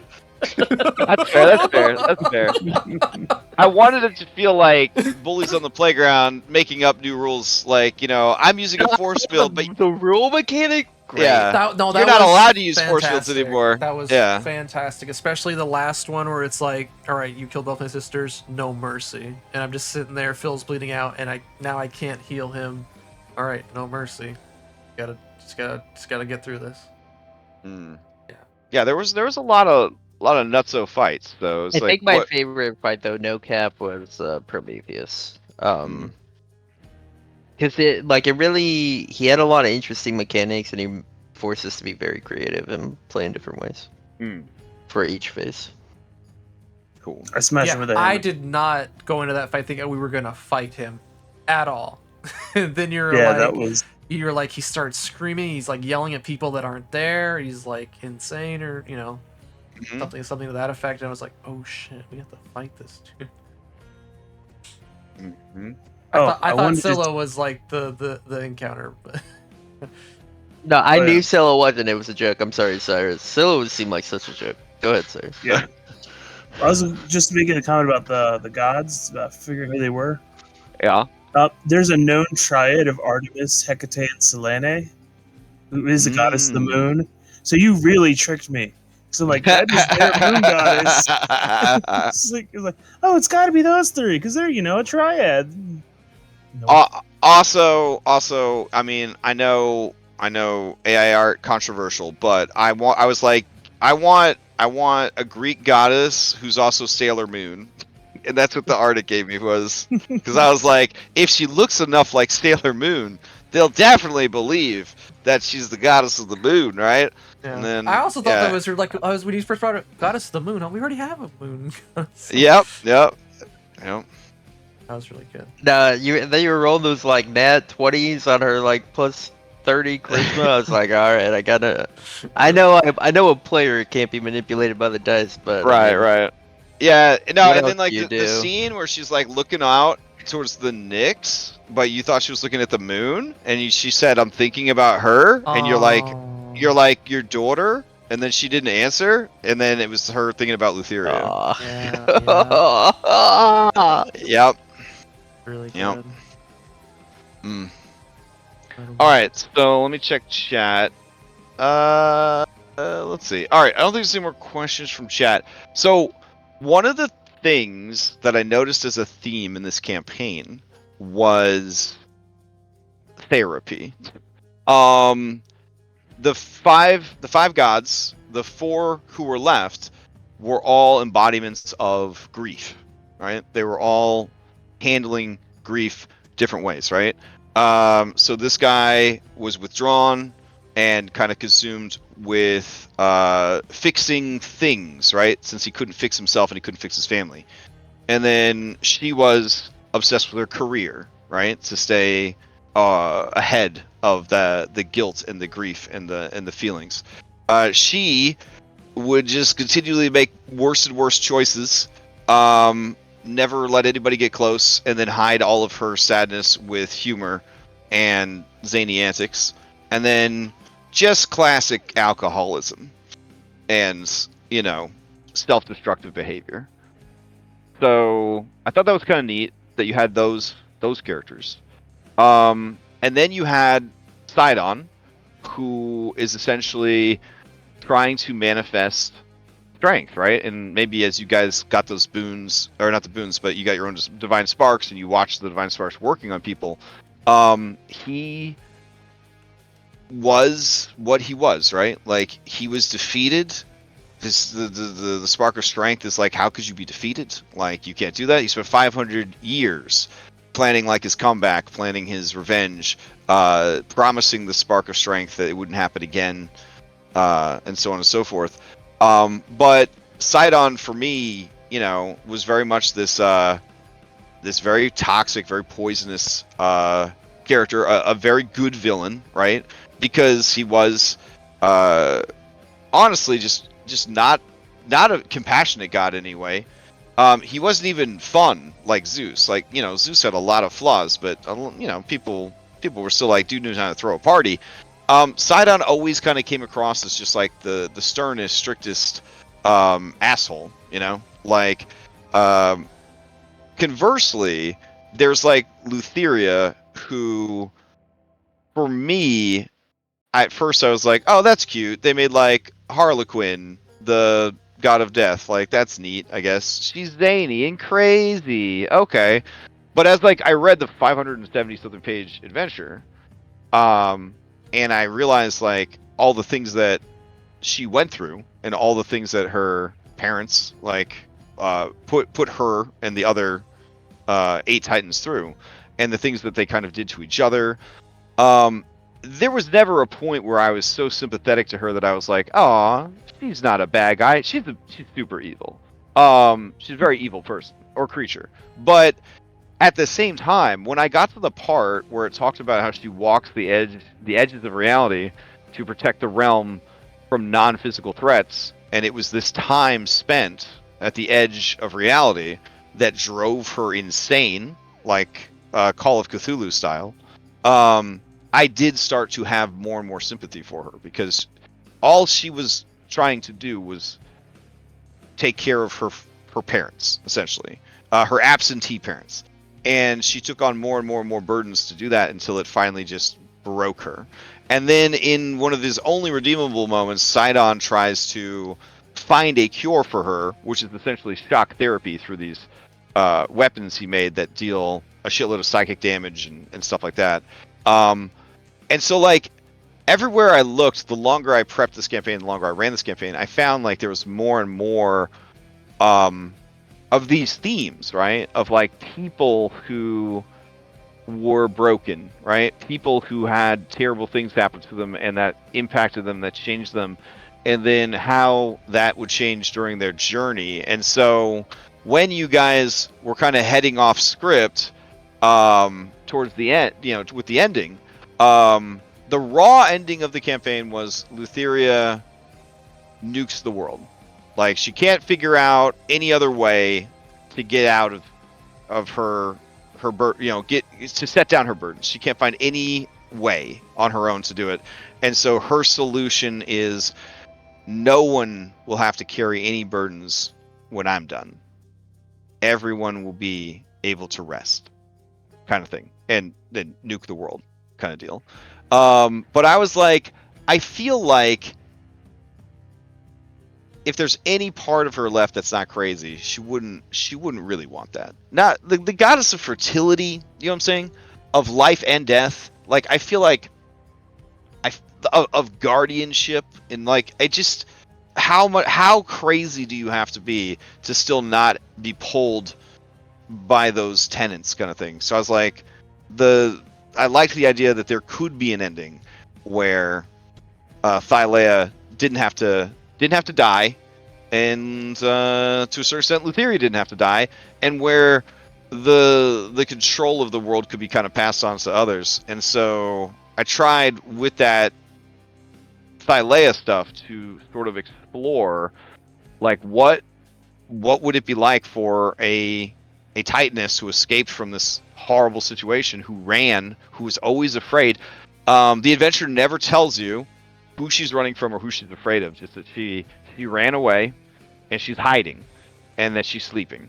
That's like all you know about Thylea. And so I added in the stuff about Kronos and all that other kind of stuff.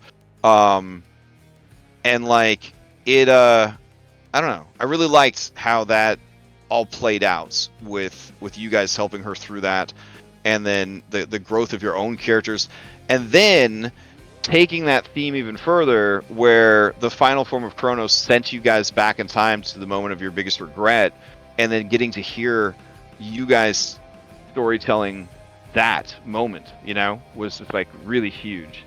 So I don't know. I guess my question off of all of this is, in the 2.5, 3 years that we've been doing this, has there been stuff in the game that resonated with you as far as, you know, grief and mental illness and like the burdens of the past, the weight of responsibility, like obligation? Like, did this at any point did that kind of stuff resonate with you guys as well, or? I mean, if you don't want to talk about it, you obviously don't have to talk about it. But I just know that. No, I yeah. can talk about it. I think like 6 months before the end of the campaign, I actually lost my dad, and like losing Pythor, it was a lot of fuel for me, and it really resonated with me. And like, if a character had the chance to like get him back, like what would he do? Like what would he go through? Like, that's a lot of what fueled Phil in like the letter and the post game.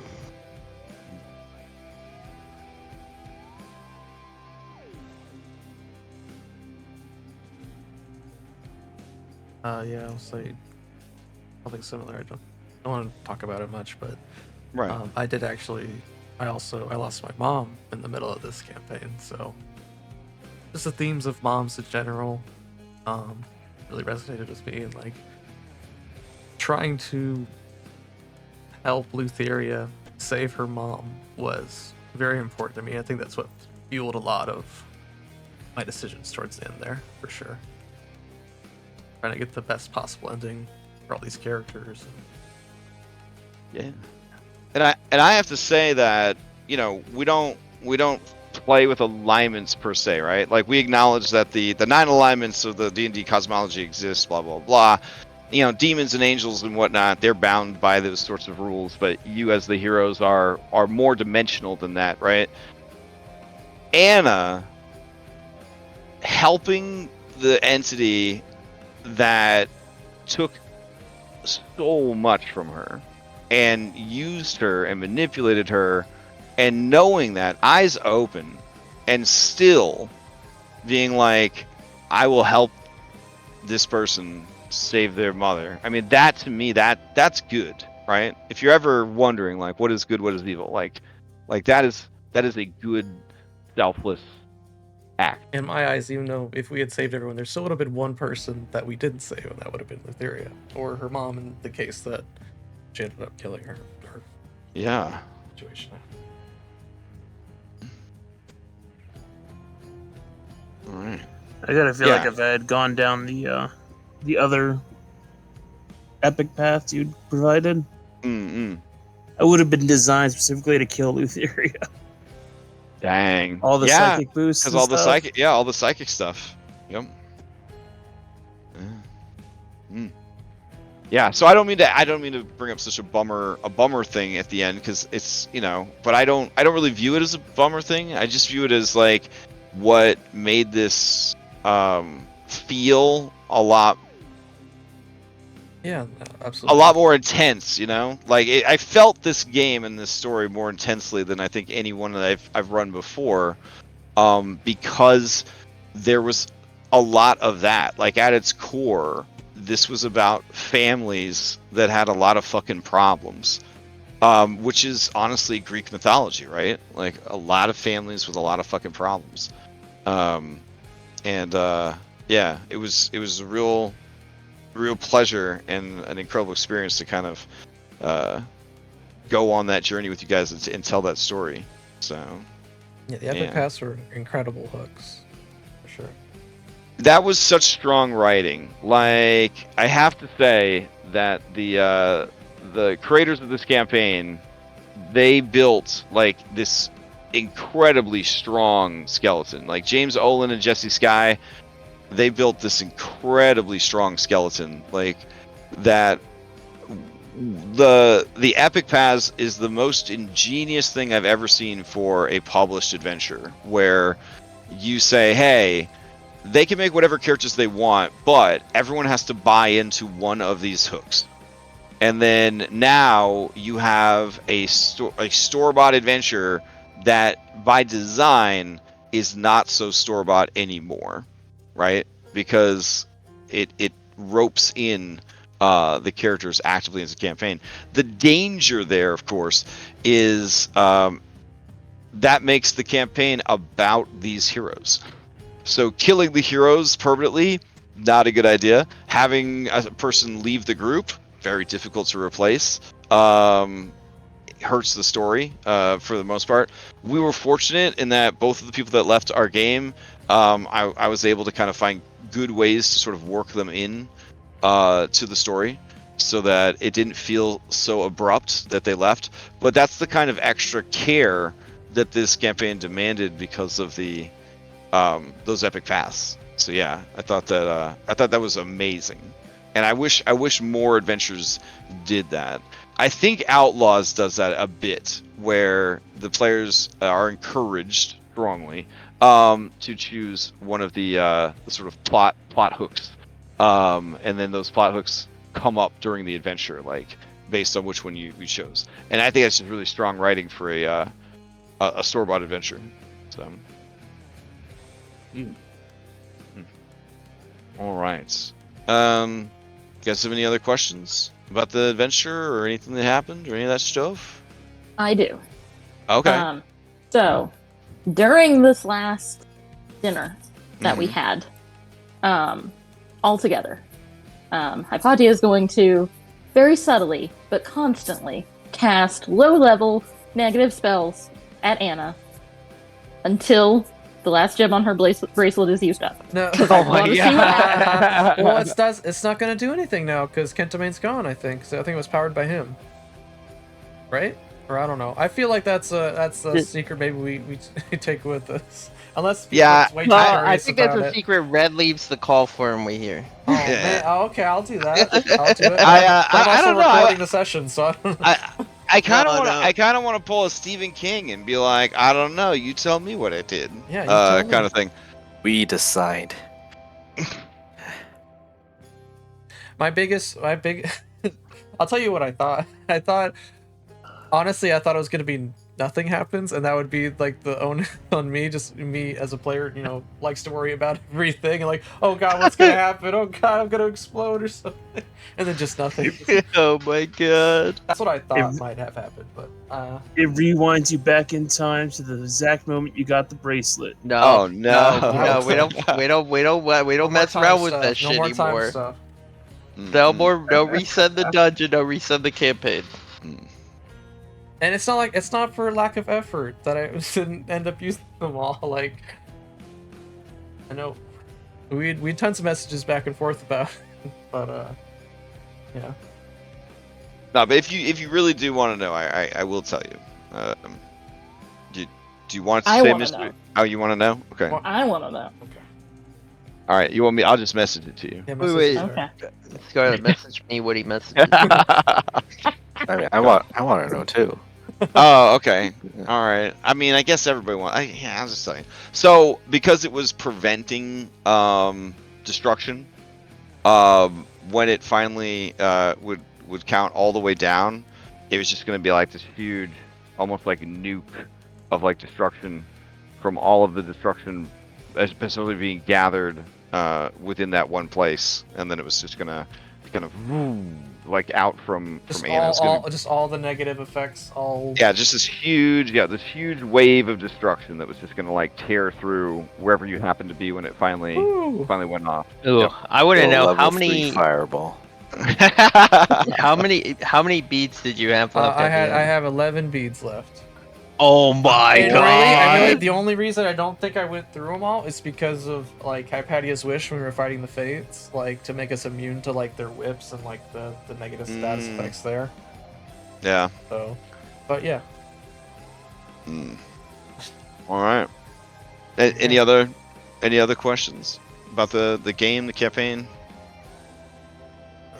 What was the craziest thing we did to you unexpectedly? Oof, unexpectedly crazy thing that happened. In just the post game or the whole campaign? Your choice. That doesn't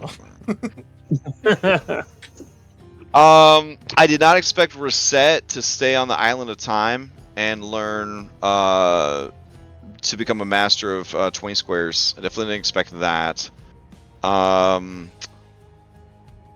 Let's see. Most of your winning plays in Blitzball, I could never have possibly conceived of all the different ways you would cheat at Blitzball. I almost wish we had had more time for that to see how ridiculous it would have gotten. I only got to do one thing for the 3 games we played. But narratively, it was to set the scene for like everything's great. Yeah. No, it's not. Yeah, I love when you came to me as Latona and it's like, is it over, Anna? And I'm like, yeah, it's over. We don't have to worry about anything else.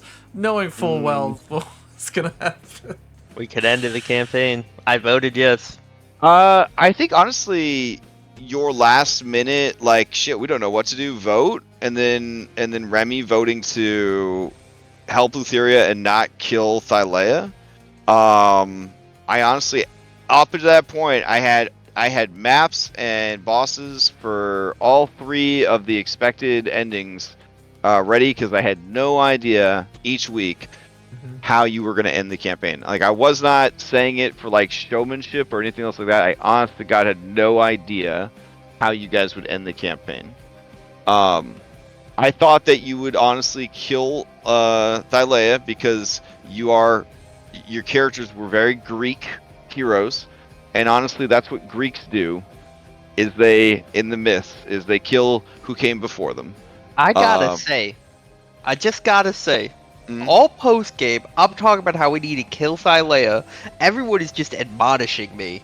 Everywhere we go, Hades calling me a child, Carpetha's calling me a child. Everyone talking all this shit, and then we get to the final decision table, and everyone's like, "We need to kill Thylea," and I'm just like, "I've been saying this. I've been fucking saying this." But do you know who killed his own dad?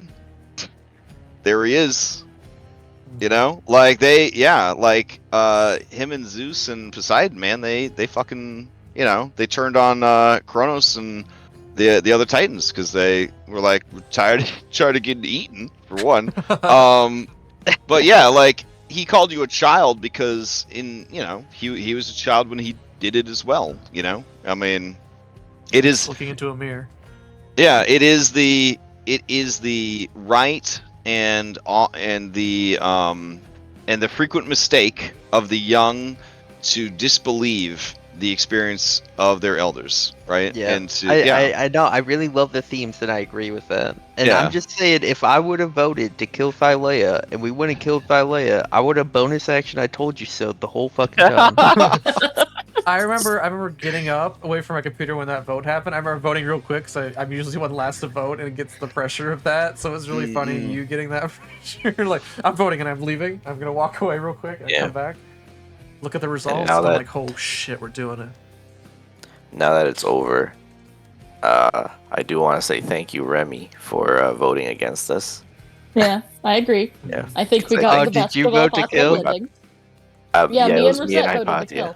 Yeah. Yeah, I think me and Cyrus voted not to kill, and yeah, that was I'm super happy unexpected. I'm happy we got an amicable ending, and that we didn't kill Thylea, and I didn't tell everyone I told you so. Fair. Thank you, Crash. Yeah, it was great, guys. It was it's one of those things that, I mean, it's a story that I'm never gonna forget. And yeah, you don't have to. Yeah, never. Yeah, I know, we have it all. I can listen to it in the old folks home. Except for the Esther I'll fight. tell you, that's Gosh, what these are darn good. it. These spots are good for. I'm We're gonna be on sorry. our deathbeds. We're gonna have viewing parties.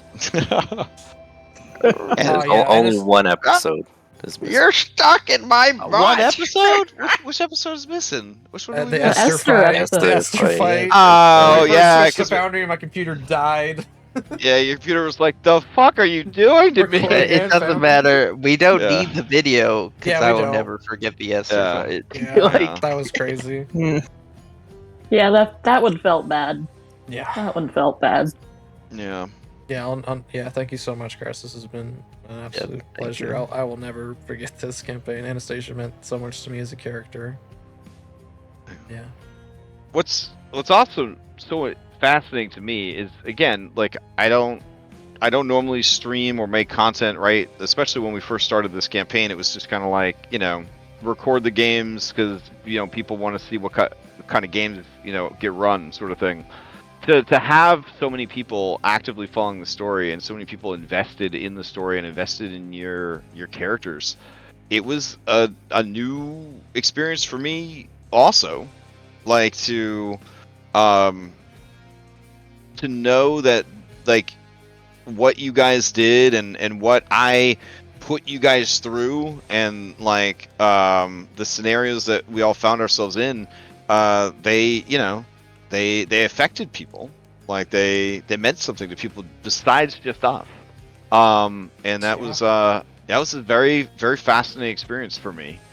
And I thought it would make me a lot more nervous about running the game and stuff like that, but it really didn't, because, like, I mean, ultimately, I'm not running this game for anybody but you guys. So my concern was always, is this a good story for you guys? And if other people are enjoying it, then that's cool. But at no point was anything designed for anyone but you guys.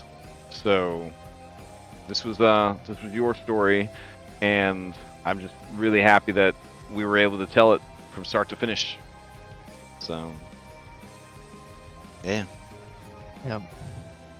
All right. Well, I've kept you guys up pretty late. We were a little bit past midnight, my time. So I guess we'll wrap it up. So I hope everybody. I don't know. I hope everybody has fond memories of what has happened. If you come up with more questions where you're like, wait a minute, what about this? You can always message me. And if you have any questions about the adventure at all, I will answer them as honestly and truthfully as I can. So, and again, thank you guys for just trusting me for this long, investing in this story, and helping to shape it into what I think is one of the best tabletop RPG stories I've ever seen. Like, and it's so good, and I can't wait for a couple of years from now to listen to it all over again, because it was an absolute pleasure. So, Yep. All right, night guys, and night everybody who hung out with us this late in chat. Thank you again for all of your support and for cheering us on for 2.5 years as we went through on this Odyssey. So, thanks. Thank you, everyone. Bye. See you Bye, guys. everyone. Have a good Yeah. night. Have a good night, guys. Thanks for an night. awesome game. Good luck. Bye. Look forward to playing with you all again sometime. Absolutely. 100%. Mhm. Alright, bye Night. everyone. Oh, we get to do a final bye. Bye. Bye. Bye, everyone. Bye. Goodbye, Jared. Aw.